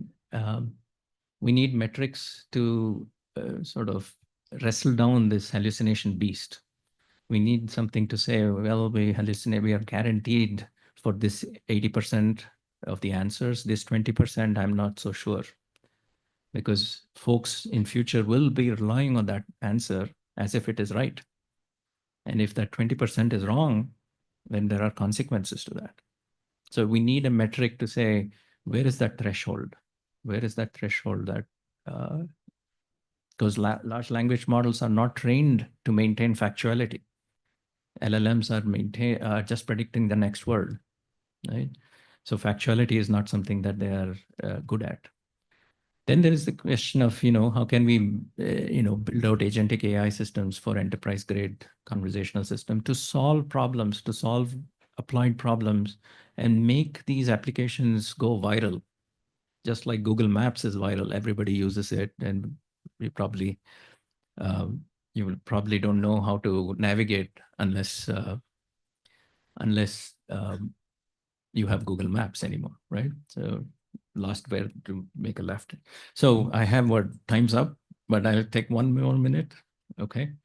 So NLP has journeyed from the lab to the real world. The technology advances have quilted our daily lives. The road ahead is challenging in one sense. What we thought were hard problems, we have seemed to have solved them, or at least have a good enough answer for them. The future is going to be challenging because now we have to do a symbiosis between the practitioners of the technology and the technology itself. Just because you can solve it doesn't mean we should solve it, right? People are applying technology in cases where you shouldn't be. Practitioners should need to reflect on what this technology needs to do and how it aligns with human values. So we need to program humans who program NLP systems or AI systems, more generally speaking. Right? What does it mean? Basically, in my view, the next generation would be to inculcate students and practitioners with values that we cherish, we care about. And so there is an increasingly larger role for humanities in this journey, in the next phase of the journey. With that, I'll stop. Thank you.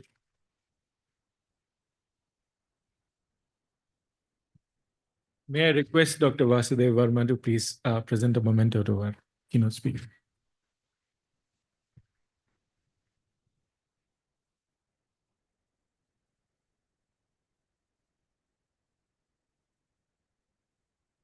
So thanks a lot. So this brings us to the close of the morning session. We are a little delayed, so we have two options. Either we can skip lunch and continue on, or we reduce it. And if there are any questions, because lots of food for thought, things to chew on, all I can keep thinking are food metaphors for some reason. So please, during lunch, feel free to approach Dr. Srinivas Bangalore and talk about that. The next afternoon session, we will start a little later, around 2:45. And the lunch is arranged in the alumni lounge for our faculty, speakers, and panelists. And there's also lunch served outdoor for everyone in the corridors outside. Yeah. Thanks a lot.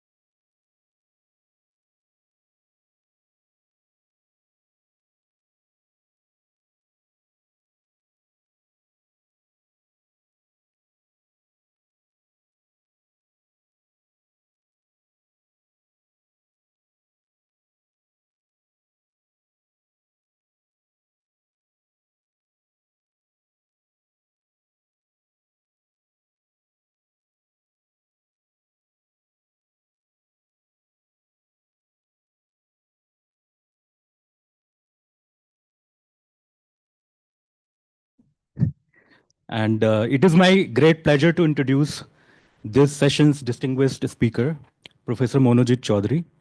As a leading expert in NLP, Dr. Chaudhary has made significant contributions to the field of language technologies. Currently, he serves as a professor at Mohammed bin Zayed University. Prior to this role, he was a principal researcher at Microsoft Research and later principal applied scientist in Microsoft Turing. In addition to his academic and industrial roles, he is also part of IIIT Hyderabad as an adjunct faculty and also as a professor of practice at Plaksha University. Professor Chaudhary is also deeply involved in academic community as the journal chair of Padani Linguistics Olympiad and founding co-chair of the Asia Pacific Linguistic Olympiad. Beyond these professional achievements, he has passion for popularizing linguistics and NLP among school children and non-practicing individuals by designing engaging puzzles. We are truly fortunate to have him here today. And without further ado, let's listen to his very interesting talk. Please join me in welcoming Professor Monojit Chaudhary. Thank you.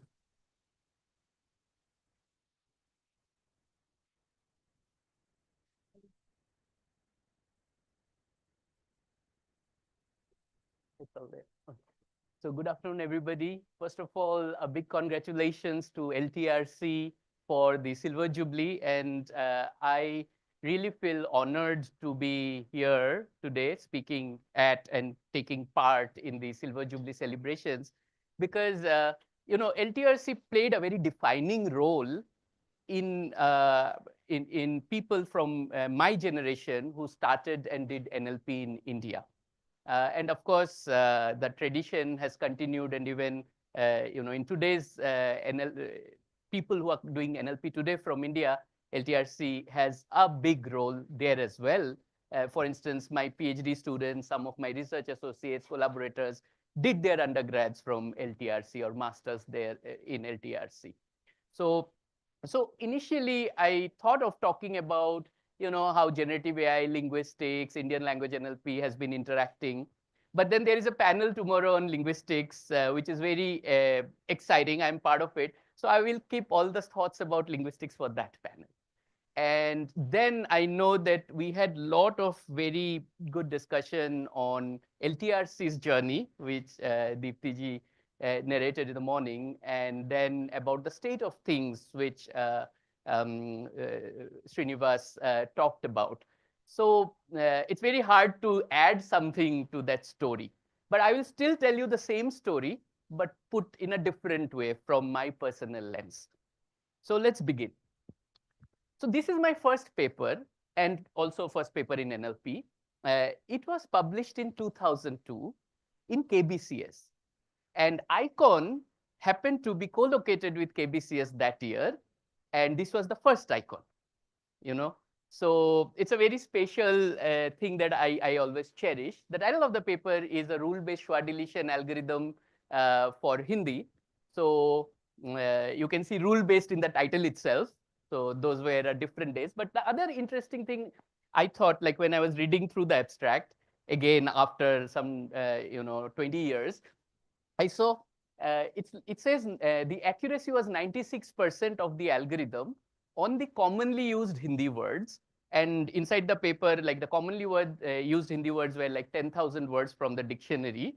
And I personally evaluated actually for those 10,000 words because there was no existing data set on which you could readily evaluate, things like schwa deletion.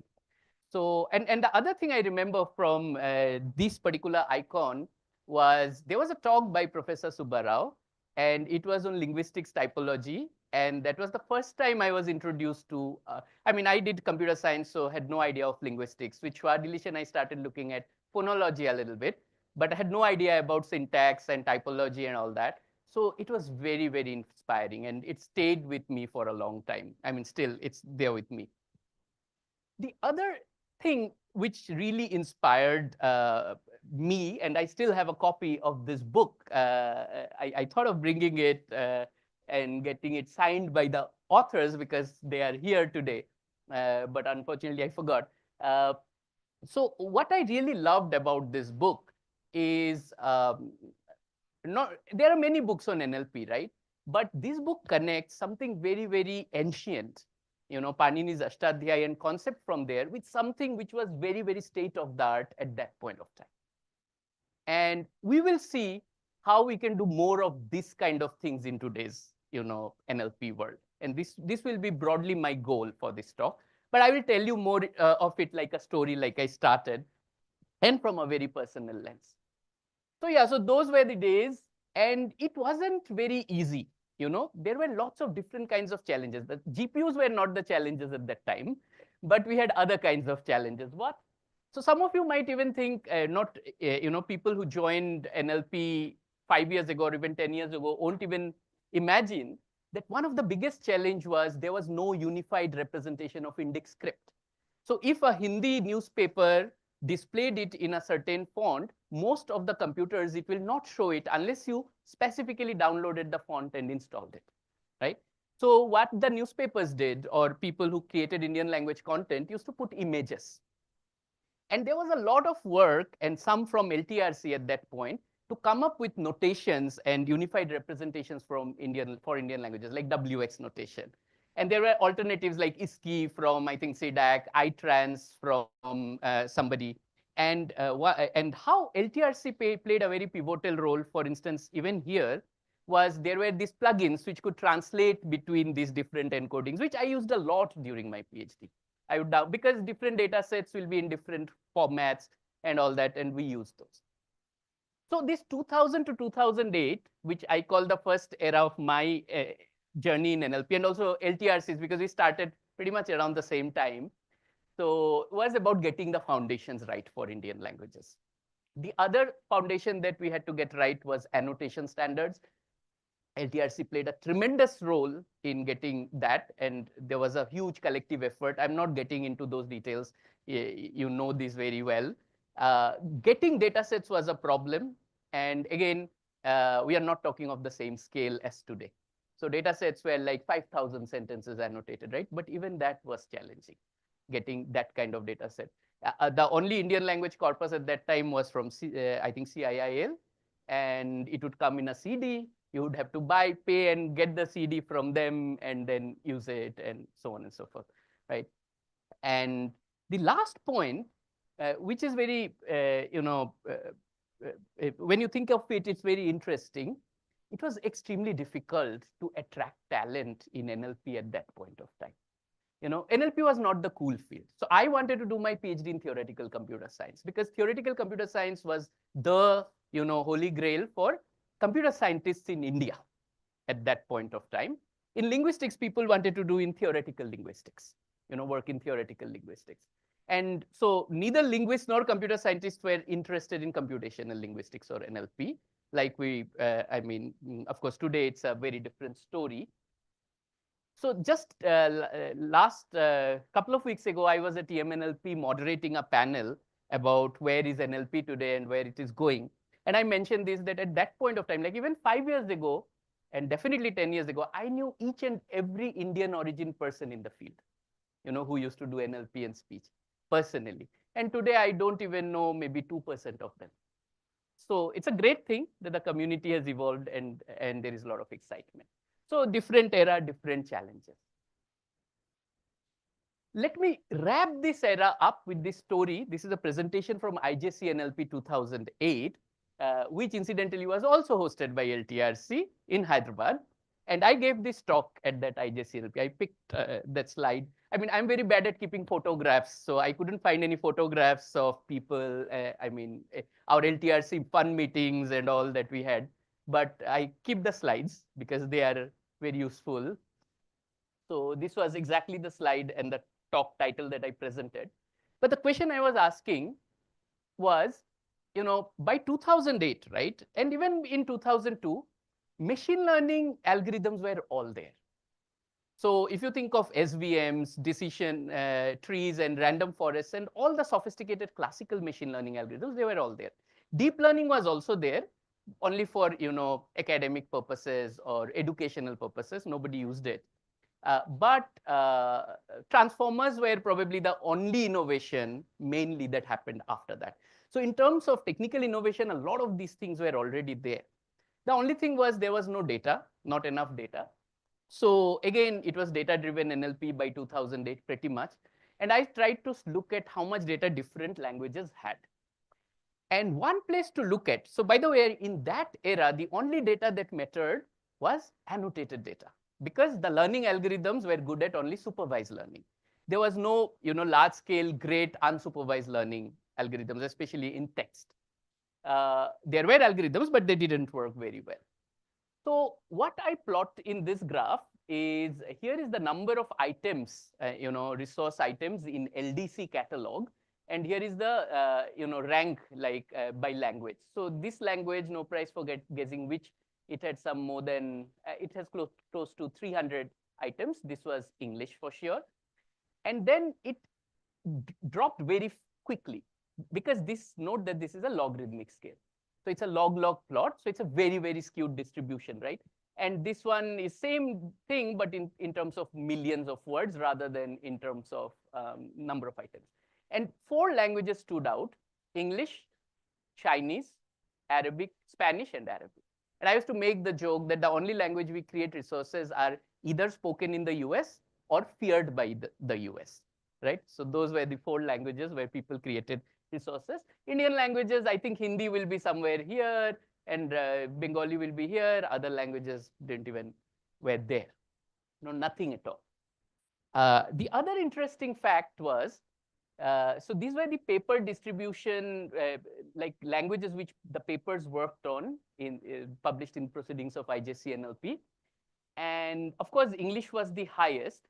So the Indian languages, you can see Hindi here, and it was in India, so probably we had more Hindi papers than usual. And then probably one paper each in Telugu, Sanskrit, and Bengali. But the interesting thing is, so blue means the paper title was mentioned, the language name was mentioned in the paper title. Red means in the abstract, not in the title, but in the abstract. And green means, or yellow means, neither in these two, only in the body. And you see, most of the English don't even mention it, right? So this was the era of, rise of English as the universal language. So if you do not do it for English, it's not useful. If you do it for English, it's assumed that it works for every language. It took a lot of effort by a lot of people to change this. And it would eventually lead to what is called now the Bender rule. So in 2019, Professor Emily Bender in ACL went to there was a presentation, and she asked, which language are you working on? You did not tell it in the presentation. And now it is known as the Bender rule. You have to mention the name of the language in the title of the paper which you work on. If it's a lot of languages, then probably it's a different story. Or in other words, English is not the universal language. So then the natural question, which at the end of this era, people like me were asking, is, can you make an international career in NLP by working only on Indian languages? It's a very crucial question. And my mentor at Microsoft Research, I was at Microsoft Research, just finished my PhD in 2007. So around the end of my postdoc, beginning new career, right, in the field, strongly advised not to work on Indian language NLP. The idea was, you work on NLP, but other languages, because the moment people brand you as Indian language, you don't have an international career. So what happens next, right? So one thing that we all as a community invented, and I will again say LTRC has a very big role to play there, is what I would call local inspirations and global aspirations. And this is the era, the second era from 2010 to 2018. What happened here is, well, India is a very, very rich country in terms of languages, multilinguality, very complex social structures and political structures and so on. And this all have a very strong impact on how languages work, right? And how technologies need to be deployed. So we found out very interesting problems which were relevant for India, but then we tried to apply it at a global scale. And that gave some foundational breakthroughs from India, which I will talk about. I mean, since it's a personal journey that I'm recounting along LTRC, so I will talk of one which both me and LTRC worked on, which is code mixing. So code mixing or code switching was not in the NLP map at all back in 2008. Nobody talked about it. Nobody worked on it. And by 2018, every company worked on code switching. You know, when in EMNLP, we gave a tutorial in 2019 on code switching, the hall was full, like 200 people, and 100 of them were from industry. And in India, it's an obvious thing, right? People code mix. Without code mixing, we can't even talk. But we had to do a lot of, statistics, crunch a lot of statistics to show people that people code mix all over the world. It's not an India-specific phenomenon. So that's the global aspiration part of it, right? We started from observing it in India, showed that it works, it happens everywhere, and came up with foundational solutions that now is, till 2018 has been very, very useful. What happens after 2018 will come to that. There are many other such stories. Another area where I think Indian NLP has contributed a lot to the global scheme of things is transliteration. We had very foundational technology that came in this area from India. And of course, NLP for extremely low resource languages, which is also very relevant for India. So of course, all the things in the first era, right, was going on. Data creation of annotation standards, everything was going on. Along the side, I would like to say that these are some of the things where India kind of influenced the world of NLP. And since we are talking of LTRC, I have to show you this. So when I started working on code switching, we were looking at some of the linguistic theories of code switching so that we can generate synthetic data to train models. And one of the very foundational work there is by Professor Arvind Joshi, which is called the matrix embedding theory of code mixing. This is one of the 2 or 3 very well established or competing theories.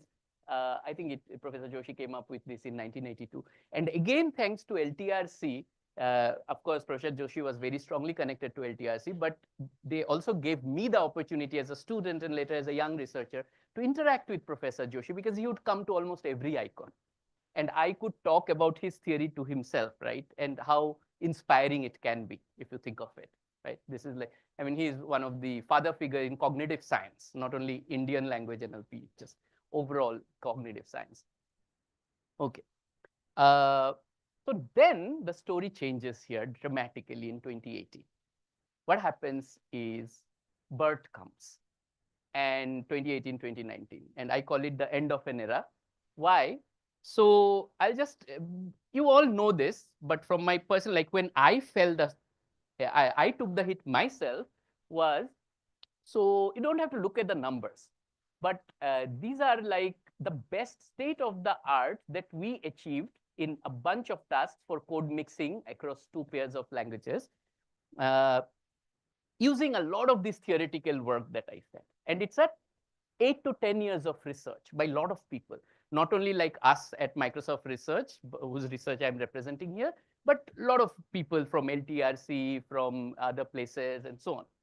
And based on all that, this was the state of the art. And MBERT, multilingual BERT came, and it bid statistically significantly on every task, every language pair, without doing anything further, just off the shelf. So then it was like, oh, all the expertise, all the work that we did all through these years is now useless. Like these models can just do it all. Is it really the case? What to do? How to invent new problems? So it started a different era altogether. And you all know this era because we are living in this era right now, which is, let's call it for the time being, era of LLMs. I'll give it a different name in a moment. So to us, at least, NLP researchers, in text especially, 2018 was when we knew that the change is happening. For the rest of the world, it was 2023 when ChatGPT came, when people realized that something big is happening. Of course, in India, we were not behind, right? We did a lot of work. We are still doing a lot of work. There is a lot of projects that's happening in this broad space of building Indian language specific LLMs and so on. In fact, we ourselves built a model called Nanda. Recently, we released it. It's a 10 billion parameter model trained on top of Llama for Hindi, and it's the best open source model in that weight range category for Hindi. So a lot of such work is going on. But then the problem is this research? What kind of research question are we asking and answering? That's a big question to me and a lot of people, right? In research, always have a research question. What is the research question here? Of course, we are building artifacts for sure, but what is the research question here? And then what I see is there is a lot of, existential crisis, so to say, amongst everybody. So academia thinks industry has all the resources, all the GPUs, they are doing all the things. What can we invent in academia? We are lagging behind. If you ask the industry people, and I have been in industry, I was part of the Bing Copilot team, like when with GPT-4, we built the Copilot, I was in the Turing team. And industry has the same problem. Only a select few people have GPT-4. Microsoft is always worrying, Google is doing the thing, Google is worrying, OpenAI is doing the thing, and so on. So actually, I will tell you, nobody has a clue what's happening, right? Everybody is just very, very confused and struggling. So I call it the era of great identity crisis that NLP is going through. I hope it will change soon. And I have strong opinions on why, academics at least shouldn't bother. That's why I decided to switch from industry to academia. And I don't bother. I don't have this crisis. But that's my personal opinion. So this is what is happening. But now the question is, like, have we really solved the problems that I pointed out from the last two era? So I took the title of my talk just yesterday, asked ChatGPT to translate it to 22 Indian languages. And this is what it gave. Quite impressive, right? Like, first of all, it listed the 22 Indian languages in the order of the population. It didn't say it, but I could figure that out. And then I could read some of them like Hindi, Bengali, and they were pretty accurate. But not everything is solved. You see, Manipuri is still that encoding problem I talked about long back, like 2000s, early 2000s, still there for some languages. And of course, you will see a lot of English characters thrown here and there. So transliteration is still a problem, right? So those problems still exist. And I don't read all these languages, understand. I'm sure there will be many problems with syntax and other fluency with, as you go down lower in the list. But it's a great progress, undoubtedly. So there's a scope to improve, but it's a great progress. Now, what fuels this progress, right? So to answer this question, in 2019, we asked the same question that I asked in 2008 during the IJC NLP talk. How much resources does world's languages have? And how does it, kind of influence what you can do in a language or you cannot do in a language? But now the situation is really slightly different. How the situation is different is, of course, label data is important. Like, so this axis plots label data. And again, I think these are also LDC counts. Whereas this axis now plots unlabeled data. Because unlabeled data becomes extremely important for our pre-training model. The more the unlabeled data, the better the language models are, right? And one of the reasons we can do so well for so many languages today is because even though they may not have labeled data, they have a lot of unlabeled data. So we have things like cross-lingual transfer happening and so on. But then what happens here? I'm not sure if it is very nicely visible, but each dot is a language, right? And no prize for guessing that this is English. Again, it's a log-log plot, so one grid below means one order of magnitude less. And in this work, which was in ACL 2020, so we kind of divided the, clustered roughly the languages into groups. And we called them class 5 to class 0. The class 0 is this one. Most of the points are in origin, so you can't even see them. Now, 5 is, of course, they have all the resources and everything. They are doing great. 4 are the languages which are also doing good. I mean, rather great. 3 is the one which we called out as rising stars because they have very little labeled data. So using previous technologies, you couldn't do anything for them. But with a lot of pre-trained data, lot of unlabeled data now for these languages, they started, the model started doing great for them. So these were the rising stars, and there were 28 languages with 1.8 billion speakers there. So we are doing really good here. But what about 0 or even 1 or 2?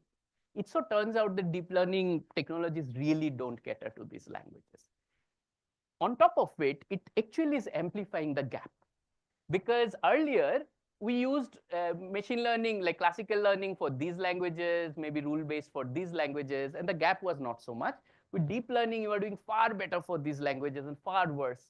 So more and more, technologies now online will be there for these languages, and people will be pushed to move from speaking these languages to those because of opportunities. And that's a big, threat to, or it endangers the existence of many, many languages. So technology has amplified the gap. To summarize, 88% of the world's languages, right, spoken by 1.2 billion people are totally untouched by any of the technologies that we are building. These are the classes. I will not go through them, but I will just mention that the only Indian language in class, there is no Indian language in class 5. Hindi is in class 4. I think Bengali, Tamil, and few other languages, 4 or 5 languages are in class 3, and everything else is 2, 1, or 0. And Santhali, I'm only talking of the scheduled, 22 scheduled languages, right? And Santhali and all are in 0. This was 2020 when we did the study. Okay, now the fun thing is, whenever, because of Bender rule and all this noise about low resource languages, eventually low resource became a fashionable statement. So now everybody calls whatever they work, it is just the reverse thing. They will, like LLM is a fashionable statement, maybe no longer, right? Now everybody works on LLM, it's too cliche. But low resource is still in academia very fashionable. So recently in 2024 EMNLP, we asked another question, right? When people say low resource, what do they mean? And this is also interesting. So first, let me show you this graph, which shows that we looked at recent papers, around 160 papers, where people mention low resource languages. And the second most mention goes to Hindi. Is Hindi a low resource language? And I argued it's in class 4. So I think it's a relative thing. Compared to English, Hindi is definitely low resource, or compared to Chinese, Hindi is low resource.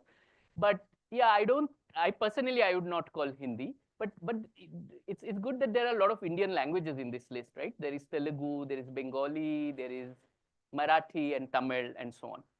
And the other interesting thing is, if you remember the IJC NLP graph, there African languages were completely missing. Now a lot of African languages have come, right? So a lot of work is going on in African languages. And they, as I shall argue in the next slide, use India as a model for building technology, building low resource language technology and all that. So yeah, so the point is that language is a very complex thing, right? So when you talk of how much resource a language has, we can talk of data, but data is not the only thing. Data, technology, linguistic knowledge is one part of it. But there are also questions of human resources, access to digital devices and all that. And also there are socioeconomic factors. For instance, a language might have a lot of all the other things, but is not used for education. So that's a political choice. And because of that, the language might have other kinds of problems, right? Lack of investment and so on. So it's a complex thing, and we try to analyze how much the other factors get attention to. And as you see in this graph, not much, right? So most of the red blocks here is data. So most is data, and other things are hardly talked about. So that's one more point we wanted to bring in this paper. And the last point I want to mention is agency is very important. We always think, okay, we make language technology, people's life will be great who speak those language. Not at all. Right? What I want to do with my language is completely my choice. And there's a lot of documented records from, especially from Aboriginal Australian languages by Stephen Bird, which says, people just don't want to give their data or make their data digitized, because that's like for them killing the spirit of the language. In short, the agency should be always with the speaker, what you want to do. So it's not a very binary thing. It's a very complex thing which one needs to understand and navigate when one talks of technology for languages. And this is what I want to highlight from this slide. Okay, so where are we now, right, with all this? So we see that it's an identity crisis and all that going on, but we are doing better. Maybe an overarching goal for us would be to get all the languages at par in technology with English. It's a moonshot. It's probably never going to happen, but we can have that goal. But I think that's definitely an important goal, but that's not necessarily a research goal in my opinion. The question I would like to ask and all of you to think about is, what do India and Indian languages can offer to the field of NLP? Because somebody invents transformer, somebody invents this code, puts it on Hugging Face, we take it, we train a model. That's fine, but can we do something more than that in terms of research? And of course, there are many things that can be done. I will just quickly tell you 3 things that I think are very interesting, which India can contribute to the world of NLP. And this is a great example, right? So of this kind of work. So the first is, I would say, India can give an innovative model of co-creation of data and technology at scale for the global south. Because the amount of language diversity and the number of speakers per language is nowhere as much as in India. And therefore, we have the market. It's not that people don't have purchasing power and all that, right? But scaling it up to that level is an extremely hard problem. And we have to come up with very innovative models for that. And so a lot of work is going on in that direction, but I think those are the models that we can provide. And like I said, for instance, the whole continent of Africa with thousands of languages, which are all in class 0 or 1, except for Swahili maybe, they are following some of the models that we developed in the Indian context. So this is where a lot of research can go on. The other thing is, India is also very interesting in terms of linguistic aspects of the diversity, right? We have languages from 5 or more language families. There are languages which are very close to each other, like Hindi and Urdu are essentially the same language. Or we have languages like Bangla and Odia, which are very close to each other, but languages which are also very far, right? Let's say Khasi, which is an Austronesian language, to Tamil, which is a Dravidian language, are very far. Now, if you want to work with all these languages, you have to come up with very smart models of cross-lingual transfer. And frankly speaking, we observe the phenomenon, but we don't know how cross-lingual transfer happens. This is going back to Srinivas's point about white box, black box, right? It's a black box, right? We don't know. So we can contribute a lot because I think we are the people who will be most interested and influenced by such technology. So this could be great research question. And the third point I want to say, and this is what I'm working on right now, is at the intersection of culture and technology. Because it's one thing to support a language linguistically. Like a model might know how to translate from English to Hindi, but it may not know the cultural context in which the translation is to be used. And then the translation can totally go wrong. It can be totally useless. So with LLMs kind of penetrating every sphere of life, right? It has to be very culturally appropriate. And there are a lot of work that shows that how LLMs today are very strongly culturally biased towards the West. We are just scratching the surface. There is a lot of interesting questions here at theoretical level, like what is expected from a technology when you say it has to serve the users from a culture? What is expected at the model level from an LLM and so on? And there are also interesting computational social science questions here, that how LLMs can, or generative AI can help build social science theory. And I think there is a lot of interesting things that can be done there as well. In the interest of time, I will not get into the work, but I'm doing some of these, I'm trying to ask some of these questions. If you are interested, I'm here, so I'll be more than happy to talk. So with those 3 broad ideas, let me wrap my talk thanking LTRC again for not only setting up the foundations for Indian language NLP, but also these lessons of thinking locally and dreaming big and globally. And also a personal thanks for conducting the Panini Linguistics Olympiad, which we had started back in 2013, 2009, 13, around that time. But since 2016, LTRC has been driving it amazingly successfully. Yeah, and congratulations again for the Silver Jubilee. Thank you.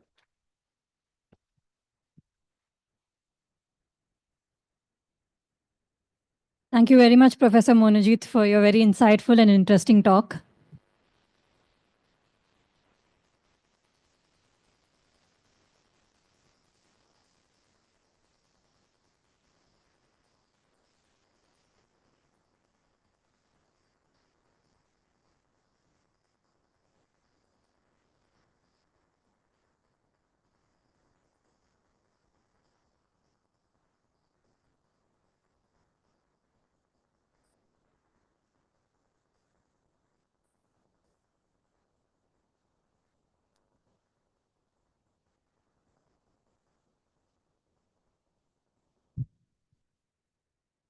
We'll next be moving on to our first panel discussion for the event, just in a very quick moment.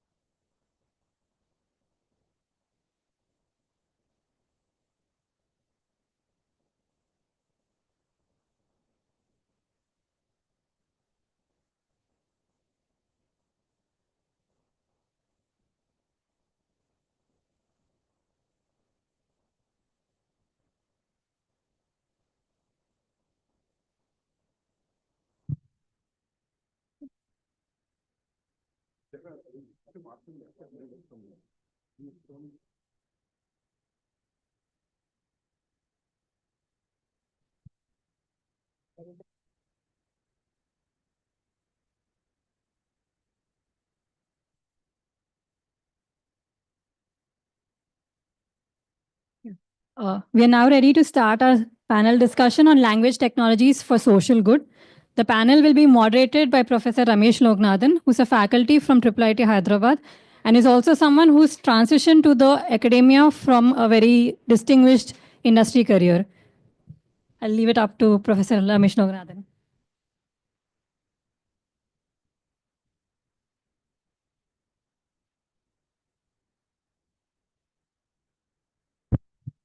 If you thought she was fumbling, that's because I just disrupted a very carefully laid out introduction she had planned. One paragraph each. I told her like Twitter intros, 140 characters or less.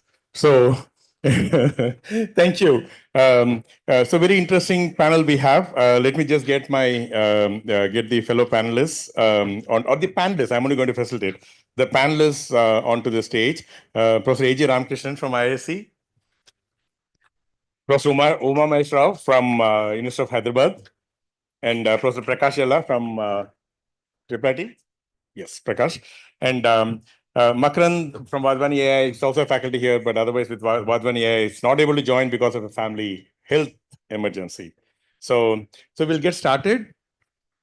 Yeah, perfect. Sitting. We have the mics. So we're going to be discussing.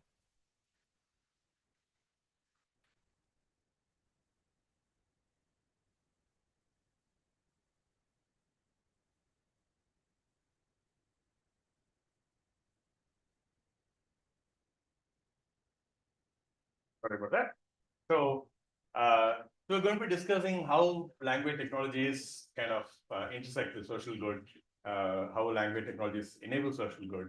And so that's the focus for this panel, the next 45, 15 minutes or so. And just to set the context, I think the panelists have been also, all three of them here have worked extensively at the intersection of research in the language technology space and social good. How can some of these technologies be applied for social good?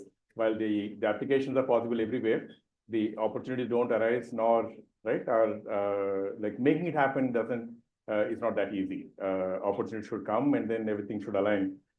So and all three of them have done work in the recent years or even several years where they've applied some of the latest work from research in creating solutions that are kind of applied for social good in the broader society or in the social space. So let's just to get the set the context for the conversation, would request each of them to introduce themselves. I think when I told her not to do it, not that we don't want them to be introduced, but we thought best to listen to them, their background in their own words. So request each of you to just share your kind of background and end with just a few points on just to set the context, what you've been doing in the social space. So we'll start with Professor A.J. Ramakrishnan. A.J. sir. Thank you, Professor Ramesh. So my name is Ramakrishnan. I no longer work in IISc. I retired last July. I was in the Department of Electrical Engineering, and I was also part of Center for Neuroscience. So I was part of this consortium. Morning people were talking about consortium. I was part of the OCR and handwriting consortium. So I developed solutions for Tamil and Kannada. Our OCRs were used, Tamil OCRs were used to convert at least 600 books into braille books, which are being used by many. We worked with an NGO in Chennai who were already digitizing English books for the blind people. So we got a good partner and we developed our OCR for their requirement. I used to send my project staff, students, and even interns. So it became a very good this thing. And later, our Kannada OCR also is used in a similar way. We digitize all the school books. And now one of my ex-PhD student has a startup, and we recently released an Android app where TTS is there around 8 Indian languages. And we released it for the use of people with speech disability, so that if somebody has a laryngectomy or some other issues and they are not able to speak, they can type the message in any one of those Indian languages and it will speak out, and they can choose between male and female voice. But interestingly, we found that there are more blind people started using it, and they have given us a feedback that they're able to use this thing only within the app. So they want it to be a generic thing so that they can read anything in the mobile. As well as there are some who are actually working for even though they're blind, they are working for the state government. And they do get inputs from the government as PDF documents. So they said you should also give us a provision for reading PDF documents in Kannada and so on. So that we're happy because we could also put our OCR into that. So with this, I'll stop here and we'll come to that later. Thanks, AGR. Your introduction, Professor. Okay. I began my career in University of Hyderabad, working in NLP. Afterwards, I joined Rajiv Sangal. I went to IIT Kanpur as a visitor on a UGC Career Award to work in the language technology or NLP. And then I came back along with them, Professor Rajiv Sangal and Vinit Chaitanya and Amba Kulkarni, established, let us say, IIT Kanpur Center at CALS, University of Hyderabad. That was the beginning of this LTRC. And then for 4 years, I think all of us were there, and then we have worked out on a project, particularly Anusaraka in Indian language, some 5 Indian languages pairs. And then, of course, this was this established, I think, particularly Language Technology Research Center was established, and then Rajiv Sangal became in charge for that one. And then all of them have moved to this particular institute, and then they have continued. And of course, we have been continuing from Hyderabad University and collaborating with them, along with many other universities and institutes in bringing out language technology resources for Indian languages. And what happened? For over 3 decades, I have been working for Telugu particularly, and also Telugu, Hindi, and other Indian languages in NLP, bringing out NLP products and tools and various other things. But when it came out, suddenly Andhra Pradesh, which was combined and later on split into Telangana and Andhra Pradesh, actually went for English as the medium of instruction. Only English as the medium of instruction in school education and also, of course, in higher education. Then what is the use of actually producing these NLP tools, I thought? See, we have been producing these things for quite, sitting in the labs and then doing things, and or maybe from morning 8 to 8:30 to evening 8:30. Our Vinay Chaitanya used to come out of his room at 8:30, go to his lab, sits there only for 1 hour. He used to come back for lunch and then go back. And then we used to sit till 8:30, work and then disperse. This is the kind of hard work we put. But when you come out, we are not the makers of decisions. It is the politicians who made the decisions and then tell us what to do. What is the use of working this kind of thing? So I thought after retirement from University of Hyderabad, became a kind of language activist. Okay. Besides this, I thought, okay, we need to do certain things, go around the schools, colleges, and other institutions, talk about the need for language technology in Indian situation. Because India is a multilingual country. I can't operate actually using only one language. But I need to retain my heritage language, right? All of us have a language, heritage languages, and we used to speak and then work. And this is the constitution that guarantees the working of Indian languages in our situation, in all domains, not just only in business or outside or at home, etc. It's not like that. Even for education, even in higher education, we should use our Indian languages. Why we are not using it? Are we really well-versed in English, so we don't need Indian languages to be used in formal education? So I thought now I just go around to all the institutions and tell people and then try to convince them why we need Indian language technology and why we should use our mother tongue in the language. So as part of this exercise, actually, I run a magazine that's called as Mother Tongue. Of course, Amma Nudi. Then Peru Amma Nudi means mother tongue. And then it publishes most of the articles only in related to language, not literature or any other kind of thing, language related to language, particularly also scientific and technological articles, and particularly exercising and focusing on why we need Indian languages. So that is what currently I'm doing it. Nice, sir. We work with this open source community called Swecha. Swecha, the open source community. So they did last year crowdsourced 50,000 students over 1 weekend, contributed Corpora, and there's a nice speech model that works even on a mobile phone now to recognize Telugu. I didn't get it. Swecha. Swecha. Swecha. Huh. It's an open source. It's about Right. 17 years. Prof. Rajan Samay here, our registrar, was involved from the early days of that. It's an open source movement. But in recent years, they've started doing work around AI. Right. And anyway, incidentally, since you mentioned, so there's a nice model, very lightweight model that runs even on a phone.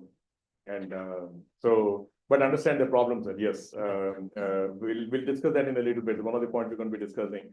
Before we get to that, Prakash, your background. Yeah, thanks, Ramesh. So I'm Prakash. I have moved from the industry a few years back to the institute. I think apart from English and my mother tongue, the only language I knew was assembly language. And that was a language I lived all my life. And it was fun because code reviews are fun because I submitted to my bosses the code without comments. So it's a lot of fun reviewing code without comments in assembly language. So I worked. I was running Honeywell's research labs, and then I worked in a startup. And during the startup life, I think we developed a low-code, no-code platform. Now we call it low-code, no-code platform, but in that time we used to call it do-it-yourself software platform. In that context, we met a lot of people on the ground, the retail, because the software is sold in retail. So a lot of boys in the retail, their aspirations, their some of the bottom of the pyramid aspirations we got exposed. So we'll come to that when we talk about some of the use cases. So here, I'm here. My fundamental job is to look at the lot of research that faculty here do with a lot of passion. How do I translate that into applications in the product and take it down to the market? And now I'm actively involved in the Bashni program to say, and a few things we have done. We'll talk about that. Some where how do you take some of this, build products, look at the use case, how do you adapt some of these models that are relevant to the specific use case that we are looking at. So it's a lot of fun trying to translate this. Especially, I think my initial phase of life was to look at how do I commercialize things. I was looking at everything with a commercial lens, market lens, and money lens. Though money hasn't hit the bank yet, only equity we have in the in our kitty. But I think as I was looking at working with faculty, you see there's a lot of passion towards social application. Looking a lot of passion towards how does a common man use this? People keep telling you don't put this commercial lens. Please look at the social lens and see how you can put some of these technologies to real use to society. So yeah, and then we're looking at some of those things. I think the challenges are different from a pure social point of view. Even then, I look at it from how do I sustain this application, not just from a pure social good, but also look at how do I sustain these applications. So that's what I do here. No, that's doing this in a commercially viable way is a challenge even for social good, because you can't support, if self-supporting, that's ideal, like the whole self-help groups are working so well because it's a financial self-supporting model. Even a loan gets repaid.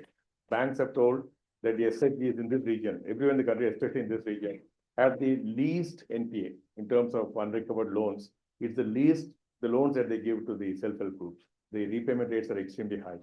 So yeah, making sure they're financially self-supporting is the best way of doing social good. It's very, very supporting. But talking about social good, right? What is social good and what is the role for language technology before we get into some of the examples and problems? Like why language technology for social good? Any one of you, all of you I would like to hear from, but anyone can go. You can go first. Since you're okay. Education, Right. you already mentioned that, but otherwise, from broader society, why is there a need for language technology? Right. A very basic thing with the language technology was actually converting it into written form. Because the spoken form is so fragile and then it is momentary, we need to convert into a permanent form. So the writing. So writing has come actually as a social good, right? It can be there for years together and centuries, and anybody can read. Some thousands of years ago, somebody has actually pronounced, and there was an inscription, there was a kind of a thing by a king, etc. So we have been actually enjoying and we have been experiencing what was actually people thought thousands of years ago, like in the form of ancient writings like Vedas and other kind of things. So they are there, permanented. Okay, now afterwards, now the second thing come, can we actually share it simultaneously with everybody? So the effort was actually printing has come, right? Even then, actually sharing it with simultaneously in time, as if I am speaking here, if some people sitting elsewhere in the continents, people can read and listen to me and then read whatever I have been writing it simultaneously, is actually now probably facilitated by internet. Now, this is also part of language technology. Now, the final thing is actually the language is the basic thing. We had to break the barrier because each language is a barrier for communication, right? In this room, probably there are dozens of languages are spoken and we don't read and probably we don't understand each other because our languages are different. Now we need the essential, the current language technology to overcome this barrier, right? What is the social good in this is, I don't want to lose my mother tongue, but still I want to enjoy speaking and exchanging ideas with all of you without learning your language. Without learning a foreign language, is the colonial language, and I have been actually forced upon me to continue that one, using my language. So that is the actually matter, social good, I thought. And now my constitution guarantees that, okay, you will be educated, you will be trained in your mother tongue. Where is that one? So now it is the time for us actually using this language technology. You can be trained in your language. You can use your language everywhere in every domain so that people can listen to you, that my speech in your language. Each of you can listen in your own language when I speak my language here in Telugu. That is what I call as a social good. And it, of course, in every domain, and the domain should not be a bar for this kind of thing. Thank you. Absolutely. I think Professor Rajani keeps talking about this. I mean, there's this whole, the thing Babelfish, right? In the character where you can use it to real-time translate in some of the novels. But you've been talking about in real world, can we have where, like you said, I speak in Telugu and somebody else should understand that in Hindi or Marathi or in real time, right? We're getting there, but I've heard him talk about first time from 20 years back. And I think technology is getting there. Hopefully, it will become a reality soon and maybe undo some of the damage you talked about in the sense like the perceived need that everything has to be in English. So AJ, you've done a lot of work with return form. I mean, like Umar referred to the return form. Can you just touch upon a little bit on that? Like, what is the need for technology when you look at like where you need things, OCR braille you mentioned? Can you just touch a little bit more on that? Where is the need for technology, language technology, when it comes to social? So before I start answering your question, I wish Professor Ajnarana was there when he talked about the written need for written language and script. He always says after some time nobody will write, but like he rightly said, for posterity, when you want to store something, if people are not stored about this thing, we won't be reading Mahabharata and all other classics in any language. So each has its own use. One not at the end. And for the same reason, I also feel, while I'm also passionate that people should learn their mother tongue, and because otherwise we lose the culture. But Indians are intrinsically multilingual. So we can learn very much English, which will help us connect to anybody in the world. And at the same time, we can equally efficiently learn our own language. And if you are interested, you can learn more also, which many of us have done it. So in terms of social good, personally, I listen to, Sadhguru, I listen to some TED Talks and things like that. I feel that, like he was saying, when I talk, you should all listen your own language. I feel that any kind of knowledge, whatever is, because different human beings are interested in different languages. Somebody is interested in literature, somebody is interested in philosophy, somebody is interested in something else. That can he listen to, suppose he knows Professor Narayanan is there, he wants to listen to that in Malayalam. So can he get, when Sadhguru is speaking, he should get Sadhguru's speech in Malayalam in real time. In his voice. In his voice. Yeah.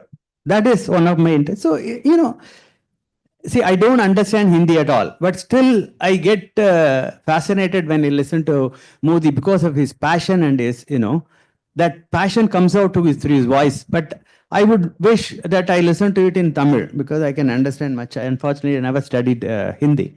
I know a few words, that's it. So this kind of thing, access to anything that is available in another language, if I can access that, and if I am interested in that, if it is available, whether it is text or speech in my own language, in my own script, then I think it will be a great social good. And I was telling you about this, that app that we released. And, people are, when they are not used to typing in their own mother tongue, that again, we can question why we'll have to go to him, that will come later. So some people are asking, can I write it? If this thing, your mobile or this thing has a thing. So there are different use cases. If we can provide all of this, it will take care of different people's needs. So that's what I would say. So interesting. So you're saying like writing is also, you're seeing it as an alternative to typing. Yes. You know the language. Yes. But typing is hard, so writing is easier. They are not used to that keyboard. Of course, they can learn, but they are used to writing anyway because they have written in school or somewhere else. So if you can give a stylus, they will be more easier than trying to type in Telugu or Malayalam. Absolutely. I think typing in this language is not easy anyway. No, it's not. It's not easy. That as technologists, we feel it is. I have done some experiments. My mother writes, she has published many books in Tamil.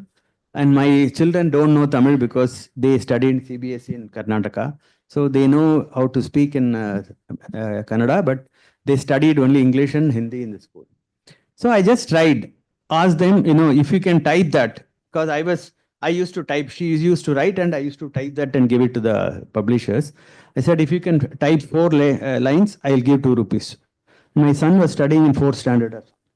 He learned to type in Tamil and typed it.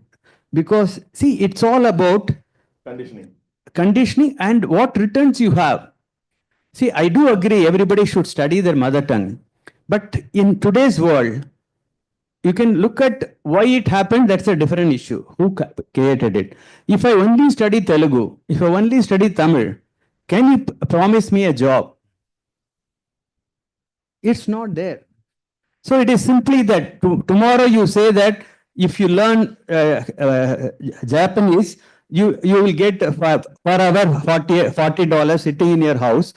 All our people are very, very resourceful. You will have in Hyderabad, every road will have one Japanese this thing, and our people will learn in no time, I'm telling you. So it's not, learning is not difficult. Typing in our language is not difficult. I can type very well in Kannada and Tamil, and it's as fast as English. In fact, in certain things, it is faster. Okay, in some cases, I can give you examples. The number of type you have to type for an English word and equivalent this thing, if you use a phonetic keyboard and use a intrinsic language keyboard, you will have to type less number of times. So it's equally efficient. It's just that we are not used to it.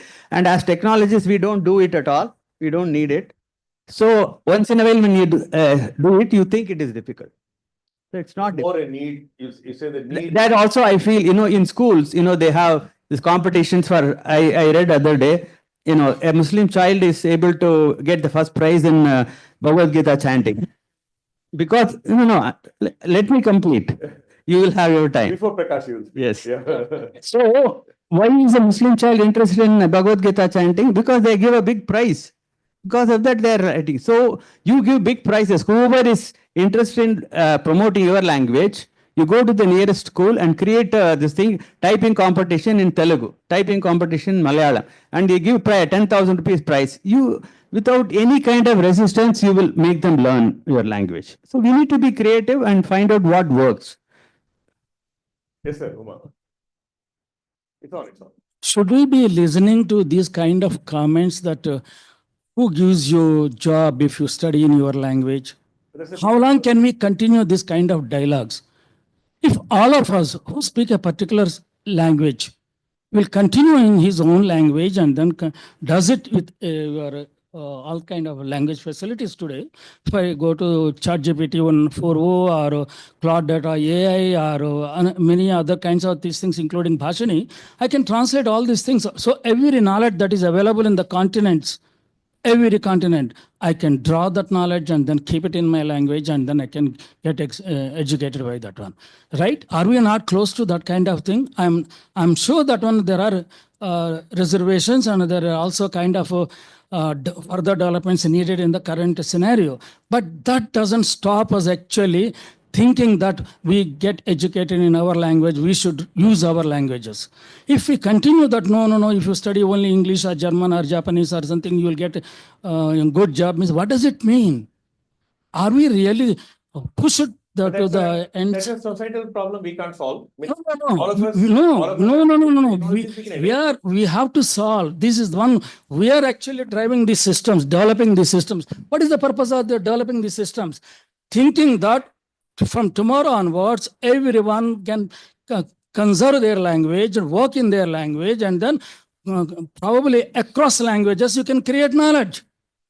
Right? If that is the goal, why should we think that no, if you study in Telugu or if you study in Tamil, you won't get jobs? That's the reality. That's not real thing. That's that is. Noted. Now, Bhashani, Yeah, please. Before you talk about the social angle, can you just touch upon state of the technology? How ready is technology where real-time translation? Or how long, based on what you're aware, because you're very, very involved with Bhashani and its national effort, how many years do you think before it can get mainstream to near real-time translation? Near real-time, I think we have been able to achieve in a lot of cases as we speak. We do have some near real-time applications that are there. But again, domain to domain things change. So it's all about the data sets you need for a specific domain. But the technologies, I think compared to if you had asked me 2 years back, the story would have been different. But if you look at today, they're at a fairly mature stage where someone can. So we're getting there. We're almost there. We're there. In some use cases, we're pretty much there because we did demonstrate on casual, some normal conversations you want to do, you can do it in near real time. It has been demonstrated. Technology is there. So that's good. So we'll come back to the state of readiness in a little bit, but can you just touch upon your comments on technology, need for language technologies in grassroots, like for me, for me, the day I see billboard in Amirpet, that means language technologies have arrived. It started already. It started. I don't know. I haven't seen that. That's on a lighter note. So I think if we're talking about social good, it's all about this marginalized societies, right? So marginalization happens for different reasons. So the language should be the last reason it should happen. That's the fundamental belief in it. When I say people should be able to participate in conversations that matter to their life. It's not about casual one-on-one conversation, about conversations that will drive policy, conversations that will help bring things to their doorstep in terms of law or whatever it is. Certain sections of people are unable to join the conversations. How do you get them to the conversations? How do you use language technology will play a significant role for them to be heard? And then the information that can be taken from there, feedback from taken from there. And second, language cannot be a barrier for me to earn my livelihood. The second thing from a social good is we're there to earn a livelihood. At the end of the day, that's what most of us. Intellectual pursuits is a different thing, but most 99% of people are there for their livelihood. So one is, do I have access to information in a way I can understand, so that I can be a better person to get the job that I want. So I'll touch base upon my startup life, where the product that we use was used in all the retail stores. If you look at the retail boys out there, most of them are, if you look at 10th pass, they wouldn't have even passed, and they look very nice and fancy in the store, but most of their education is 10th, 12th, most of the people who are there. And the retail stores are spread across the country, 2,000 stores across the country. In the hinterland, you have Van Heusen's, Louis Phillips, all these guys that are there, right? So, and that is an industry where you have first week attrition. And everyone in the industry thinks that these people are no good. Next shop gives 500 rupees, they'll go to the next shop. And they're just there to have fun, and they just go around. They're not here to learn or do anything significant. But when we put a platform out there, and then there's a lot of content the retailers share with the store boys for their day-to-day operations, right? Usually stores close at 11. They shut down the stores completely at 11, and at 10, there's 8 or 9 o'clock, I think they're shutting down for the customers. We have seen that there is a significant spike in the usage of the platform after 10 o'clock. After 10, 11, it goes on till 12 o'clock. And we thought it is an abnormal pattern. And as you go to hinterland, the consumption goes up. He said, why? What is happening? What is actually happening is, contrary to the belief of management teams that these are kids who are just there to earn a few bucks and move on in life, they were actually downloading each and every content shared to them. And they, compared to the city counterparts and the educated counterparts, they're sitting there reading, learning, so that they can get a better job. So content, learning, and they were asking for that. Those days, they were asking for, can I learn in my language? I don't know, because they're all 10th. That time technology was not there. At that point in time, these technologies were not there, but people are, that hunger for learning is coming from my desire to earn a good livelihood somewhere else. So that was the fundamental driver. For me, social good is, can I get them to participate and make sure that the rulers be put in policies or frameworks that will help me? Two, can I have everything in there which will help me earn my livelihood? These are the two things for me are important from social. So on that note, all the tribal, you worked even in tribal language and such. What is their meaning? The challenge building technologies for such kind of languages, which are, it's hard to build for even maybe Hindi, definitely like Telugu and such. It's hard to build while we're building it. But they're still much larger spoken, right? Crores of people speak. And when you go to tribal language, probably the lakhs at best. What are the challenges there? The need first, what is their need and what are the challenges? No, the kind of challenges that these tribal languages suffer are something similar to the kind of challenges we have taken in the initial stages of NLP movement in Indian languages. It was the same kind of thing, right? But only thing is they can't really afford many of these kind of gadgets that we have been using it, like the smartphones first of all. Right? Most of us have been actually downloading, using these things to read the Google Lens and all kinds of these things we have been using it. Such kind of smartphones they can't really afford today. But this is the time where we can really invest developing certain resources for their languages. Speech-based, Yeah, normal speech-based databases. And using the speech-based databases, actually we should get back into a little bit. The current large language models have actually reached for certain languages, let us say, a kind of a certain stage where there cannot be any further development. They already reached certain languages. Now they are not doing really well. Actually, today I translate something and then I compare with a month ahead. And the current translational output is much better than the earlier, almost after 1 month's better output. So I don't know why, what is happening here. So this kind of actually fluctuation in the output, kind of output cannot be controlled with this kind of thing. However deep actually you analyze and then million of patterns and the parameters that you develop. The problem here is actually none of these large language models use semantics based or ontology based lexicon. And if we don't use those things, the current situation will remain as such. And they are probably unpredictably they fail. And you can't rely using those things in the real situations. Of course, in the so there should be more purpose-specific models. Yes, you need to have actually one day you to go to the large language models into semantics based or lexical semantics or ontological semantics based. Then actually you don't really require large languages, language models. Using the certain amount of database, you can use it with a deep analysis and kind of things, you can achieve those things. But anyway, this is the thing is, now systems have learned actually to overcome the what do you call the learnability criterion, right? They are learning it now. Now, what is actually stopping us further using is actually good systems are there, coming it, we can use these things. OCRs are actually, I don't know your OCR, etc. But Google Lens is a very, very useful today. We have been using it. Actually, I have been using it to run my, I run a monthly journal in Telugu. And there actually most of these things we convert from one language to another language, including Japanese, Korean, and Chinese. We convert things and then actually adapt it to for our publications using Google Lens, right? And of course, with the minor editions and things we use it. So we have been using these things, actually language technology tools, to a greater extent.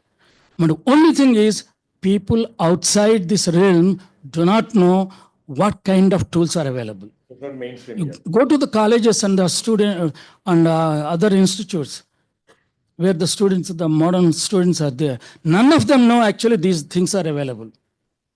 That's why they have not been using. And many of them just simply don't use other than English. And So the awareness is a challenge. the whole thing is actually they need to know that these tools are available. Every one of us must use at least 10 minutes of our language on the machine, so that large amount of database can be created. So we're doing crowdsourcing in Telugu right now. Exactly. No, yes. We're 100,000 students, 1 month each. We're trying to collect foundational data through speech interviews. These students are interviewing others. It could be about a place, about a food, about recipe, about a local skill, local kind of maybe building, temple, mosque, church, could be old. It's an experiment. We'll know. It's midway now. In another 2 months, we'll know how well it did or if it did well or not. But you're right. We need to collect these ground up. So talk about education, AJ, you referred to Braille earlier and you referred to OCR. What are some of the use cases you have come across where it's getting used, however little it's getting used? Can you just give some examples of Any of these technologies, especially OCR, since that's your area of, one of your areas of interest? Yeah. So, see, OCR, is a specific product. I learned it very hard way. Nobody wants to buy OCR. It's not a product that you can sell. Now after I retired, I have trained myself to be an organizational development consultant. So then now I know a little bit on the other side of the business and so on. Technology is different, product is different. You may have a technology, you say that, yeah, my translation engine gives 99%. That doesn't mean that somebody will start using it. You need to go and talk to the prospective customer, find out what is his or her use case, and provide an interface which is convenient. All that. I will give an example. I met Professor Panchanathan, who is currently the director of NSF in US, almost 10 years back. So at that time, I was also working in OCR for, I said I was doing something for the blind. He said he gave his experience. He had a multi-million-dollar project. He was a professor that time. And they developed something with 2 cameras so that it can be used by the blind people. But they never talked to any blind person. They worked for 3 years. Project is about to end another 2-3 months. They have to write the report. Then they called few blind people and gave it and asked them to use. They touched here, this is a old technology. I'm talking about 10 years back. There are 2 projections. They asked, what is this? They said that it is cameras. They immediately threw it. They said, we don't want anything that makes us look different from others. So this is a very classic example of, not blaming anybody. We are not aware. We are not being taught how to develop products. It's a completely different science or an art. Developing, academicians can only develop a technology, a viability of the technology. To convert it to a product is a completely different thing. I'm not saying academicians cannot do it. To some extent we did, but that requires a lot of effort. And whenever, I'm happy they called me even after retirement for this, thinking that I have done something for language technology. But in IISc, I was never recognized. All my promotions were delayed. They said, how many papers you have? That's all. They are not interested in doing anything. They are not interested in social good. They are not interested in product. They are not interested, even today. Okay. So all of this cater to that. So some people are very clear. Hey, some colleagues also advise me, don't do all this. These are not great research. No, you won't get any recognition. You won't get any academy awards. You won't get fellowships. Actually, some of my colleagues told me. They know some of the names. I don't want to tell the names now. So, but this much is clear. Yes. Your work is good enough that Vasu and others felt you needed to be here. Yes. So you need to really go to the ultimate customer, whatever is the thing, and find out what they want, in what form they want, what should be the interface, speed. See, I downloaded the so-called Bhashini. And one of my the friends who is a retired professor from computer science, he's a very senior man. He said, I have some Telugu thing. So why don't you speech you convert into text? So I put it in the Bhashini. It was just rotating. 1 minute also nothing came out. We tried 3, 4, 5 times we tried and then we gave up. So this is very important that is it user friendly? Does it give response in the time that you want? See, everybody here says Modi is using it. No doubt, I also believe it because there you will do everything to make it work for him. But are we making it work for the common man? So all of this is important. So coming back to your question, so I already told you, we developed that this thing. We took around 3 years to make it really work very fast. By the time some blind person used to give a book, in 3 days they will be given back the Braille book. And they were using an interface for correcting the English thing because OCR will never give you 100%. Depending on the document, it can go from 99 to even 80% if it is a old document or images are there and all that. So somewhere always some correction is there. So we developed with a lot of effort a proper interface for looking at the original image and the recognized text, and so that it will be very fast for the people to correct it. Without that, it never went. So this is not part of the project. Project they only, Shantanu will only look at how many percentage you got. 95%, it is great. This is bad. You have got only 93%. But none of them delivered this. We had to work. We had to go and find out what they need. And initially, as per the consortium project, we are supposed to use Linux. So we went and asked them. They said, we don't have any Linux machine here. Then they had enough unused machines, so we installed Linux and put it. After 1 month also, they said, no, it's very difficult. Why don't you give us Windows version? So then we developed a Windows version and gave it. After that, they started using it. So these are all important. You need to really, you have to serve the customer, not just say that I have a great technology. Why are you not using it? So if it is great, they will use it. So we need to, and like he rightly said, if people are not aware, we need to see, I may not be able to do it, but I have to ask the politician if you have a contact, or you ask the minister or an NGO, can you increase the awareness of the potential users and then reach it? We need to do what is required. There is no point complaining. I'm also emotional, but then I have realized, at least at this age, emotion does not deal you anything. Tomorrow also I'll be at the same emotion. It's sad only. But today I can go and tell at least 10 people and see whether something is possible, or I can come and ask you if you have experience. This is my problem. What can you do? Your knowledge may be better than in that interface. You will tell me, do this, otherwise it will not work. So we need to see what works. Prakash, you want to talk about before we take few questions? Couple you can talk about, specifically do just touch upon the ambulance, the use case that you're working on. A couple of examples, 2-3 use cases I'll quickly walk you through. Two in the education space. So one, if you look at it, of course, our application for language technology for content accessibility is pretty much known. You're translating, making it available in different language. But what I think the shift that is happening is people want to interact with their content with their natural interface. They want to ask questions in voice and get the answers back in voice. That's what we tried with the Agastya Foundation. And we learned a lot of lessons down the road, because that was during COVID, this made, because access to teachers was difficult, right? And then access to good teachers was difficult. And assumptions were made that you'll use a feature phone. People have only a feature phone, so they'll make a call from feature phone and ask questions and get answers. It worked well. Somehow we reached that point where people can use a usable system. But then we realized COVID has passed. Now suddenly they have access to teachers, that they want something more. And then students want, the assumption that they have only feature phones is kind of invalidated, because they do have good phones nowadays. Almost everybody has a smartphone on hand. So we need to factor that in. That is one use case where students now are wanting to ask, in the absence of good teachers out there, they would want to ask the system some questions and get answers back and get moving. It may not be the best possible answer, but at least they want to get moving on their learning path. So that's something that is a very useful thing. Second is, almost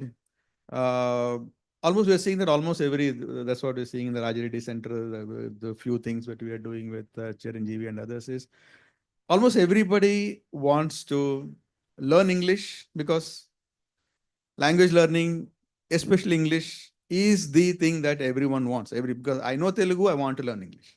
So let me learn English from a Telugu, for a Telugu speaking, Tamil speaking person. So that English speaking language learning, especially learn, because the perception or the reality is that I learn English, I'll be able to get a good job somewhere. So that's something that is. So that is one use case where at a school, spoken languages. I think that's pretty much happening, and we're getting a lot of demand for such kind of applications. The third one, the ambulance use case, I think that's, as I said, we're talking about livelihood, right? I get a livelihood, I'm having a livelihood, but then I want to do good in my job, right? Now, if you look at today, ambulance was just one instantiation of that. I want to do good in my job. All instructions are in English, right? All my responses have to be in English. So this is a case where a person who is trying to go and treat a patient needs to get certain instructions, right? Have you, this is a pregnant woman, you're going to take care of a pregnant woman in an ambulance. Have you done A, B, C, D, E, F? Now their system is telling them in Telugu or in their language, have you done this, and then they are better prepared to deal with the patient. Now it is telling. It was earlier in English. Earlier they have to read in English, understand, and then there's a lot of medical jargon in that. So what does it mean? They just go to, Yeah, out the of reading experience was- they do. The reading was not in the ambulance, that's during training. Yes, that is in training, right? Second is, the only few emergency techniques who have been there in the system for many, many years know it. The newer ones as they recruit, because the ambulance system, this emergency So system. this system supported them in the ambulance. System supported them in ambulance and let them feel, because again, second one is you're doing a job, right? You're doing a job of, in this case, job of taking care of a patient and taking note of vital parameters. Now they used to write they used to do a lot of handwritten stuff, and they're not in a position to hand over that information to the doctor when they hand off the patient, right? So now they made it completely voice enabled. Now they can speak in their local And they language. could not do it because they didn't have the time to do it. They're They busy attending to the didn't patient. have the time to do it, right? So now they can just speak out in their local language. It just fills the form for them, and the form is available. So as they're attending to the patient, it gets filled. Yes. So at the end of the day, if you look at it, the technology has made them do their job better. So that means they're getting better at their job than focusing on which language do I look at, how do I fill these forms, how do I understand the instructions. So that's where language technologies, I would say, is creating that shift. And is applicable in any domain. Just ambulance is just one instance. It can apply to everything. So, yeah, please, yes, sir. Since you said ambulance, I had this interesting experience. I told you we developed this app, which we thought is used for speech disabled people. I have a friend who is a neurosurgeon. They have a neuro rehabilitation center. You know, after neurosurgery, stroke, many things they come for functional this thing. They have different type of therapies and all. So I thought they may be able to use it. So I went and gave it to the therapist. After 3 days, I called them, is it useful? They said it is more useful to us as therapists than the patients. To understand what they speak. They said we get patients from multiple languages. When we ask them to give instructions, we are not able to speak in their language and they don't understand. So here I can type in my instruction, and we also have integrated translation from AFA Bharat. So we can translate it and give it to them. So I was thinking, okay, this is a new use case. So we need to find out. There may be many, especially in our country. No, there are so many languages in every city. There are so many other languages. So like this, there will be a lot of other found out use cases. And I found that that's a because any doctor, you are not sure who is going to come. Local people may come, and if you are very famous, they will come even from the villages. So they may know other languages. So, and a lot of people from North come to Bangalore to study MBBS, and they settle there. They don't know Kannada. So many of those cases will be. Yes. So we have time for 1 or 2 questions. Can we? Time up. Already time up. We'll wrap up. Okay, fine. We'll have take the interactions. Ajar may leave in a little bit, but hopefully he'll be there till the break at least. But we'll take the questions in the next break. And so thank you so much, Ajar, Umesh Rao, and Prakash. I know 45-50 minutes doesn't do justice to the kind of work you all do, but just a glimpse of some of the things at the intersection of language technologies are still very much in active research, right? This center is as relevant today as it was 25 years back. And there's so much of work happening, very, very relevant, a lot more needs to happen. So it's just a glimpse of how all the work happening and intersects with the broader society and social good. So we got a glimpse of it. Thank you so much. Thanks for taking the time. Thank you.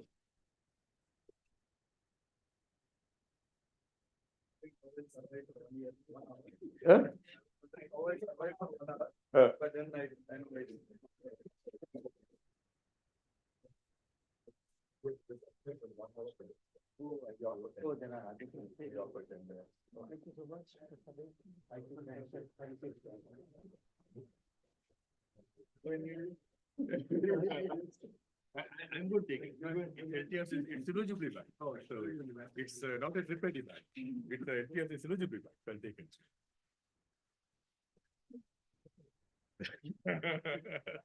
Thanks for Thank you. Thank you, dear. They're going immediately now. 4:30 or 4:40? What's it?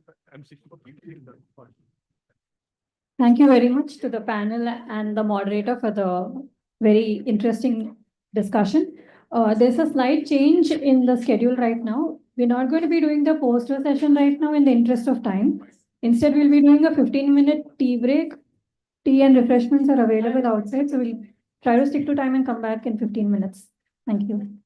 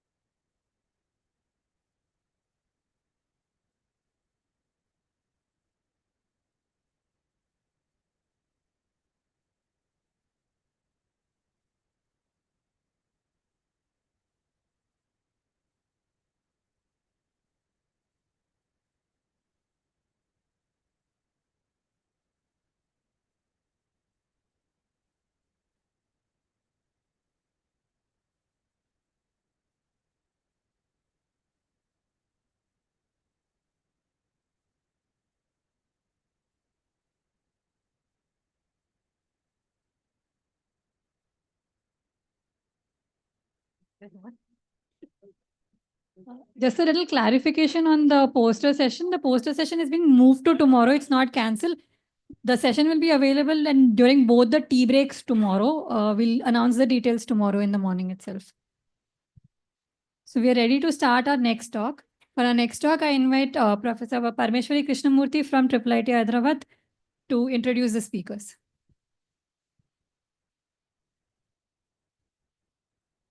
So, hello everyone.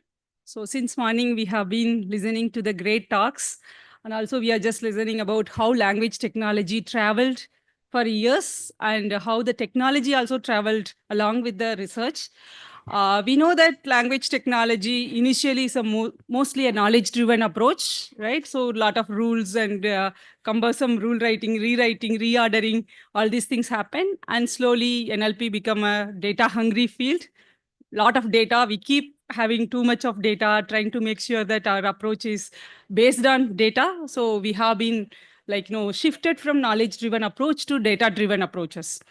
So as we also heard from the morning, LTRC has put a lot of efforts in building, using Indian grammatical tradition in the language technology research. So what will happen to all the Indian grammatical tradition research that happened all through the years? Is this knowledge-driven approach, is it useful even today, or is it has any validity? Can we compete with this knowledge-driven approach with the data-driven approach? Of course, we know that data-driven approaches are easier to do than the knowledge-driven approach, thinking that of writing rules and all these things. So now we have Dr. Somapal and Dr. Sugata here to discuss about the state of the art on these knowledge-driven approaches and how these knowledge-driven approaches can also make impact on the language research, and how this kind of knowledge-driven approaches are mostly helpful for building technologies, and using these technologies, can we bring some kind of changes to the research in languages? So to introduce Dr. Somapal, is been involved with LTRC for more than 2 decades, I guess. She has been actively working on synergizing this Indian grammatical tradition with technology. And she's also actively working on universal semantic grammar. And she is making sure that this knowledge is being taken towards school children to make use of this tradition to teach the language. It's a kind of paradigm shift she's trying to introduce. And we have Dr. Sugata as also our alumni, done her PhD from IIT Hyderabad, now working at IIT BHU, Varanasi.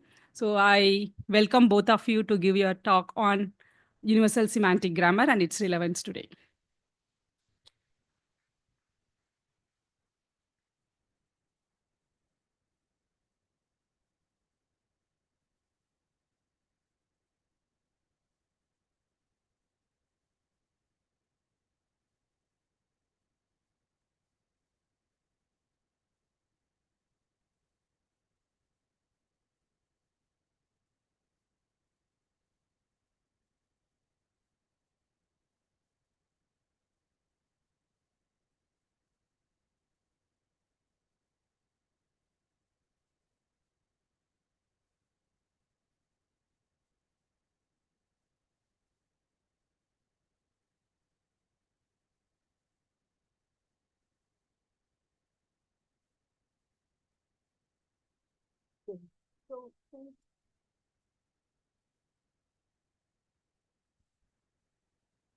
Since we will be presenting jointly, so ऐसे बीच बीच में we will say, talk to each other ourselves. That's part of the talk.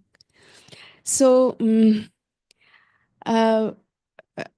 as you see that we have been listening since morning Akshar Bharti, and so my task is easy because it has been already introduced, and it is a legacy that we would be presenting today. And today's presentation is not about our scholarship. It's not about what we are doing. It's all about our gratitude. So this talk is only offering our gratitude to the work that has been happening for last 30 years and has come to us. अच्छा, ये तो मुझे ही करना पड़ेगा. So, as you are seeing in the center, you have seen Chaitanya ji and Dr. Sangal. They are here. And you also see the other third person who you have been hearing, Professor Ramakrishna Macharya ji. So these three are the center point. And then around that, for last 30 years, you can see Ambaji, Diptiji, Professor Manashwar Rao, Tripathi ji from Sanskrit Central University, Professor Warkheri. Some of these names you have been hearing from the morning. And they are all part of this group, part of this activity for last many, many years. And now, since the journey continues, more young people are joining. And now you can see the larger constellation where we are there, and along with us, whoever are working are there. So we are one team. And this is Akshar Bharti. Okay. So what is universal semantic grammar? I have tried to give a small definition, a set of semantic principles independent of language. And I have given a picture in the brain, inside the brain, as you can see. So this set of principles are there inside us. So what are these principles? Very quickly, if I say, since it is independent of language, since this is universal, they would be very simple. So what we can think of, concepts and their ontology, relation between these concepts, relation between larger proposition, which we generally call sentence, so the connection between the sentences, and finally, a set of handlers for focusing, foregrounding, backgrounding, and so on. So these four, I could think of these four broad things which we all share. As human beings, we all share. So it is there within us. And I would say the last one, that is a set of handlers for focusing, foregrounding, backgrounding. This is very, very particular, very particular to our tradition, to Indian grammatical tradition. Somebody in the morning was telling that, yes, I have also been trained as a Western linguist, but I have done semantics, formal semantics in my education. So meaning is something I have always been working with. But yes, in Western tradition, we have a tendency of looking things in bits and pieces, fragmented, right? And that helps you to study a particular region. It's not, I would not say that has happened because of some utilitarian need.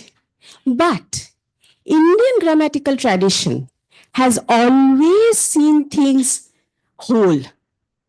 So I remember sometimes when I was a student, somebody told me, like, if you want to understand discourse, Bhartrihari has talked about it. So I said, okay, I can't read Sanskrit. So I bought 2 volumes of Bhartrihari in Bangla, Vakyapadiyam. I bought and I came back home and I started reading. I'm reading. There's no question of sentence. There is no question of discourse. Rather, the question is, what is the purpose of life? They have been talking about what is the purpose of life, pages after pages. And I thought, because I have by then read many linguistics books, I know what is a pointed reading, pointed understanding. So that was my first introduction to, how traditionally Indians have looked any subject matter. After that, I have understood Ayurveda. I know people who does Ayurveda and all those things. And I see, as an Indian, our question is always whole. So my training in the university and my getting introduced to Indian grammatical tradition, there's a huge jerk. There's a huge shock. But then I started appreciating it. And that's why when I see, and that has helped a lot when I work with Sukhada, because Sukhada is coming from a very traditional background, and I'm coming from a Western linguistics background. So when we, collaborate, so I think a lot of beautiful things come up. So this is capturing speaker's intention, which in our tradition is called vivaksha. So this set of handlers for focusing, backgrounding, foregrounding, and so on, this is nothing but what is the intention of the speaker? What does speaker wants to say? I will give you a very simple example to make my points clear. For example, eat. Say the action eating. So when you say that you know the meaning of eating, that means you know that there would be an eater, there would be something to be eaten, some time when you eat, some place where you eat, maybe also an instrument that you use to eat. So these are, when you know all this, you know the meaning of eating, right? Now, when I say, मैंने चावल खाया, I ate rice, और मुझको चावल खाना पड़ा, I had to eat rice. In both, the action is same, khana, eating.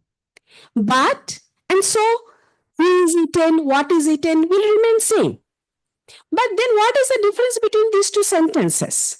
Why are these two different sentences? So that is, you are going beyond the argument structure is the technical term we use. That is, the verb has certain akanksha in Indian grammatical tradition term. It has certain akanksha. It requires certain participants.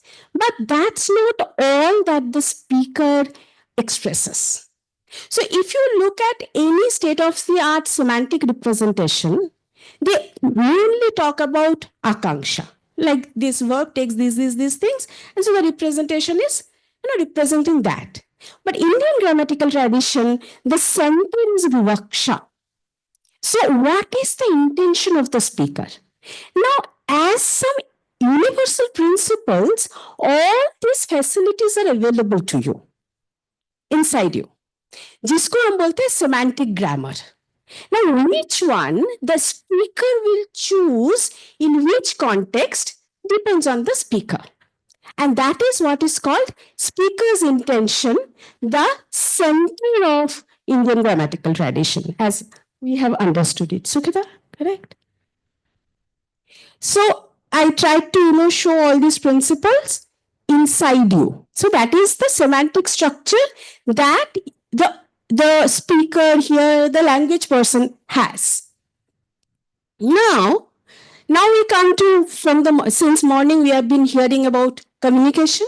Language is all for communication. So there is a reality. And there is those principles within the speaker or hearer's mind, the semantic structure. Now, reality, one example. So this is one situation. In this regard, Bhatrihari has said something, how we understand meaning. We quickly introduce it because that will help us to understand semantic grammar better. Yeah, so Bhartrihari says is that the process of conveying an idea to the listener or to the reader has 3 stages. So, and he talks about it through the analogy of a painter. So for example, when a painter wants to paint a picture, the painter has the complete idea, complete picture in his or her mind. And then the next stage comes that this painter visualizes the whole picture in parts separately. So for example, if the painter is willing to paint the a figure, so he will look at the different parts of the figure or an object. So he will look at the different parts of that particular object separately and individually. And then the third stage comes where the painter paints them separately, individually, part by part. And that is the whole process that takes place in communicating the idea to the readers or to the speakers. So this is what then happens. That is, there you have reality, you have a semantic structure within you of that reality. And then if you are a speaker, you express it using certain medium of expression. In this case, we are talking about language. So it is language. It can be painting also. So laws of USG. So you have a real world. Then that leads to, from the speaker's point of view, some semantic structure that we have within, and then that get expressed in context. So language in use.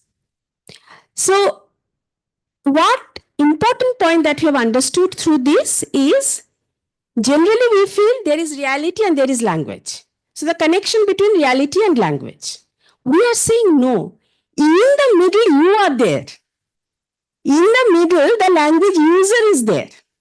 And language user is not just seeing and speaking, in that case, everybody is seeing the same thing, then everybody will say the same thing. That doesn't happen, right? Even today now, if we ask each one of us to describe this room, we will do it very differently. Why? Because the structure, all the principles are available to you. What you are referring to, what you are accessing, depends on what you want to focus on as a speaker. That is speaker's vivaksha, speaker's intention. So, at this point, I give one small story. It's not story, it's a fact. So this is universal semantic grammar, and with this, we have been working with many schools.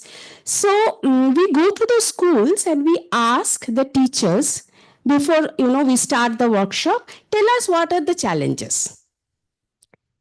Now, we are all researchers sitting in the lab and work.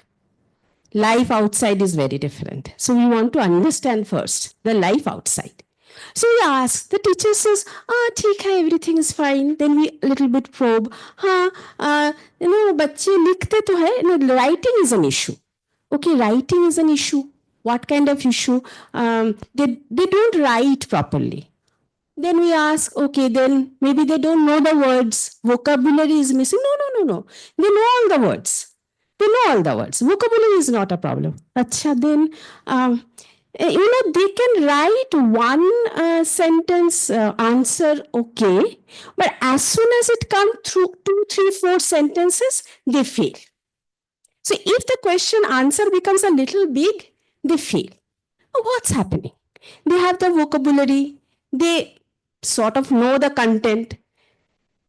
Then we further probe with the teachers, we think together, and what we realized is, what is missing is the organization of the thought inside. So if your organization of thought is not proper, then what you pronounce, what you say, what would be your content? So from the morning, I have been listening to this, that communication, goal of language is communication, function of language is communication. We have also been taught that. But my question always comes back when I work with children, content. If the content is not there, if the organization of the content is not there within the child, then what will the child utter? So, this organization of thought is very important. And in language, you call it coherence. So, when you are writing a text or saying a few sentences, whether there is connection between the sentences properly organized so that it becomes coherent. So that becomes very important. So I will come back to this again. So what we understood that universal semantic grammar has 2 goals. One, making knowledge explicit. And second, a semantic representation capturing both ontological and argument structure of predicates and speaker's intention. So, semantic representation in this case is modeled on the basis of universal semantic grammar. So, what we have done is we have designed universal semantic representation, which is computationally tractable, based on the principle of universal semantic grammar, where we are trying to capture both the ontological and argument structure of the predicates as well as speaker's intention. And there is a continuum in representation that brings the continuum in representation. So in the morning, we have been talking about this. Things are getting discrete. Now, discrete things will not communicate the whole. So, then what would be the nature of the representation? So, I will show you. And we are applying this representation for natural language processing as well as for education. So this is one, universal semantic representation modeling the universal semantic grammar. So as you see, I hope you can see this. So you see the different arrows, colors are different. So that says that these are different kind of information. And this is a template. So this template is there inside you as a structure. You can fill up this structure to make sentences and then sentence after sentence discourse. So for example, this is the final, like if you fill the template. So as you see, Padhai Karna ya study is your root. And then there is Ram, who is Karta.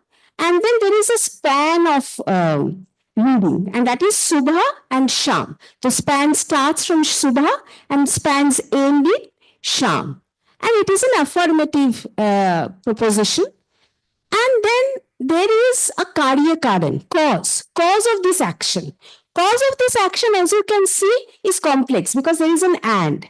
So there are two causes. And those two causes again are sentence 2 and sentence 3. So this is getting built inside you. This is getting built inside you.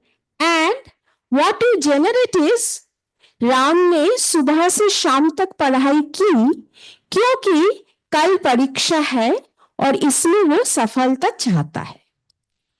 Ram studied from morning till evening because the exam is tomorrow and he wants to succeed in it. Both the sentence can be generated from this structure. And that makes it semantic structure and that makes it universal. So what we are saying, universal semantic representation is language independent. You can generate multiple languages from this representation. This is a very new work that following the same, continuum, the idea and notion of continuum, we have tried to give a discourse plan for geography chapters. So we are studying, NCERT book, chapter by chapter. And when we are doing it, we are seeing that a structure is emerging out of the author's writing. And that is also very interesting. So maybe it can be so. This is a reading aid with discourse plan. So when I was a student and when I was talking to my students also, then, when you open a chapter to read, it's not that from the very beginning you start reading each line with similar attention, similar interest. That's not possible. What you try to do is, pehle you try to mota you understand. What mota this chapter is trying to say, right? And then you go inside and try to understand. So all these chunks, the blue colors are the sentence chunks. So this, if I can give children this kind of, a graph where I give a mota structure of the whole chapter. So we have noticed that every chapter starts with these things. Like every chapter will have a title and then it will have introduction. And introduction will have 3 parts. I cannot read. Background, what to study, and purpose. Every chapter starts like that. Background for this chapter, what to study, and what is the purpose. Then it goes inside and explain. So if I can develop this kind of, structure, discourse plan for the children to access, then if we are thinking like that would be interesting. So a child gets a bird's eye view. of the whole chapter. So this is what we are doing in the domain of natural language processing. But as I told you, universal semantic grammar has a very larger goal, which is in the domain of education. And we are saying that in the domain of education, the goal is, the vision is learn to think and develop critical thinking. And the milestone is reading with comprehension. So when I was talking to these teachers, I was asking them that you are saying like even a children of, these are all government schools of Delhi. Huh? I have been discussing with these teachers. And I asked them, when you are saying that many of them cannot even read, then how are they passing? Then they told me, how do you teach? They told me, we all read together in the class, like आप 2 line पढ़िए, आप 2 line पढ़िए, आप 2 line पढ़िए, सारे बच्चे ने पढ़ लिया. Then the teacher gives a summary of the chapter. And she said, in their easy language. So in their easy language, the teacher gives a summary of the chapter, and then the teacher gives a set of question answer. तो बच्चे वो question answer रट लेता है. And then they write the exam and they pass. Though the child never feel the need to read and understand a chapter. जरूरत ही नहीं पड़ता है. And then when these child come to us and we ask them, you read a paper, why are you not being able to read the paper? Why are you not an independent researcher? How will they be an independent researcher? पढ़ा ही नहीं कभी. Never ever they have read a book and tried to understand themselves. And I'm talking about mass. Now don't please talk about your child, because your child can be an exception. I'm talking about mass. Okay? Yes, time is up. So reading with comprehension is our goal. I think we are done. So these are the 2 collaborators right now in the domain of education. So we thought like, if we want to start, we have to start very early. So very recently, this Heartfulness International School at Kanha, this Kanha has a very big setup. Their international school has tied us with us to develop their Sanskrit curriculum. And this Sanskrit curriculum would be connected to universal semantic grammar when the child reaches the age of 12. So 3 to 18 years curriculum we are developing, where we are studying, because our backbone is Indian grammatical tradition, right? And Indian grammatical tradition, you will understand the best when it is written, when you can read the original. So we are starting from Sanskrit, we are taking them with us. So this is a very recent collaboration and we are very happy about it.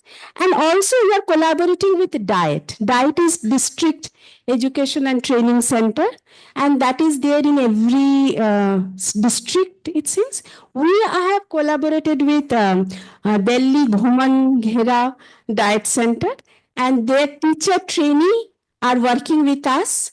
They are developing lesson plans with us to go and teach in the schools, in following the method of universal semantic grammar. So these are our activity and these are our offering to Akshar Bharti. Thank you. Thank you very much, Dr. Soma and Professor Sukhada, for your talk. I request Professor Deepti to please present the speakers with a memento.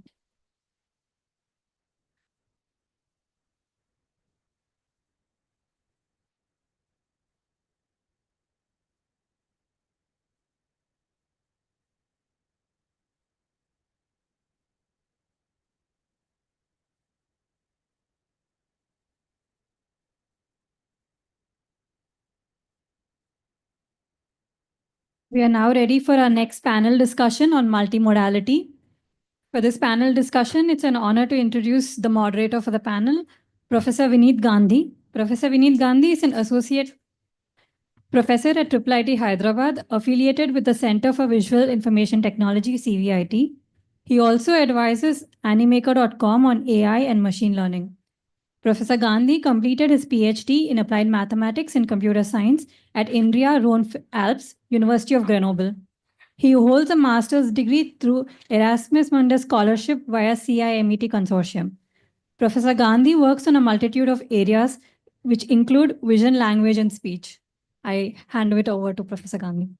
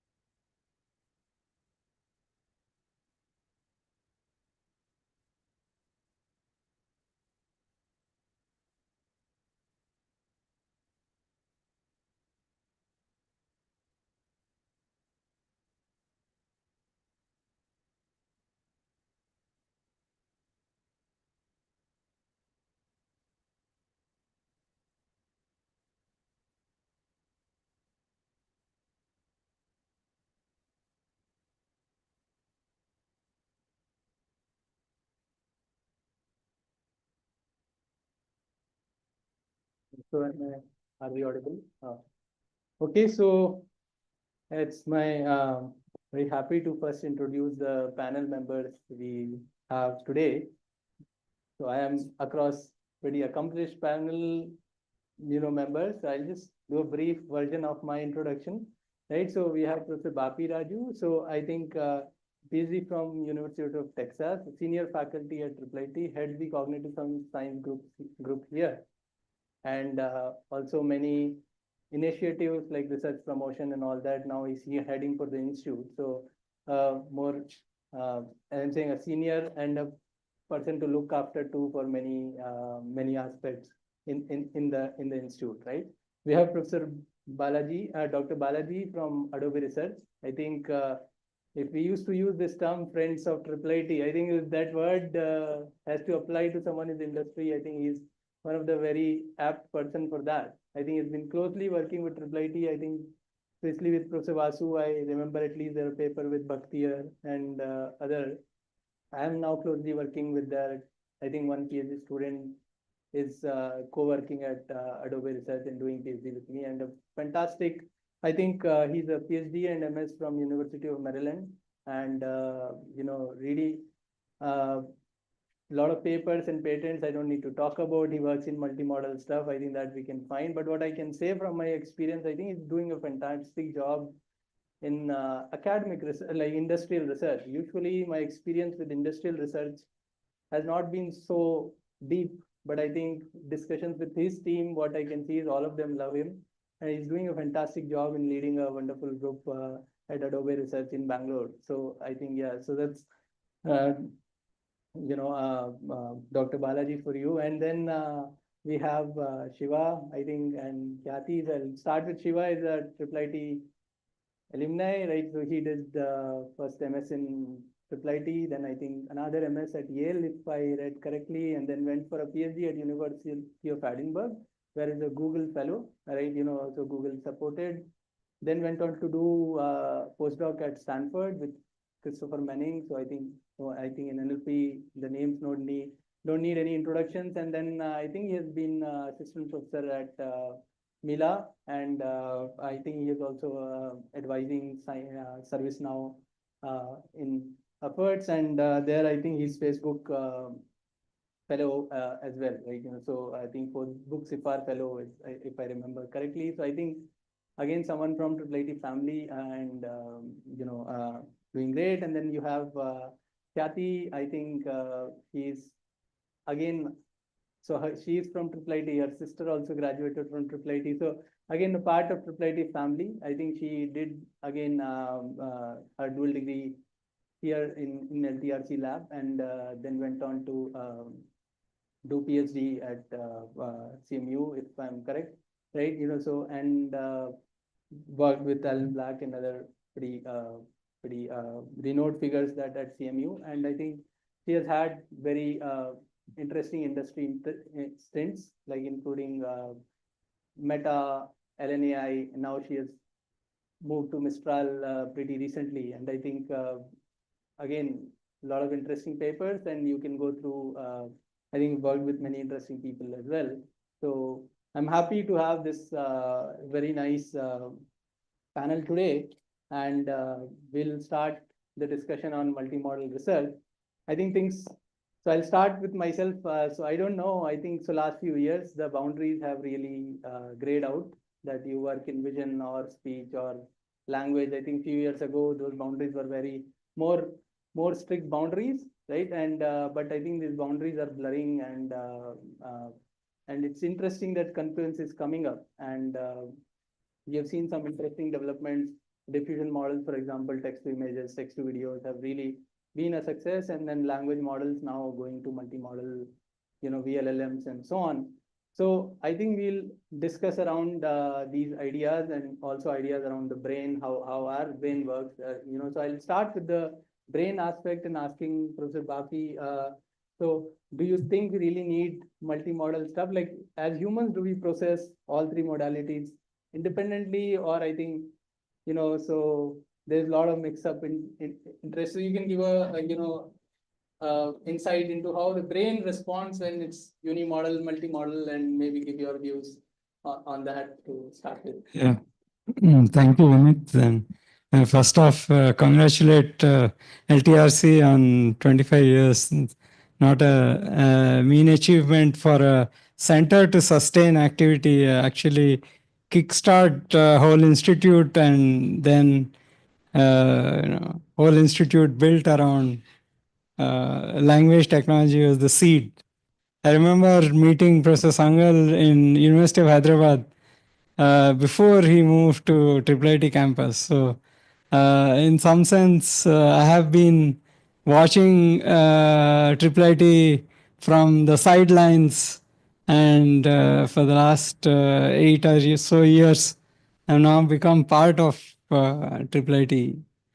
So yeah, congratulations, and to get into the topic, yeah, thanks for thinking about the brain.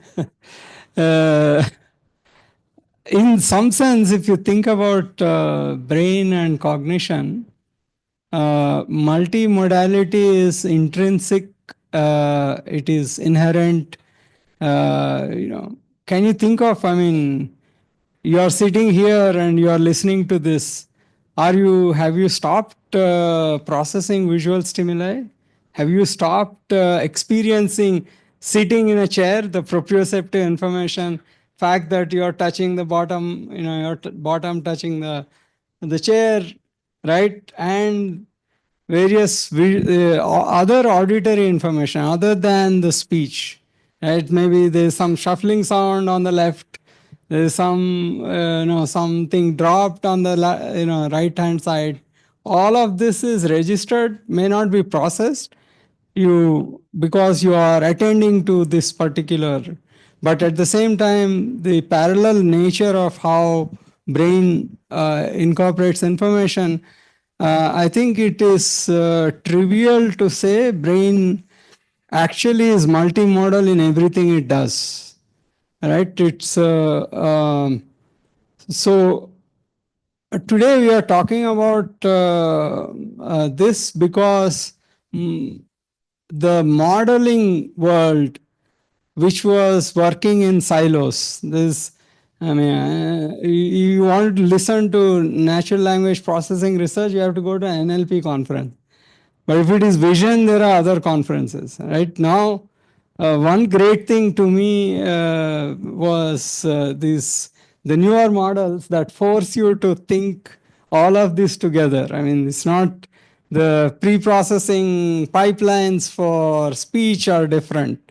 You know, they talk about they talk different language because that's a signal that varies over time, and there is frequency specific features you extract, Mel spectrogram and all of that. The vision people talk about different. There's an image that you deal with, there's an intensity histogram, you have to have features from that. And these sort of evolved parallelly, but brain in some sense has always, even now, is multi-modal, intrinsically, involuntarily, unconsciously.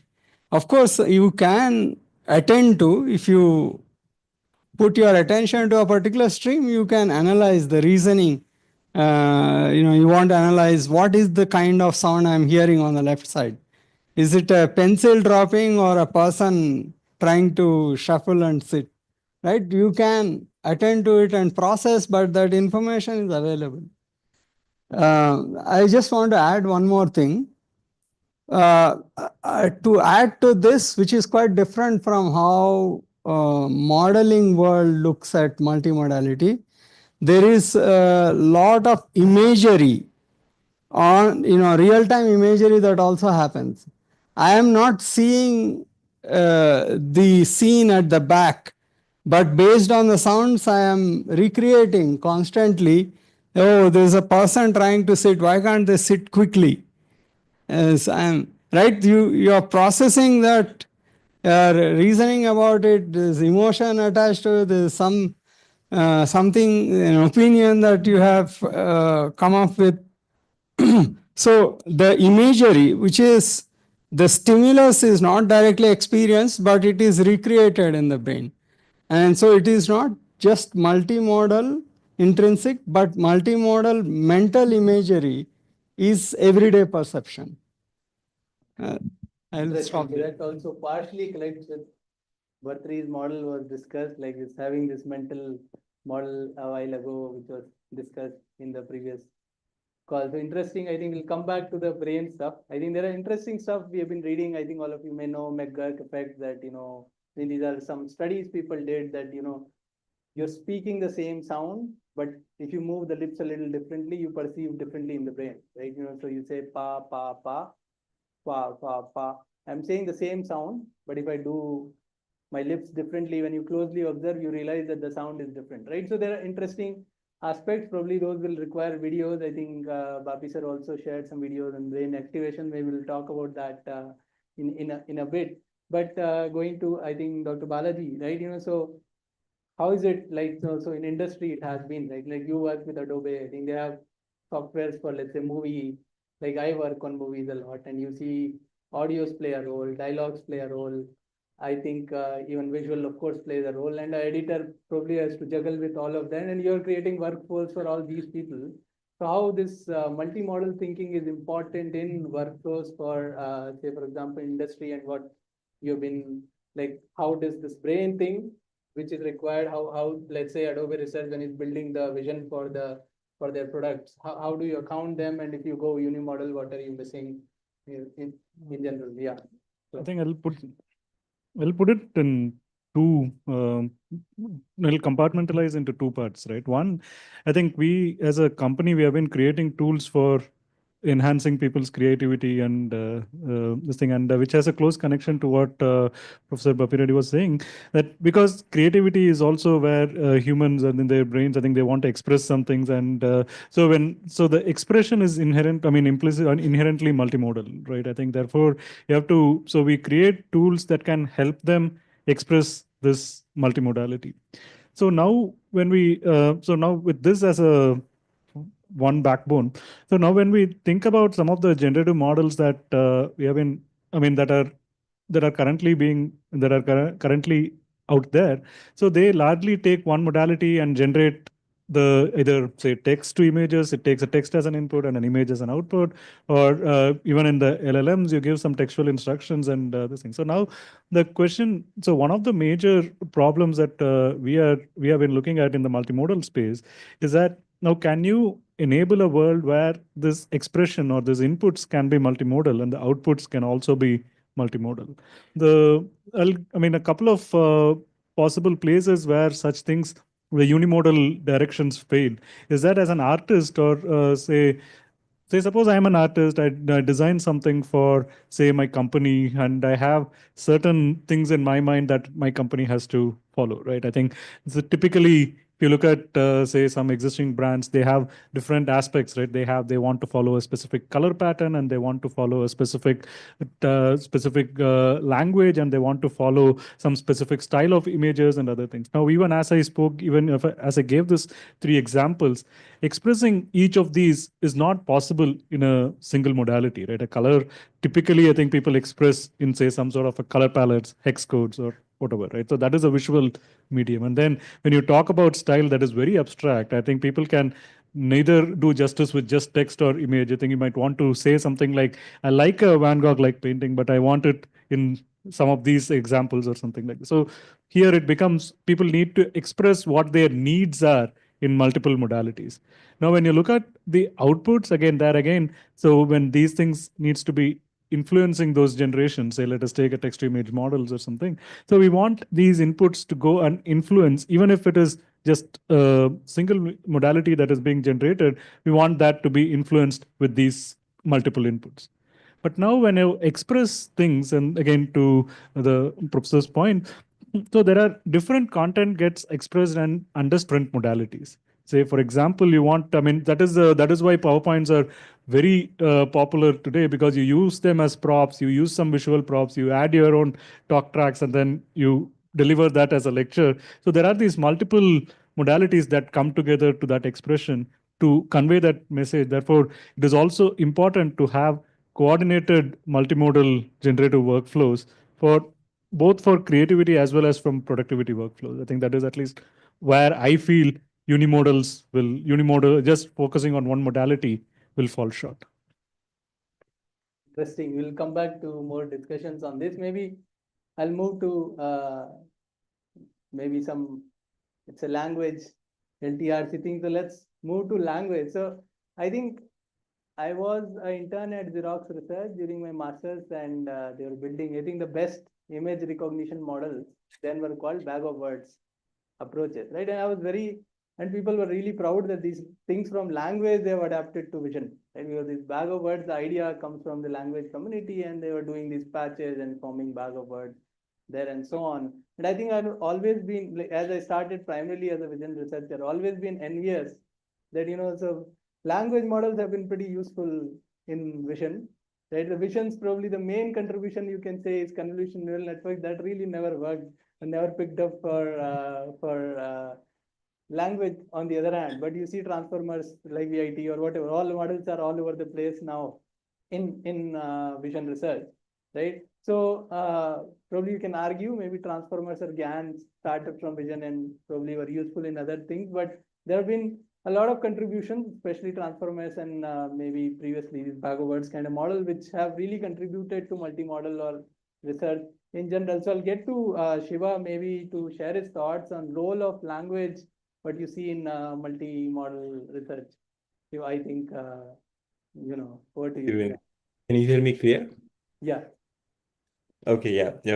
So before I start, like I want to tell a bit about my experience with LTRC. Like, first of all, congratulations. It's such a proud moment for LTRC that we are in 25 years now. So I want to say how forward-thinking LTRC has been in at least in 2 aspects. So one of them is that, as undergrads, we started doing research. That was something very few places had, in some sense. And Professor Sangal and other people like the leadership, they had this vision. And I remember like coming to multimodality. So my friend Abhilash and I, we were working on natural language understanding, and he came up with this idea of like, can I generate images if I just give prompts, natural language prompts? I'm talking 20 years back. And we went to Professor Sangal and said, hey, we want to work on this project. What do you think? And like, I mean, this is such an ambitious project working 20 years back at IIIT when there's really nothing like that. And then Professor Sangal was, yes, this is a good project. You should do it. So it's like, I mean, we were approaching some problems that we would never work on without that encouragement. Like even though we did not make great progress on these areas, but that kind of stick with us and led it to here. And the other thing that I also want to say is, I mean, right now all the AI world, it's about building large models, like a lot of collaborations between multiple universities, multiple places, and so on, so on. And we were actually doing that long back. Like I remember one of my first project was on Shakti standard format, and this was mainly designed so that multiple universities can collaborate with each other and contribute to big projects. And this is exactly what we are doing today. Like we are building large language models with the help of multiple institutes. And I also remember when some of these papers came out, the first author was Akshar Bharati. I never understood what this is. Like why are we putting some unknown, like not a real person, but as a group name as the first author? And now when you look back, now this is exactly what's happening. Like on these all big projects, you would have a Llama team, Gemini team, and so on. Like you can't list all those people. Like, but this is. I mean, we are doing so much forward thinking back then, I think. Yes. The other thing was also we had such a great positive energy in the lab that many of us went on did PhDs, and now we're still continuing research. Like that's still in our blood. Okay, coming to the role of language when it comes to multimodality. I mean, earlier, like, yeah, I remember the time like, oh, computer vision was so cool. Like you get all these cool images, and we're working on modern machine learning algorithms. Whereas in NLP, we are maybe not working, or we are not making that much progress. So we took some inspiration from computer vision for sure. Like language took inspiration. Like one of the biggest moments was, of course, the AlexNet, where Jeff Hinton's lab has shown deep learning is so powerful that you can detect objects in an image with like 10 points better than anything else before. And that idea has been taken further and shown that you can improve many image processing tasks. Like you can transfer knowledge from one task to many other tasks. This is the idea of some kind of transfer learning. Pre-training was not fully born yet. Like that's the idea of transfer learning. And NLP community took those ideas really. They were trying to find what is one task where we can, if we do well at this task, that transfers widely to many things. And that's the idea of language modeling and the pre-training. And since then, no looking back. Like to me now it's the other way. Actually, the vision community relies a lot of on lot of advances in NLP, and you mentioned that Vinit as well. Yeah, so the transformer architecture has played such big role. Language has played a big role in coming up with this architecture. That's one. And if you see the recent advances in multimodality, like the first big advance I would say is completely replacing the ResNet or AlexNet kind of image representations with much powerful representations like CLIP. And this CLIP is a contrastive learning that's actually like where you're trying to build image embeddings based on language embeddings. And that turns out that embedding that you build for images based on languages is so much more powerful than anything else. That clearly tells you that language has this training signal that no other model, nothing like, even if you go and annotate all the objects in the image, this is never going to scale. Like, whereas language is providing such high level scaffolding, like some high level structure that you can learn so much about the image itself. And the other thing that we are seeing today, which after 20 years, finally the vision has come to our, which is diffusion models, like giving some prompt and then you see this beautiful image that's being generated, right? Again, and even here, language has played a bigger role in the sense, like as Dr. Balaji has been mentioning, that you can specify, you can talk about things in language much more easily than playing with Adobe Photoshop, going and trying to figure out how can I convert this particular thing into some different color. Like, it's very hard. Like, how can I convert some image into Picasso style art, right? Whereas in language, you would just say, convert this into Picasso style something. So it provides you such high level instruction that makes everything so much easier. And we are seeing the very recent advances much more. The current things that are happening is, it turns out you can actually treat image generation as a sequence generation problem. So this is again inspired from language. If you can build large language models, can we build a large vision models which generate token by token? And again, thanks to language research. So I'll stop here, and I want to say that language has played such a big role here.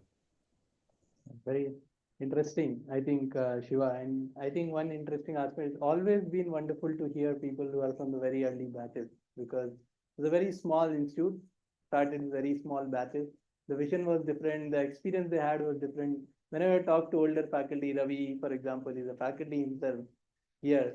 So they give these experiences that, they had one camera, and when they're going, there's nothing like, it was so important that they will open their t-shirts and it's raining, that they went for some experiment, they'll wrap it up there and go on with the experiences, and the rigor they had was a different level, and all of them ended up doing excellent research, and I think their experiences are heartening to see. So for example, Shiva is saying that they went 20 years ago that we want to generate images from language, and still they attempted that problem. Of course, the models and the advancements were not there. It's very heartening, like, very, very interesting to hear.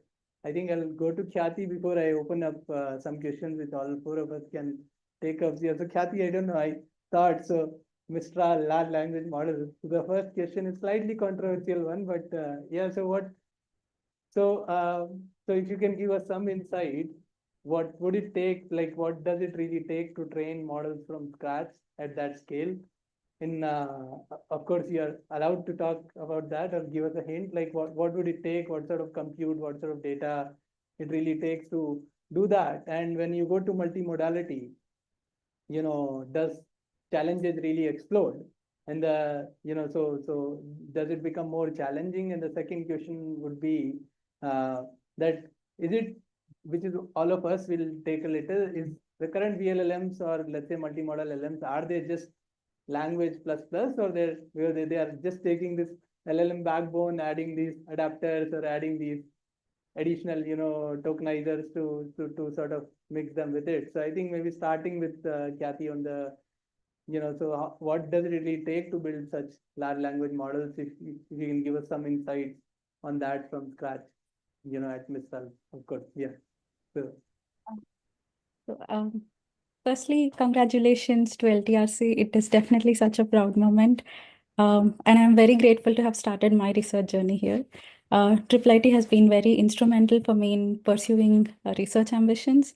Specifically, I worked with like Manish sir, Kishore sir, and Deepthi ma'am when I was like a noob undergrad with probably zero experience in NLP, mostly working in CS projects. We were just attached to other masters and PhD students.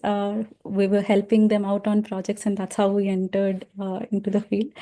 And it's also a doubling down effect. This positive and encouraging environment also led to amazing alumni. Like I looked up to Shiva and Deepthi, who also pursued PhDs, and tried to follow them to other international collaborations. Like I worked with UPenn during undergraduation, and all of this was possible with the encouragement that was given at IIIT.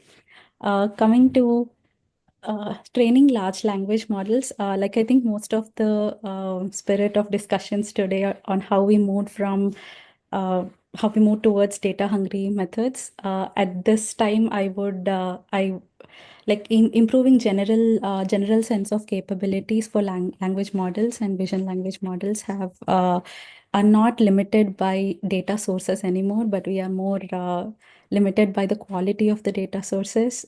These models are just able to consume all the tokens with respect to the scaling laws that we have in place at the moment, but the quality of data matters a lot more than the data that we can get. And the second thing is that no matter how much we pre-train all of these models, especially multimodal models, are not very suitable for other downstream applications directly out of the box. Like, for example, they are not like multimodal models are not designed for embodied tasks or robotic tasks. So they need to be more garnered to task-specific fine-tuning. And coming to the second part, are they genuinely multimodal or just like language models adapted for multimodality? Firstly, the architectural foundation, similar to like how Shiva mentioned earlier, these and how you've also talked about, they've primarily transitioned to LLM first approaches. I was also an NLP person who was entering multimodality during my PhD, and Vision Conference was not not a home ground. More NLP ACL conferences were in domain. But now everything everywhere all at once. So we have Star CL, CVPR, NeurIPS, everything doing all of these. So many of these MLMs like OpenAI's GPT-4, Palmy, and Lava extend these LLMs by adding multimodal modules such as visual encoders like CLIP or vision transformers, wind transformers, etc. But these models often rely mainly on these text-centric transformer backbone, where the multimodal inputs are projected into the textual token space. The core language model modeling capabilities still dominate, and other modalities are essentially translated into some kind of pseudo-textual representations to retain the LLM's original architectures. And that trend we also see in evaluations everywhere, like even in the Pixtral model. The idea is to not degenerate performance on the text tasks while keeping the multimodal task improvement as the main goal. And when we want to get like truly multimodal architectures, models like Perceiver, IO, or Flamingo attempt more symbolic multimodal integration, which have unified architectures for like jointly processing these multimodal data. But these are less common approaches because of the computational challenges and the maturity of transformer-based NLP systems that could seep very seamlessly into the multimodality, into like other modality vision domains specifically. That being one part of it, the other big challenge, I think, is the token representation. Earlier today also, we talked about how we moved from discrete tokens to continuous tokens. At one point, we were going the other way around onto how we can convert speech representations into discrete tokens. Now we are trying to get into the or at least attempting, most models these days are attempting to come back into continuous representations. It's not fully there. So I don't think the existing models are fully multimodal in that nature. We like how we perceive is continuous, but we don't, the best performing models are not still continuous. Interesting. Kathy, thank you. I have a follow-up question for you. I think I was discussing with a colleague Makaran here a few days ago that maybe what can be really the large idea we can work sitting in a university environment. And the interesting, the point came up was that, you know, if you have very clean and high quality data. So here's my question. I'll not ask the Mistral compute, but let's say I have some 50 or 100 GPUs with me and I have really high quality curated data. Do you think it's worthwhile for us sitting in academics to make an attempt to train some of these models from scratch? Or this will be still difficult because you may know the compute aspects better than like the amount of compute which some of us would have looked at, right? You know, so what is your view on that, Kathy? Is it a worthwhile goal to take up 1,500 GPUs maybe and try to end up very high quality data? Because from high quality, of course, we can learn way more and extract way more out. So does it look like a reasonable goal to you? What do you think, or still hard? Like, we'll need way more compute. But what is your view on that? Yeah. That's a good point. I think I'll correct what I told earlier. Most of the methods that we have today are data hungry and compute hungry, definitely compute hungry. The larger models doing better is I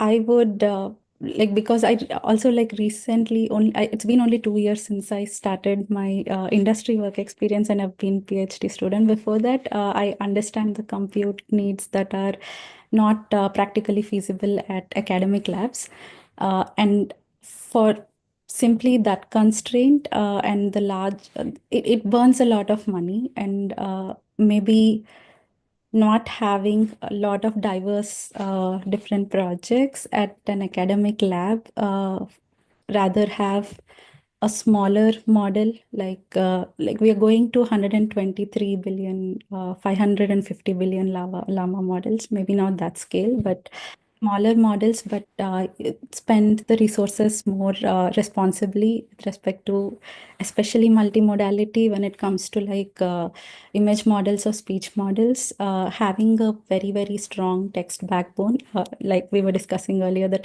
text model is still the underlying knowledge source for the multimodal models as well. Still pre-training, but not like everything from scratch. We have a good text backbone. We might not need as many flops to have when we choose a reasonably good quality trunk LLM backbone. But on the other side, I think academic research labs have a very unique position with respect to establishing some responsible and high-level goals, like unified multimodal pre-training, multimodal encoder frameworks for more flexible input-output combinations. The industry labs that are running behind this scaling is I'm not specifically speaking for Mistral, but generally industry labs are more somewhat more, I would say, somewhat more inclined, personal opinion, somewhat more inclined towards scaling compared to having these flexible combinations of unified multimodal training. So I personally am a big advocate of all in, all out type of models. And I truly believe that the next step or the next leap comes from this direction. And the advancements there don't have to come from the scale of the models. They can come more from the architectural advancements, which I think in academic labs are in a great position to put that forward. Okay, thank you, Kathy. So I think maybe a last few more individual questions, and I think now everyone can pitch in. So I think coming back to you, Balaji, I think this diffusion model, you know, so Adobe as a company, you know, where human create everything, and this diffusion model suddenly came up. How much, I know some things you can talk about, some you may not, but how much the disruption it was, and you know, how did you see, and how do you see them moving? Because that's one thing, we see the output deployed in many creative workflows. So how do you see the future, and how Adobe reacted? I think we have our own Firefly is Adobe's own, but how the I think would be interesting to know how it went internally. Yeah. No, I think It was, I mean, we have always seen the diffusion model disruption as more as something that will amplify the creativity. Because I think typically, if you look at how people go about their creation, there is a lot of time that people spend in what they call as low fidelity creations, where they do what typically in the industry is called as a mood boarding, where they have to find some inspirational assets and put them all together, and then the creator typically looks at them together and then sort of creates the next content, right? So the one of the, I mean, we feel that I think a lot of these generative models have lessened the time that people were spending on that lo-fi creation. And so it is, I mean, that is one part of it. Therefore, it was not that big of a disruption. In fact, what it did was help people move faster in that stage and get into this high fidelity creation, which was what our products were typically up for. And so it helped them spend more time on that and this thing. So in that sense, I think it was not that big of a disruption. And again, because you spoke about, can I say human in the loop is a key yes, aspect. You need something really specific, you'll need the human in the loop. absolutely. I Yeah. think because there are two reasons why the human needs to be in the loop, right? I think mostly these generative models, particularly for final, say, some collaterals or any of these creation workflows, they are not self-sufficient from out of the box, right? So a human, I mean, typically at least it takes a couple of iterations to even get to that right content. So therefore, the human in the loop is important. And I think, yeah, so I think. Okay. And Professor Bapi, we talked about these representations. I think so. Current, I think if you go by models, to me, I look at them language models as a backbone. So basically, core is language features, and then there are features added as side backbone. This is how these large language models, multi-models have been. I think people are trying ideas, but primarily there is a strong language backbone, which sort of guides everything. So in brain, is the language playing the larger role also, or I think how the concepts are encoded and so some. It's an interesting question. I mean, the way I've written it is different, but I think I think the bigger question is what is the internal arbitrator among different modalities? Is there a I don't want to use the word interlingua because that seems to already match fix. Intersimulacra or something, some representation space that talks to different modalities, right? And do humans exhibit something? Are we visual creatures or language creatures, or we have, depending on our personality, we are more visual dominant or language dominant? I don't know. But some of the recent experiments that we are seeing in terms of applying the state of the art deep learning models to look at their representational alignment to explain brain response. So this is the work that I have been doing in the last 5 years or last 3-4 years. What we see is that a language model can explain visual activity very well, but not the other way around. A visual model. So if you use a vision transformer and extract the representation and trying to look at the alignment, right? It only aligns very well with responses evoked in the visual cortex, but not in the language areas. But if you extract representations from language models, right? This is slightly earlier work before the clips and all of these have come, where they have found multimodal, right? The language model on its own could explain a lot of visual activity. And in fact, we did an interesting experiment where we said, if you use linguistic representations and use the brain activity from visual area and generate a caption, of what they are seeing. Originally, the participants were not looking at caption, they were only looking at image. So basically, we are trying to generate a caption from brain response. And to our surprise, we were quite successful. From brain response, you're trying to. Yeah, you're trying capture to, not and the- from visual responses from the visual cortex, which are, you would imagine, more tied to the visual stream, but maybe not have enough information about the linguistic description of a scene, which you think would be assembled more in the language area. So the question, or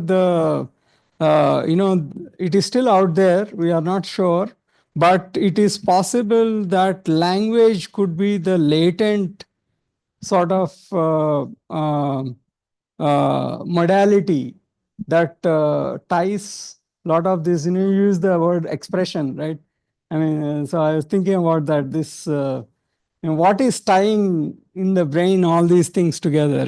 Could it be a linguistic representation? It's still not clear. Latents is really interesting. One of our works looked at. Just to add one more point, if you just go by simply the amount of brain area allocated to visual cortex, visual processing, that's much more than to language area, right? The hardware, neural hardware.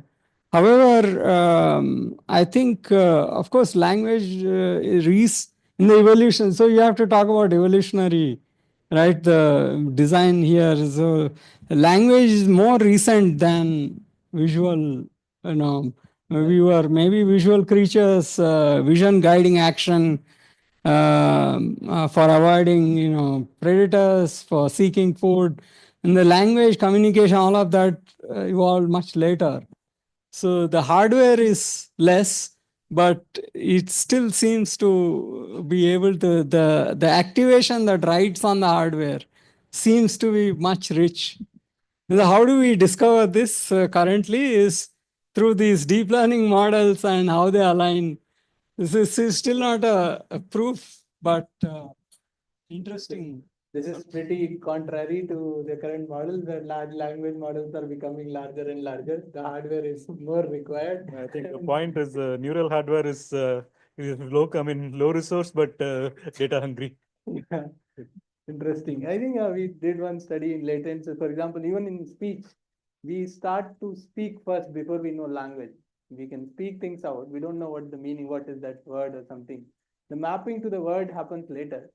So I think we did a study. We have a text-to-speech engine called Parrot. By the Spirit, Parrot can just mimic what you speak. So we said just learn speech-to-speech models, have some latent embeddings, and train a text-to-latent embedding encoder later. And what we show, I think, is that with 5 hours of pair data, you can do a decent TTS, out of that. But I don't know which is the core, how they interact. But I think these questions with brain are super interesting. Maybe we need to discuss more with you. I think so. We'll probably open up, maybe get some views on what are the frontiers we see ahead. Maybe 225 to 26. What are like the key ideas we're gonna see? Maybe I'll start with Shiva. I think Shiva, what do you think? Like, what are the frontiers you're seeing, or the next ideas, or and then we'll move to Khyati in industry. What can we expect in next 2 years? What are the key ideas we're gonna see? Yeah. Great. Yeah, people have raised very interesting points. I just want to quickly touch upon different points. So, like Professor Raju has mentioned, brain activity and so on. And if you see humans, I think we are the top of the species in some sense. The only biggest difference among animal species is that we have language, and the other animals don't have language. I mean, not sophisticated language. So that tells you so much already about visual modality plays such big role, but then language plays a bigger role in intelligence. I think that's one. And this question of like if we learn language, do we already learn how to visualize the world? I mean, if you actually train a large language model on text, And just out of curiosity, there were these arguments that you cannot know so much, like the even papers written on that you have to have real experience with visual modality to actually ground language. But it turns out it's not the case. Like even if you just train on language without exposing anything to visual modality, and if you ask a model, can you draw a unicorn? Like this is Sparks of AGI paper that I'm talking to. Or can you draw anything that can you visualize something? The language model can actually go and draw dots by dots or by dashes or something and actually visualize the world. And there's much more clear evidence now that these models know so much about the world, even though they have never seen the world. Yeah, like it's very fascinating. Coming to the frontiers side of these things. So right now, this is also relevant. Like we are trying to use language models as world models. What it means is that when you are trying to simulate it in the real world, right? When you want to simulate in the real world, the consequences that you might actually expose things to people that you don't want to, or your robot might go and do deliberate things that are kind of unsafe. But what language models allow you is that you can assume, if you assume that they are world models, you can already run simulations within language model. Like what happens if I do this thing? What happens if I do the, like, just can you go and try and find out how do I achieve this goal? And the language model gives you a plan, and then you try to run these things in the simulated environment and see whether you can achieve those goals. So one of those is actually language models as world models is one of the biggest things right now. The other big thing that we have been seeing is agents. Agents, and even my group, we're doing a lot of this, where so far language models have been limited in producing text, right? But now we are seeing a shift. Now language models are actually producing actions that have serious consequences. Like it can actually click a button on your browser, or can call a tool, it can call something else. So it's like you're combining all these things in which also involves like multimodal tools, multimodal processing. Now I'm talking about multimodal language models in some sense. So this agentic pipelines and the consequences of having agents interacting with each other, and also agents interacting with humans, that's the frontier, like multi-agent. And some of these things I remember, like Professor Karla Palam used to work on multi-agents and things like that. Yeah. Just on the final point of academia role here, which Kathy also talked about this a bit. The way I think about this, when you mentioned this point, what can we do in academia, right? And if you actually go and see some of my recent papers that we worked in the space of multimodality, it's just like you play with the model and you realize how bad these models are at some cases. Not like for the majority of the cases they are very good, but when you actually delve into the reasoning, real like spatial reasoning or object-centric reasoning, what happens if I push this person, or in the next frame they will fall down, right? So some of these are currently very weak, and this is something that a place like IIIT, which has a much experience with the data and so on, with which are very careful annotations, you can create real impact. Like industries focus so much on building models, but whereas I think in academia we can be much more careful and create some of these benchmarks that will lead you to the next big step, I think. Yeah, Thank I you. think I thought I'll talk, since you talked about benchmark, I'll just say that we have a benchmark velocity under review at Top Forum. I think we'll talk about that. Another benchmark, I saw AMNLP paper with you on this cultural understanding. Interestingly, I Yeah. saw one of my student, Kanish, also as a second author on that. Right? So interesting. So I think he was a MS student, I think moved to Milan now. I think I didn't realize you are a co-author as well. So I think, yeah, so the spirit is taken, and yeah, so yeah, the point taken, and I think we continue working on those grounds as well. Yeah, so I think we'll move to other panel members. What do you see as the frontier now, as some next ideas going, maybe starting with Kathy and Dr. Balaji, and then, so Kathy, what surprises Mistral has for us in next couple of years, and then maybe take a couple of questions from the audience, and we'll try to wrap up. So. Yeah, we have a lot of surprises. Hopefully things pan out. I agree with Shiva. Agents and world models, very rightly so, are making big moves in bringing some of these technologies forward. One of the things I find extremely fascinating is that, like how Shiva mentioned, trying to play around with these models and see the failure cases. There are a huge number of papers that came out after these large language models wave has hit about how and where these models fail. And I have found it very fascinating to see how we are expecting, how our expectations grew on the scale of these models, and we are expecting these models to do something that they're not trained on, and considering them failure modes, and all of that is attributed to the success of pre-training.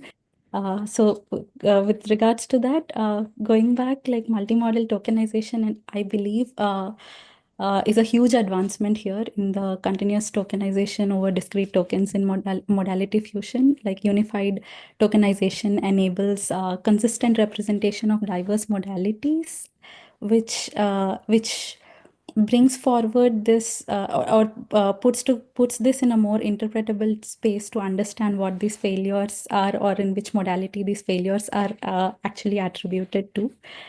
Some of the low-hanging fruits that we can do for immediate advancements are like counterfactual and causal reasoning, like integrating this generation and causal structures to improve reasoning, which I don't think we have a very good mechanism. And most of this line of work is actually more suitable in the agentic frameworks, because we are trying to bring the models that we trained on COCO or common captions kind of general images into more UI screenshots kind of settings. And that is the main reason that these models are failing. And the scaffolding that we are putting around these around making these models work for domains such as screenshots is by adding these structures in place. And that I think is a very systematic study. That's a more I would call it low-hanging fruit only with respect to compute. I think it has a lot of background knowledge to dissect the needs for how to bring this to an application, and some of the high-level goals that we should look for where the frontiers of the models are heading towards is unified multimodal pre-training, multi-encoder frameworks or single encoder frameworks, and like deeper multimodal understanding, where we want to enable dynamic interaction across modalities. Professor Raj Reddy also mentioned earlier about how a majority of these tasks are not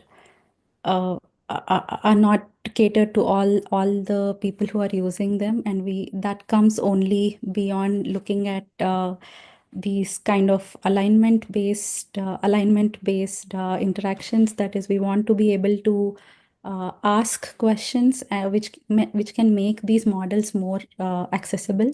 So we want tasks to determine or like applications that are more usable in real world settings to determine what tasks to come up with.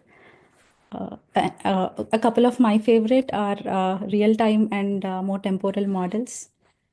We want development of real-time systems that can go seamlessly into autonomous driving applications or video analysis. There are existing frameworks that can help with this, like the TRT or VLLMs to help with more inference speedups, but it needs a lot of the agentic works combining with real-time interactions to bring things into place that are workable. And reiterating what Shiva said, these are having real impact in real life. So dissecting all of these models to ensure safety is one of the key things that underlines all of the things, all of the above things.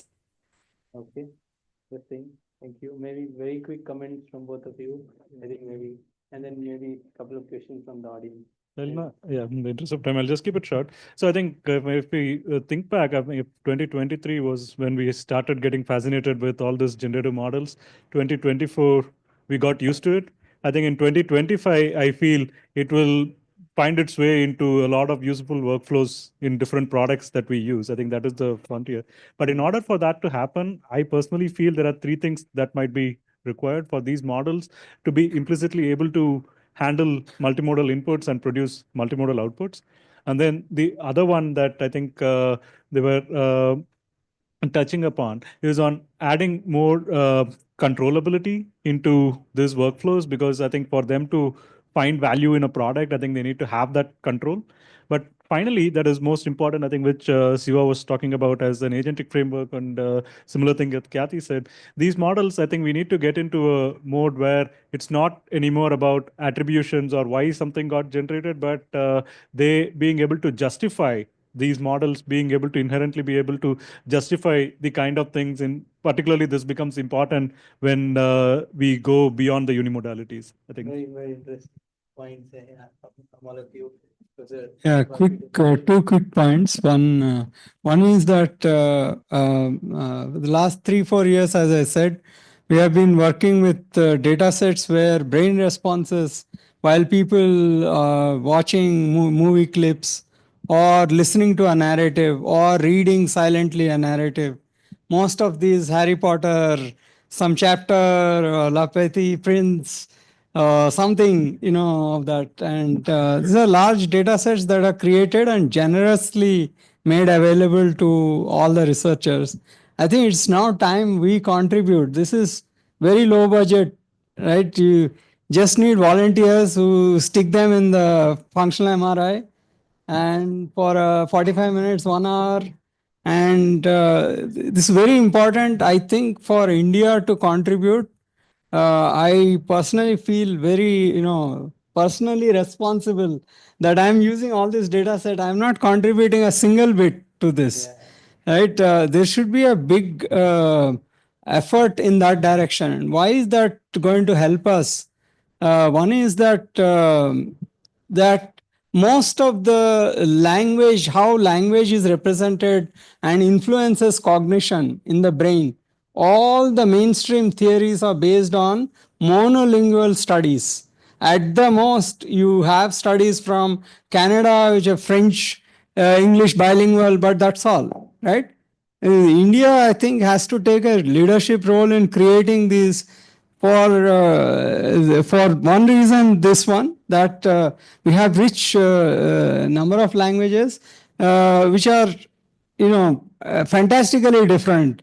Scripts different, they are multi-scriptal, whatever, all kinds of. And the people who are contributing, they are also multilingual, sequential, simultaneous.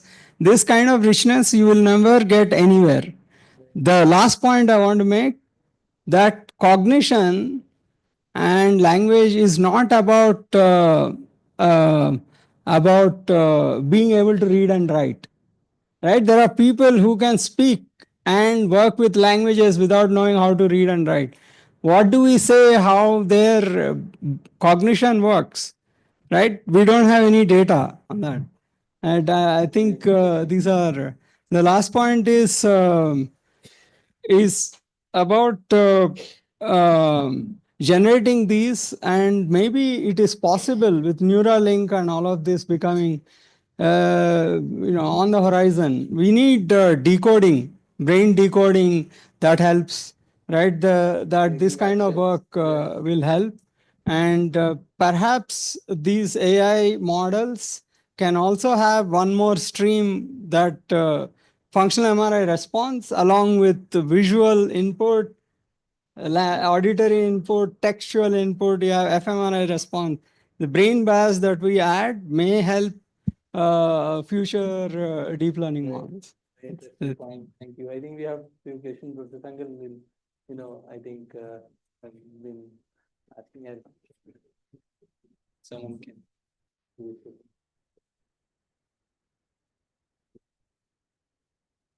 Wanted to say something different, but just one comment. In language research, linguistics, we always talk about meaning and what is meaning. It's in our mind. And is meaning words? Is meaning some structure? Yes. At this point, one can say it's an abstraction. It's a concept, it's abstraction that we have obtained. And language is so close to abstraction that abstraction is there in our mind, and that of course connects with when you see images and what is happening in the world out there. So that may be worth exploring. But I wanted to share a secret today. When you give a problem to PhD students, you have to make sure it's a hard enough problem, but it is hopefully solvable in 3 to 5 years, so you can get a PhD. With masters, you have to give a problem which is solvable in 1 year. With undergraduate students, you give them open problems that are not solvable. Their degree does not depend on successfully solving the problem. It only depends on tackling the problem well. So that's one secret. And share one more thing with Shiva today. Abhilash is a out of the ordinary thinker. He is a different thing every week, if not every month, if not every week. And he has to be tempered with Shiva, who will explore at the same time keep him on check. So when that combination comes to you and say, I want to work on this problem, you say, yeah, go ahead. Thank you. Okay, thank you, Professor Vengal. I think we're running short, but if there's one more question we can take, and I think we'll try to wrap up. But today we can chat after the session individually. We'll be happy to come up again. I really miss being there. I wish I would have. Yeah.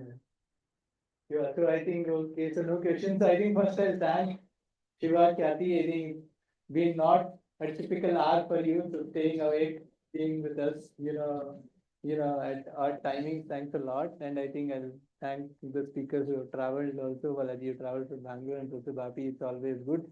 So thank my panel members and all the audience, and we're happy to have discussions in future and respond to emails and discussions around this. Okay, thank you, everyone. Yeah. Thank you very much to the panel and the moderator. Professor Deepti will be presenting a small memento to the panel.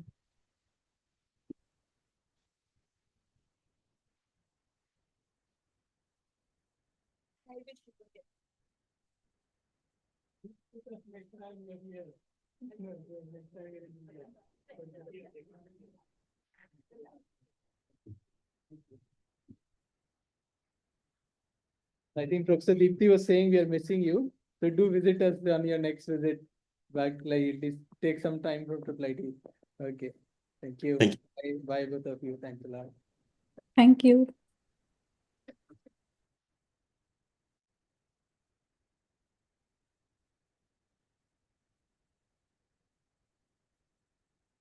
Right. Good evening, everybody.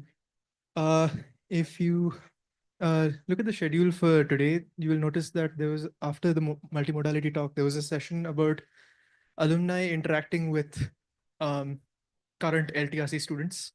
So for alumni and any other expert who wishes to interact with the current LTRC students, provide some guidance perhaps, is welcome to join us in H104, the classroom behind this hall. And for the rest, well, it's a break. Yes. So the session starts at 6:30 and will last half an hour, after which there will be a cultural program. Yes, right here. Please do join us for a cultural program starting at 7 p.m. out here in 105. So for those who are not going for the meet, you can take a short break and please come back at 7 p.m. And again, just a reminder that the poster session is moved to tomorrow. We'll give you more details tomorrow as to where and when you can interact with the posters. Thank you.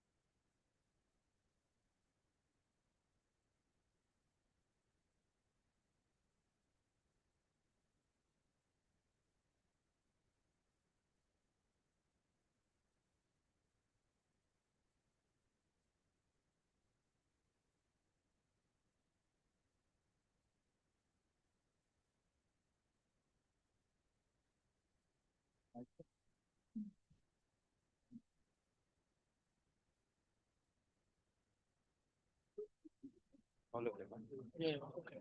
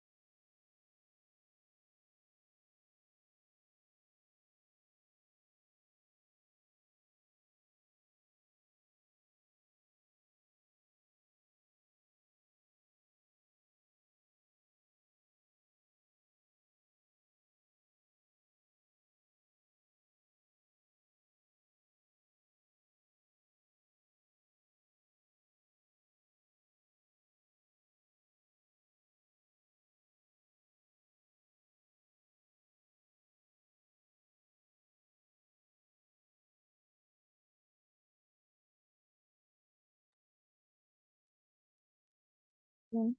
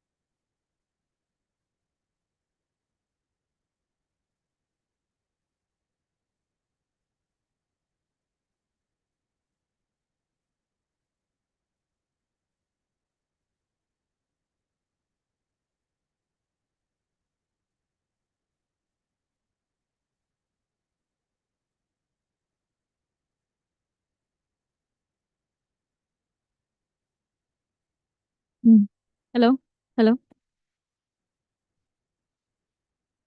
hello, hello. Okay. Everyone, wow. No, it's off. Hello. Good evening, everyone. A very warm welcome to our cultural event. I hope you all had a enriching day filled with knowledge and engaging discussion. But now let's dive into art and culture. To begin, we have a delightful folk dance by Lahiri Yarra, who's just 11 years old. So please give her a big round of applause and cheer her on.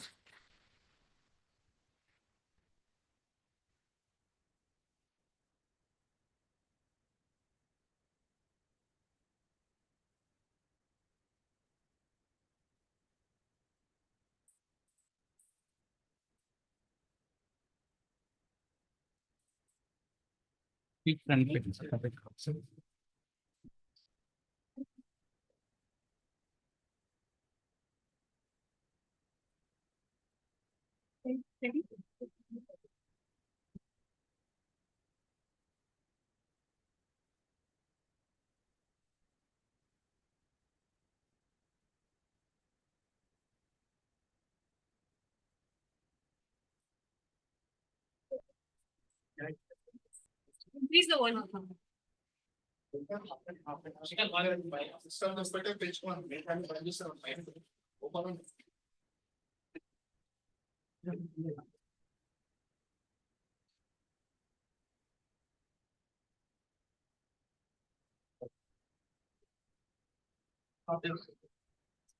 ढोला वाले ठाट घूमर घूमर घूमर घूमर घूमर घूमे घूमर घूमर घूमर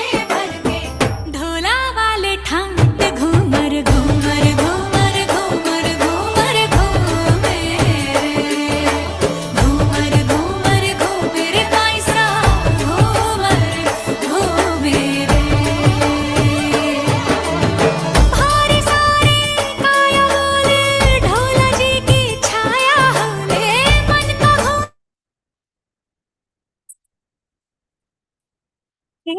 ढोला वाले खाट घूमर घूमर घूमर घूमर घूमर घूमे घूमर घूमर घूमर बक्सा घूमर घूमे सांसों की रौनक सारी दीवारें मन महल की सारी दीवारें तारे पाके थारा साया अन्हे जगमगाया तारा भरी हो गई भारी सारी सारी रात भर के ढोला वाले खाट घूमर घूमर घूमर घूमर घूमर घूमे घूमर घूमर घूमर पैसा घूमर घूमे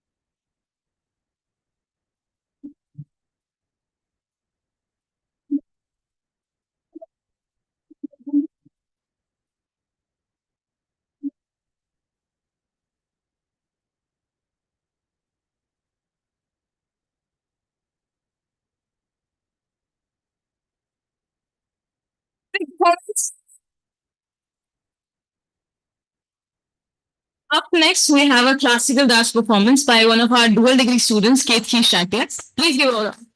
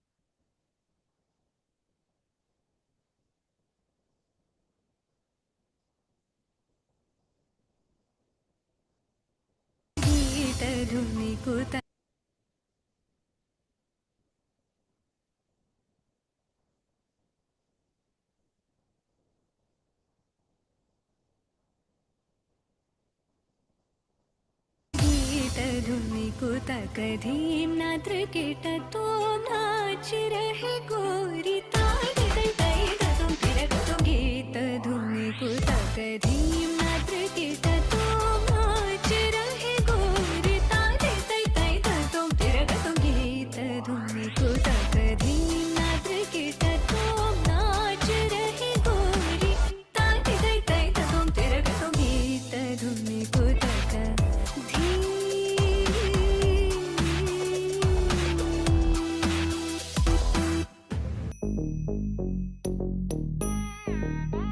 ta drum num ta drum ta dhalam ko tak ta ko da da gida gida gida gida drum ta ka drum drum ta ta kita ta da ta drum gida gida drum ta ta num ta drum ta kita ta da gida gida gida gida ta ri ta dana ta run ta dim ta da drum ta num ta rum ta ga dim ta gida gida gida gida dim ta gida gida ta drum dim da ta drum nam da ta drum tam ta kita dana ta da gida gida dim ta gida gida ta drum dim da kita drum drum da kita da drum ta drum da kita ta drum gida gida dum ta ri ta ta dana ri ta ta gida gida ta dana ta drum ta ri ta dana ta da gida gida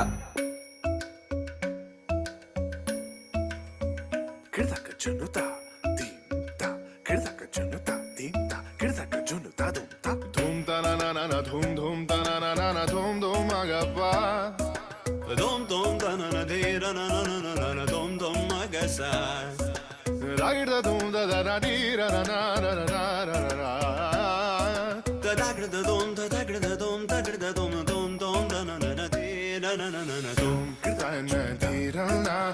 Gama gama ma gama ba ma ga sa ni sa ta ne ti ra na gama gama ma gama ba ma ga sa ni sa ta ne ti ra na gama gama ma gama ba ma ga sa ni sa come on now follow my lead come on now follow my lead gama ba ma gama gama sa gama ba ma gama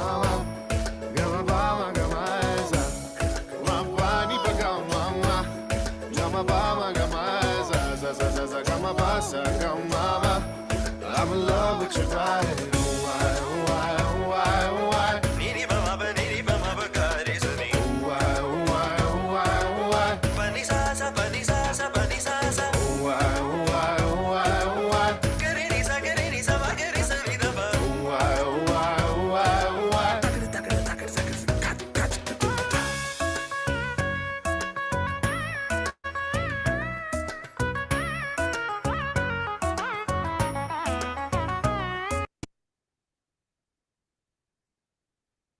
Mixing tradition with grace. Now we have a Robindra Sangeet recital by our MS and PhD students, Anandita, Anushka, and Somit Roy. It'll just take 2 minutes to set the stage.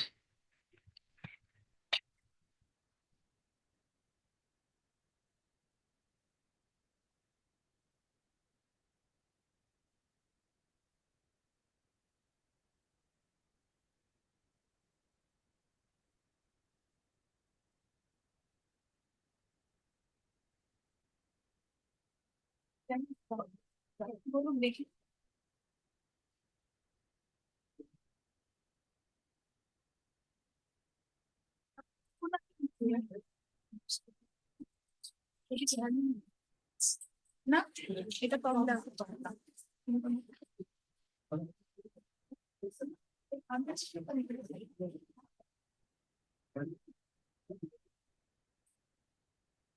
Gap দিতে বললো তো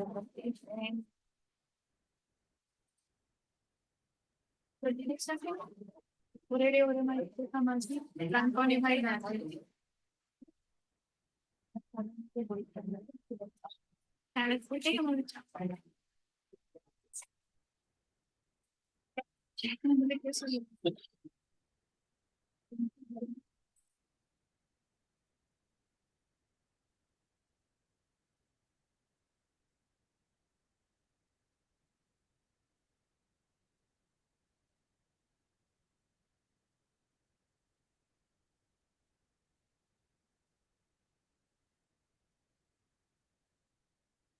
You need two mics, two hand mic, and one stand mic. This one.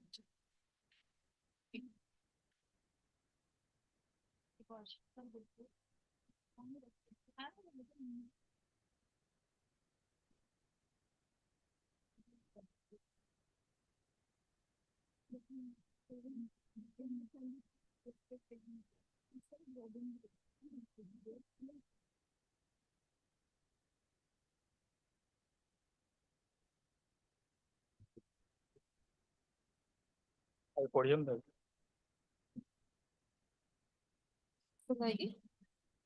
Hello, hello. Hello, hello. ఇది work అవుతుందా? Hello Okay. Charging 775. నిమిషం.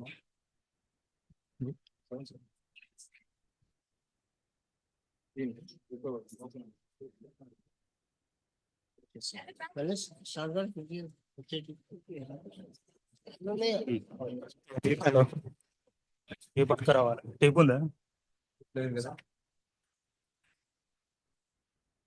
ఒక్క నిమిషం tape వేసాం పని చేయట్లేదు టేప్ లేదా కొంచెం తీసుకొస్తాం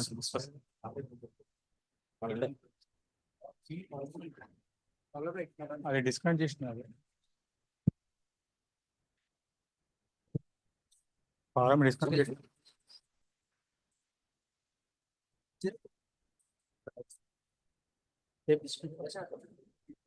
డిస్కౌంట్ చేసినాను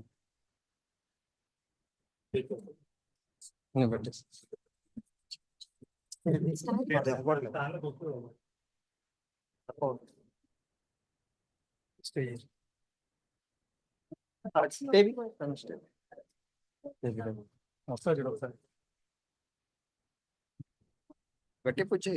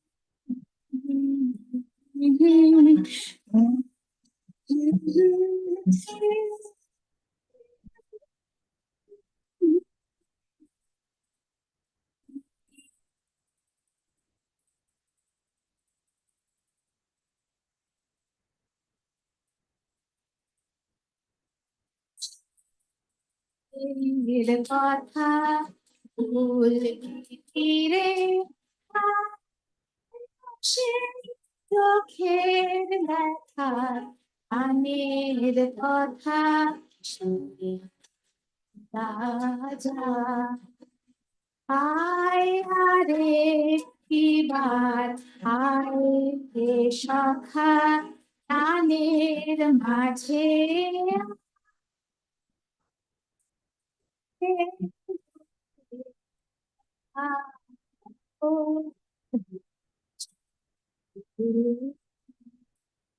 মোরা ঘুরে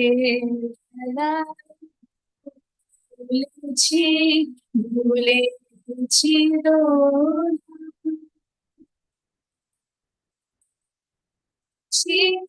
আর গেছি ফুলের তলা হায় আছে হলো ছাড়া ছাড়ি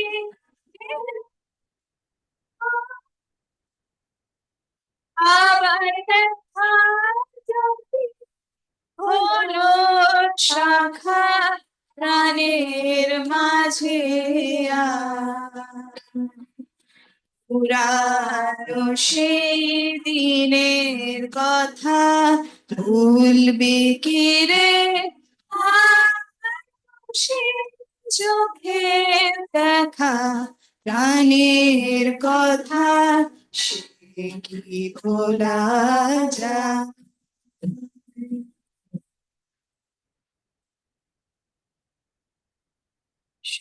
Oh, the acquaintance be forgot and never brought to mind. Should all the acquaintance be forgot and days of fallen side? For all that sign, my dear, for all that sign will bring a cup of kindness yet for all mankind.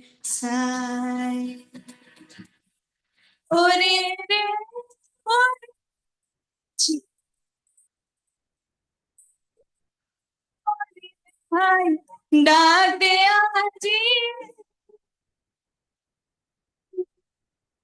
তোর সবাই মিলে ওই ধানে সবাই মিলে ওই ধানে ফুলের ফেল সব দরাদরি এবার তোর মরা পার এসেছে জয় মা বলে ভাষা তোরি ও যে আমায় ঘরের বাহির করে পায়ে পায়ে পায়ে ধরে মরি হায় হায় রে ও যে কে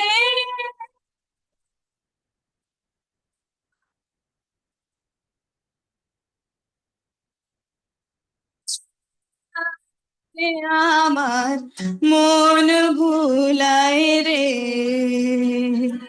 গ্রাম ছাড়া ওই রাঙা মাটির পর আমার মন ভুলায় রে thank you thank you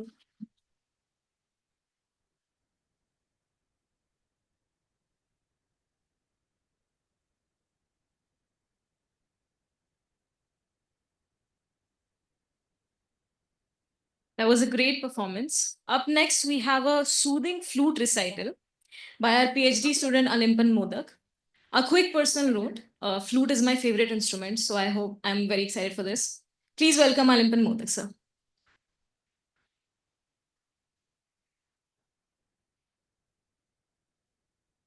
Hello.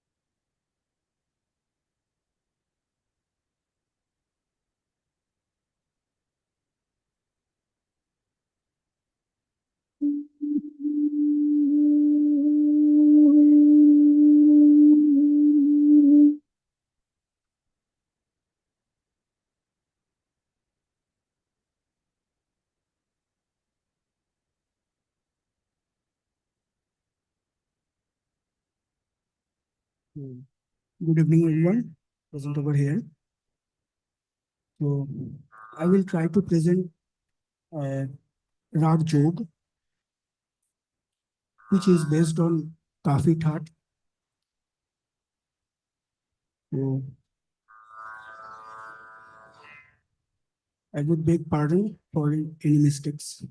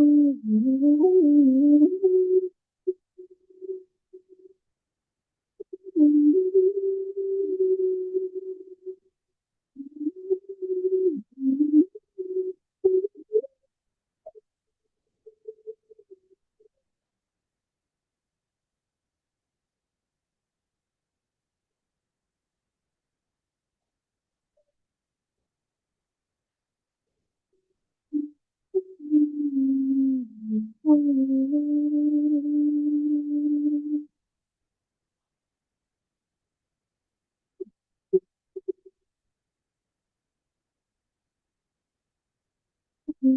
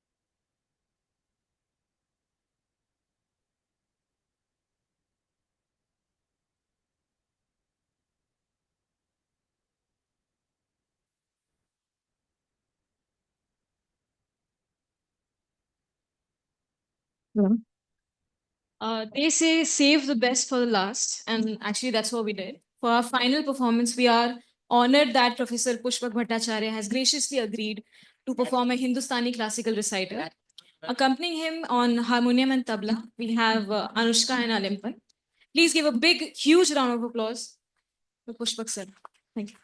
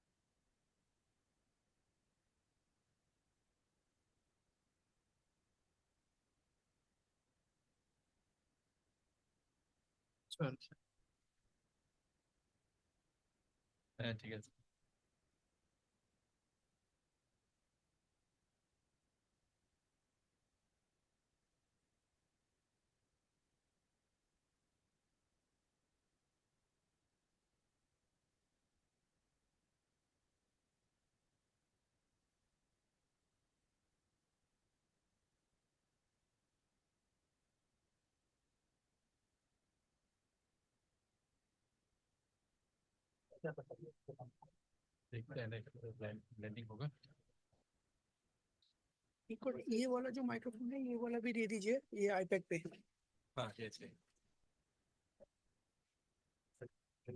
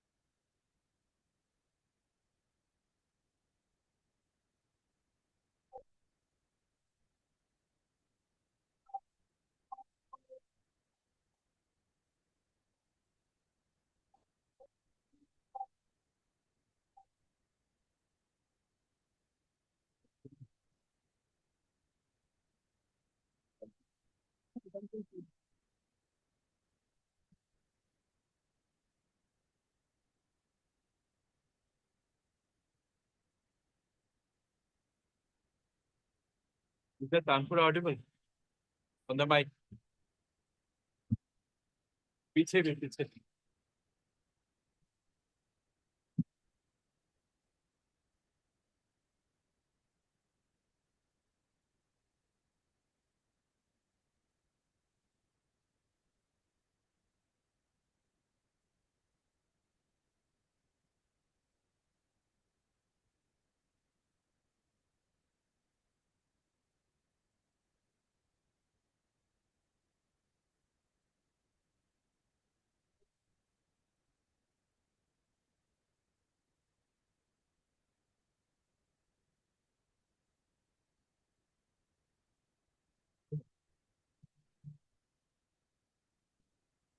ये देखना पड़ेगा.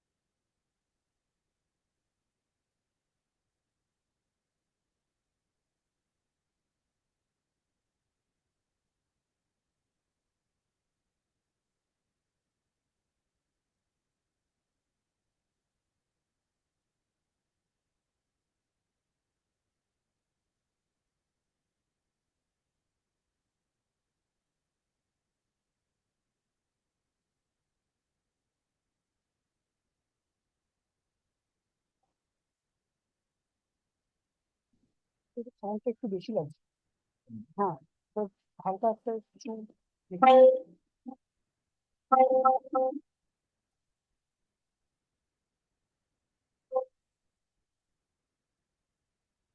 साउंड थोड़ा कम करना है ये वाला इसका गेन थोड़ा कम करना है 105 गेन थोड़ा कम करना है रिवर्ब थोड़ा कम करना है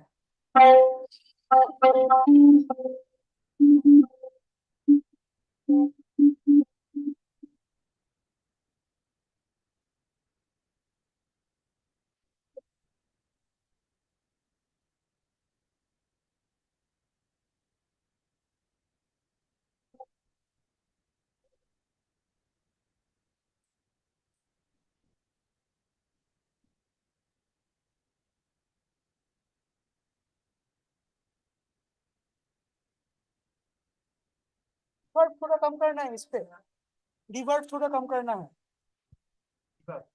रिवर्ब कम करना है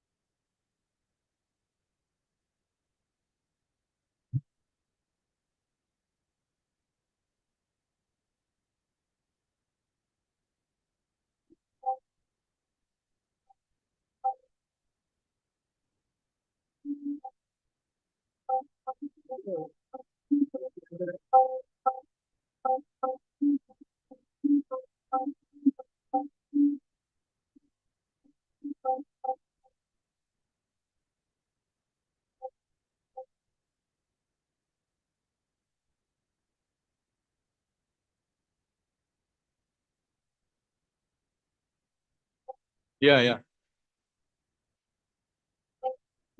Oh, how are you?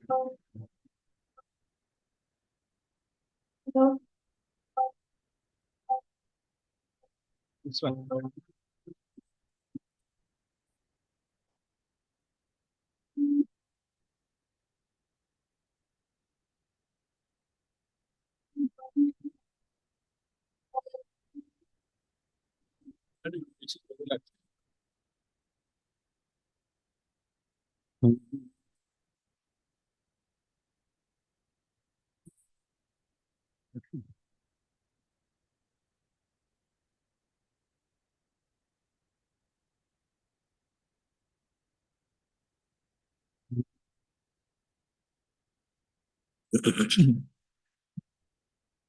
Okay, good evening to all of you. I'll be singing Rag Kedar. It's a late evening rag, and rag of Virha, Shringar, lot of ras is found in this rag. And I'm thankful to LTRC for giving me this opportunity. Now, next year is the silver jubilee of my lab. Okay, so I'm singing on condition that all of you will have to come to IIT Bombay, and you will have to sing.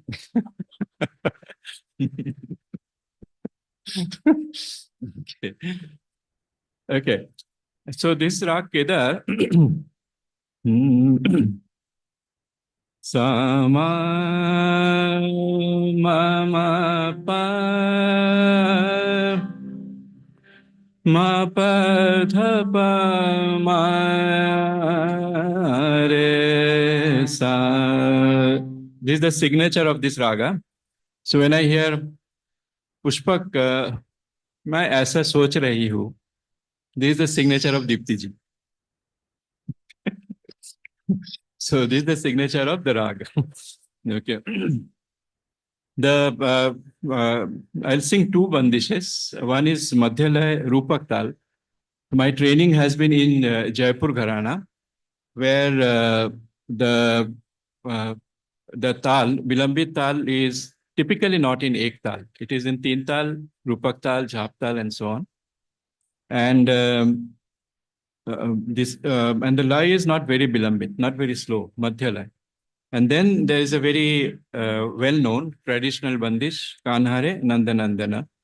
The Vilambit, the words are Payo Payo Rama Ratana Dhana, Rama Nama Dhana. And it says that this dhan is such that it can never be lost. And the antara is Guru Prasad Sadhana ke Sangata. So this dhan is found because of grace of Guru, and also because of sadhana. Should stop.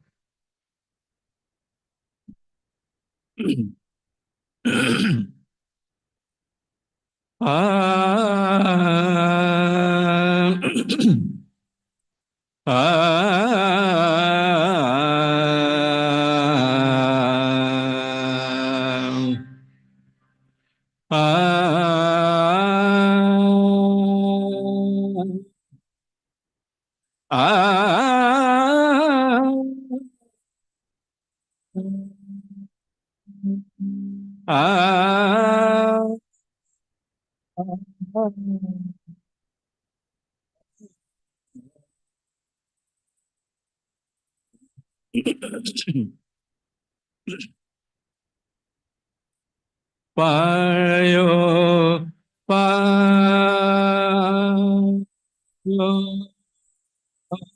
ma, payo, payo.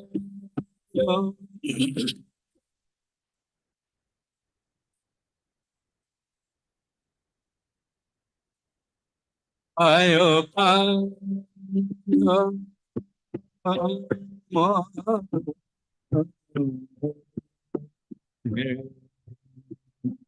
payo payo mo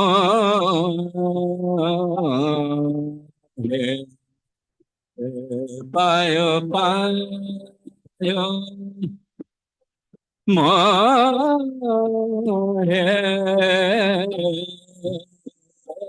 payo payo mo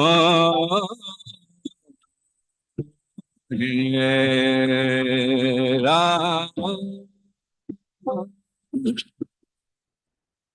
Ratana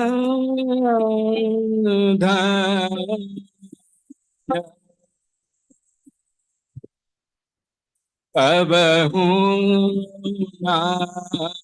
Jaye Payo Payo Mohe Rama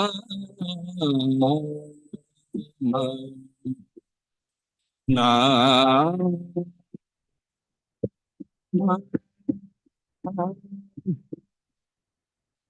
Abhu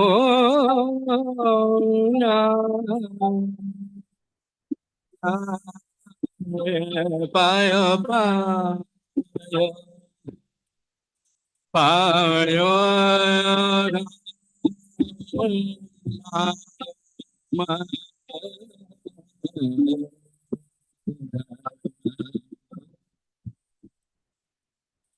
Pa Payo Payo Pa Rama Na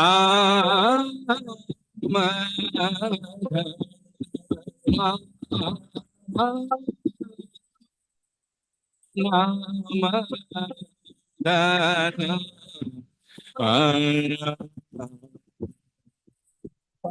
Payo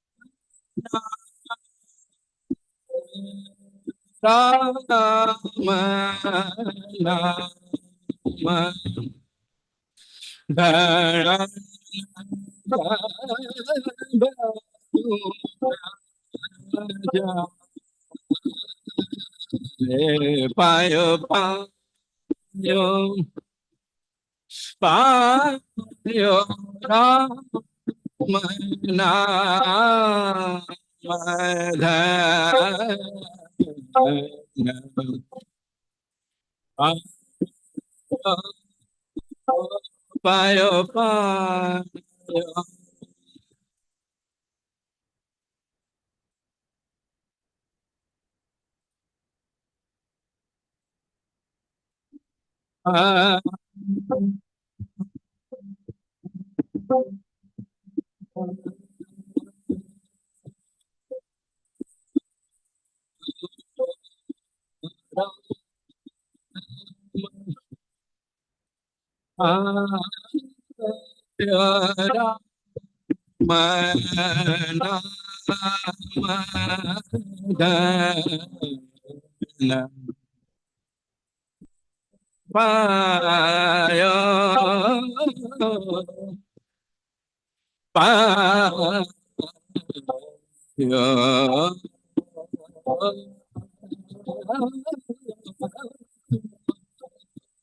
Payo Ram Nama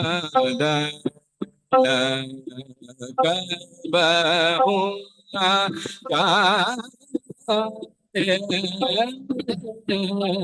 Payo, payo. Payo. Iktu beda.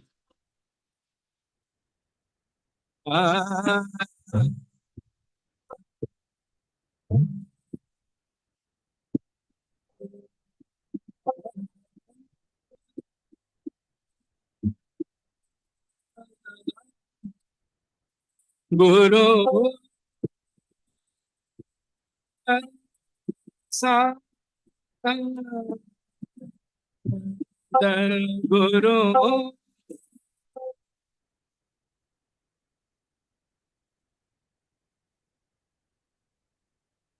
Guru sa Beda gitu, ngomong.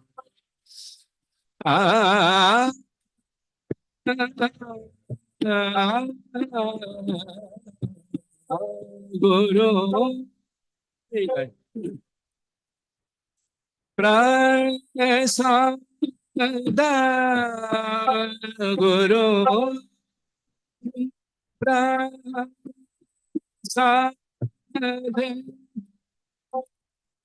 Sada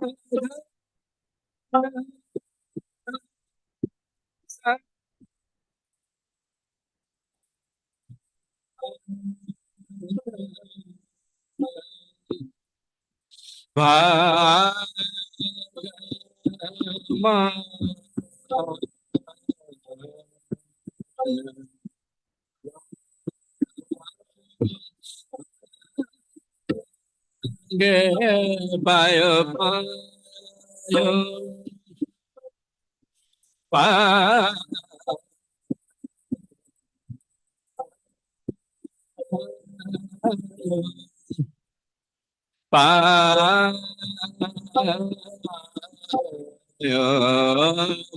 payo pa payo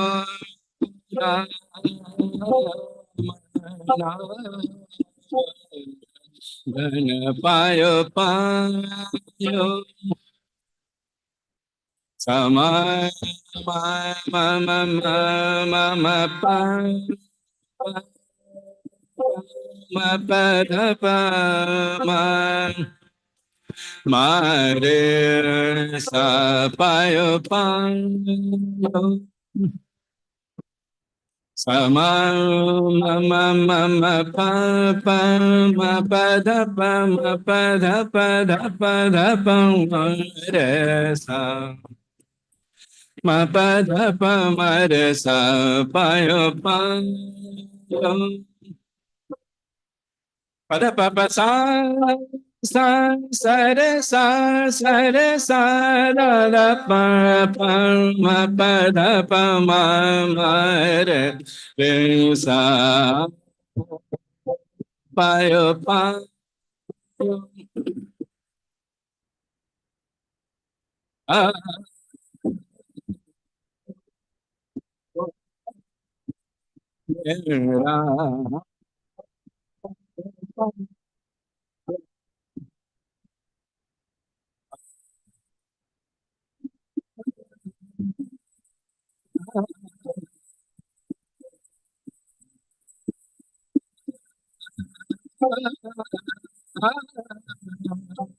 payo payo mo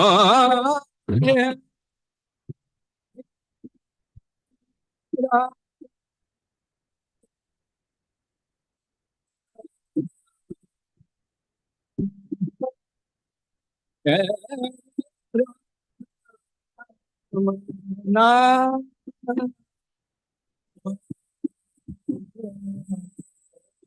payo payo pa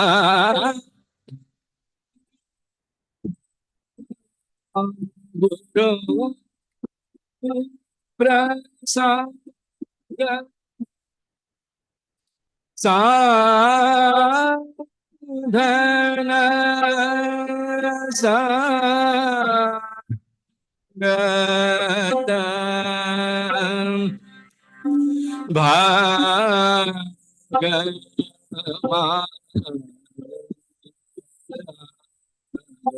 पायो पायो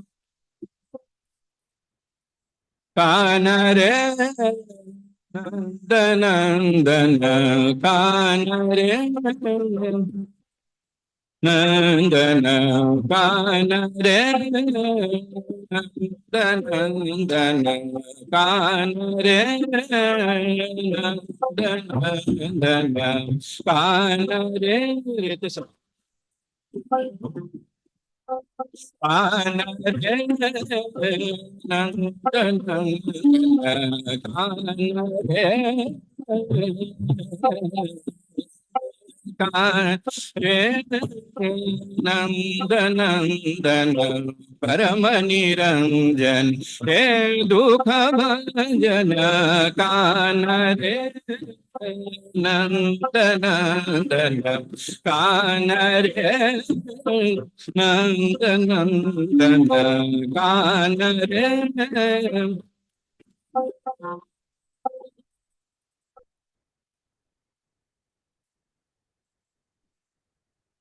नरे काना रे नंदन काना रे नंदन काना रे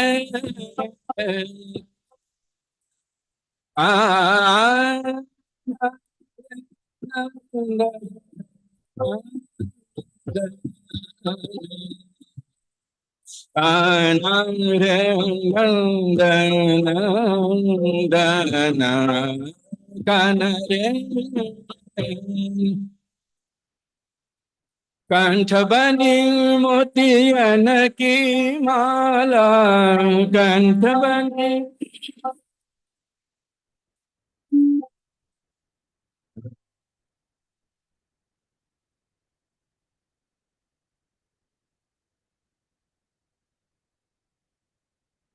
कंठ बनी मोतियन की माला कंठ बनी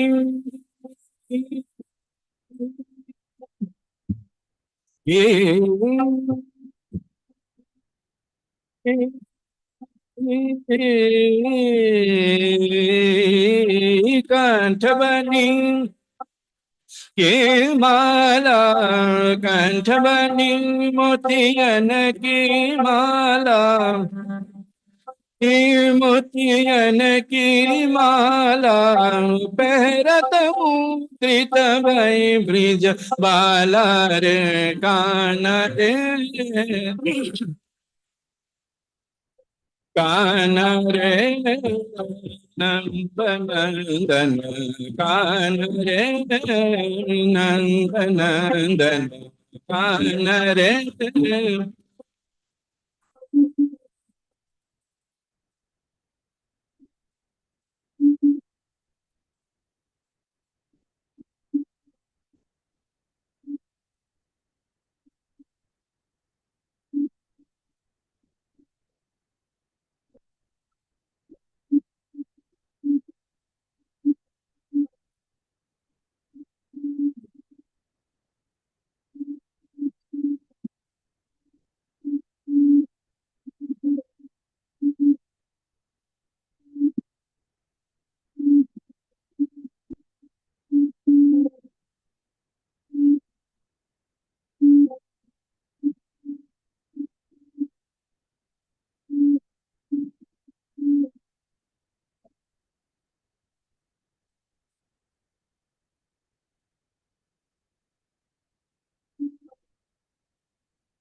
दादा तीन तीन ताता कान रे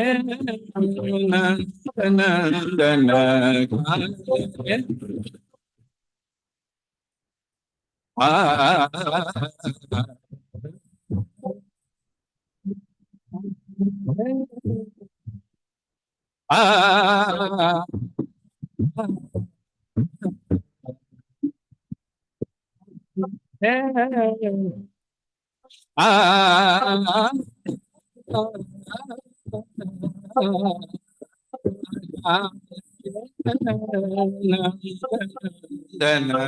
कान रे नंदन परम निरंजन हे दुख भंजन कान रे नंदन नंदन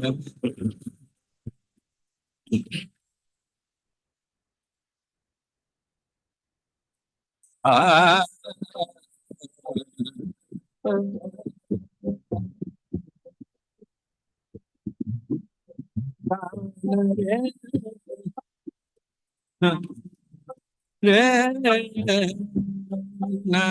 नंदनंदनम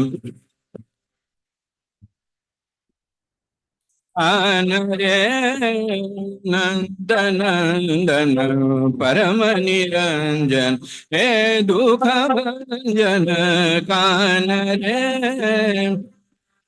आ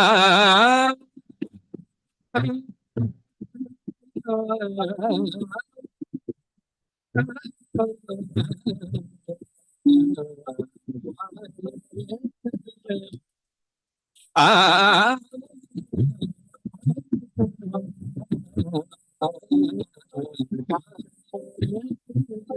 नंदनंदन कान रे कंठ बनी मोतियन की माला कंठ बनी मोतियन की माला कंठ बनी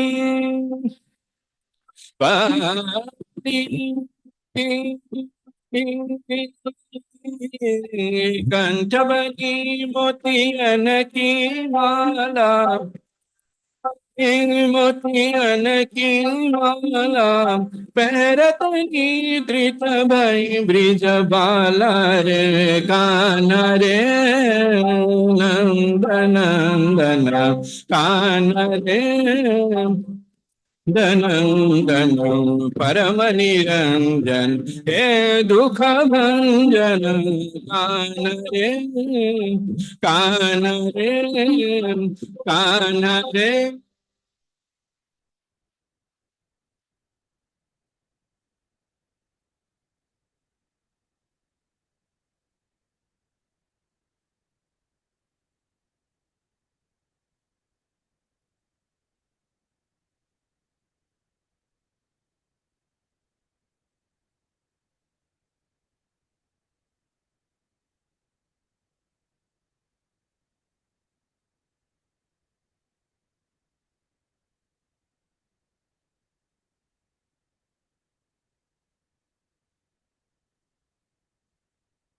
Thanks a lot, Professor Pushpa, Anushka, and Alimpan. That was truly Hridaya Vedya to all us Sahridayas. Thank you all for attending this wonderful cultural program. We'll meet you tomorrow again at 9:30 a.m. I would request you all to kindly join us for the dinner in the lobby. Can we end with a Shanti mantra? ॐ पूर्णमदः पूर्णमिदं पूर्णात् पूर्णमुदच्यते पूर्णस्य पूर्णमादाय पूर्णमेवावशिष्यते ॐ शान्ति शान्ति शान्तिः. Thank you.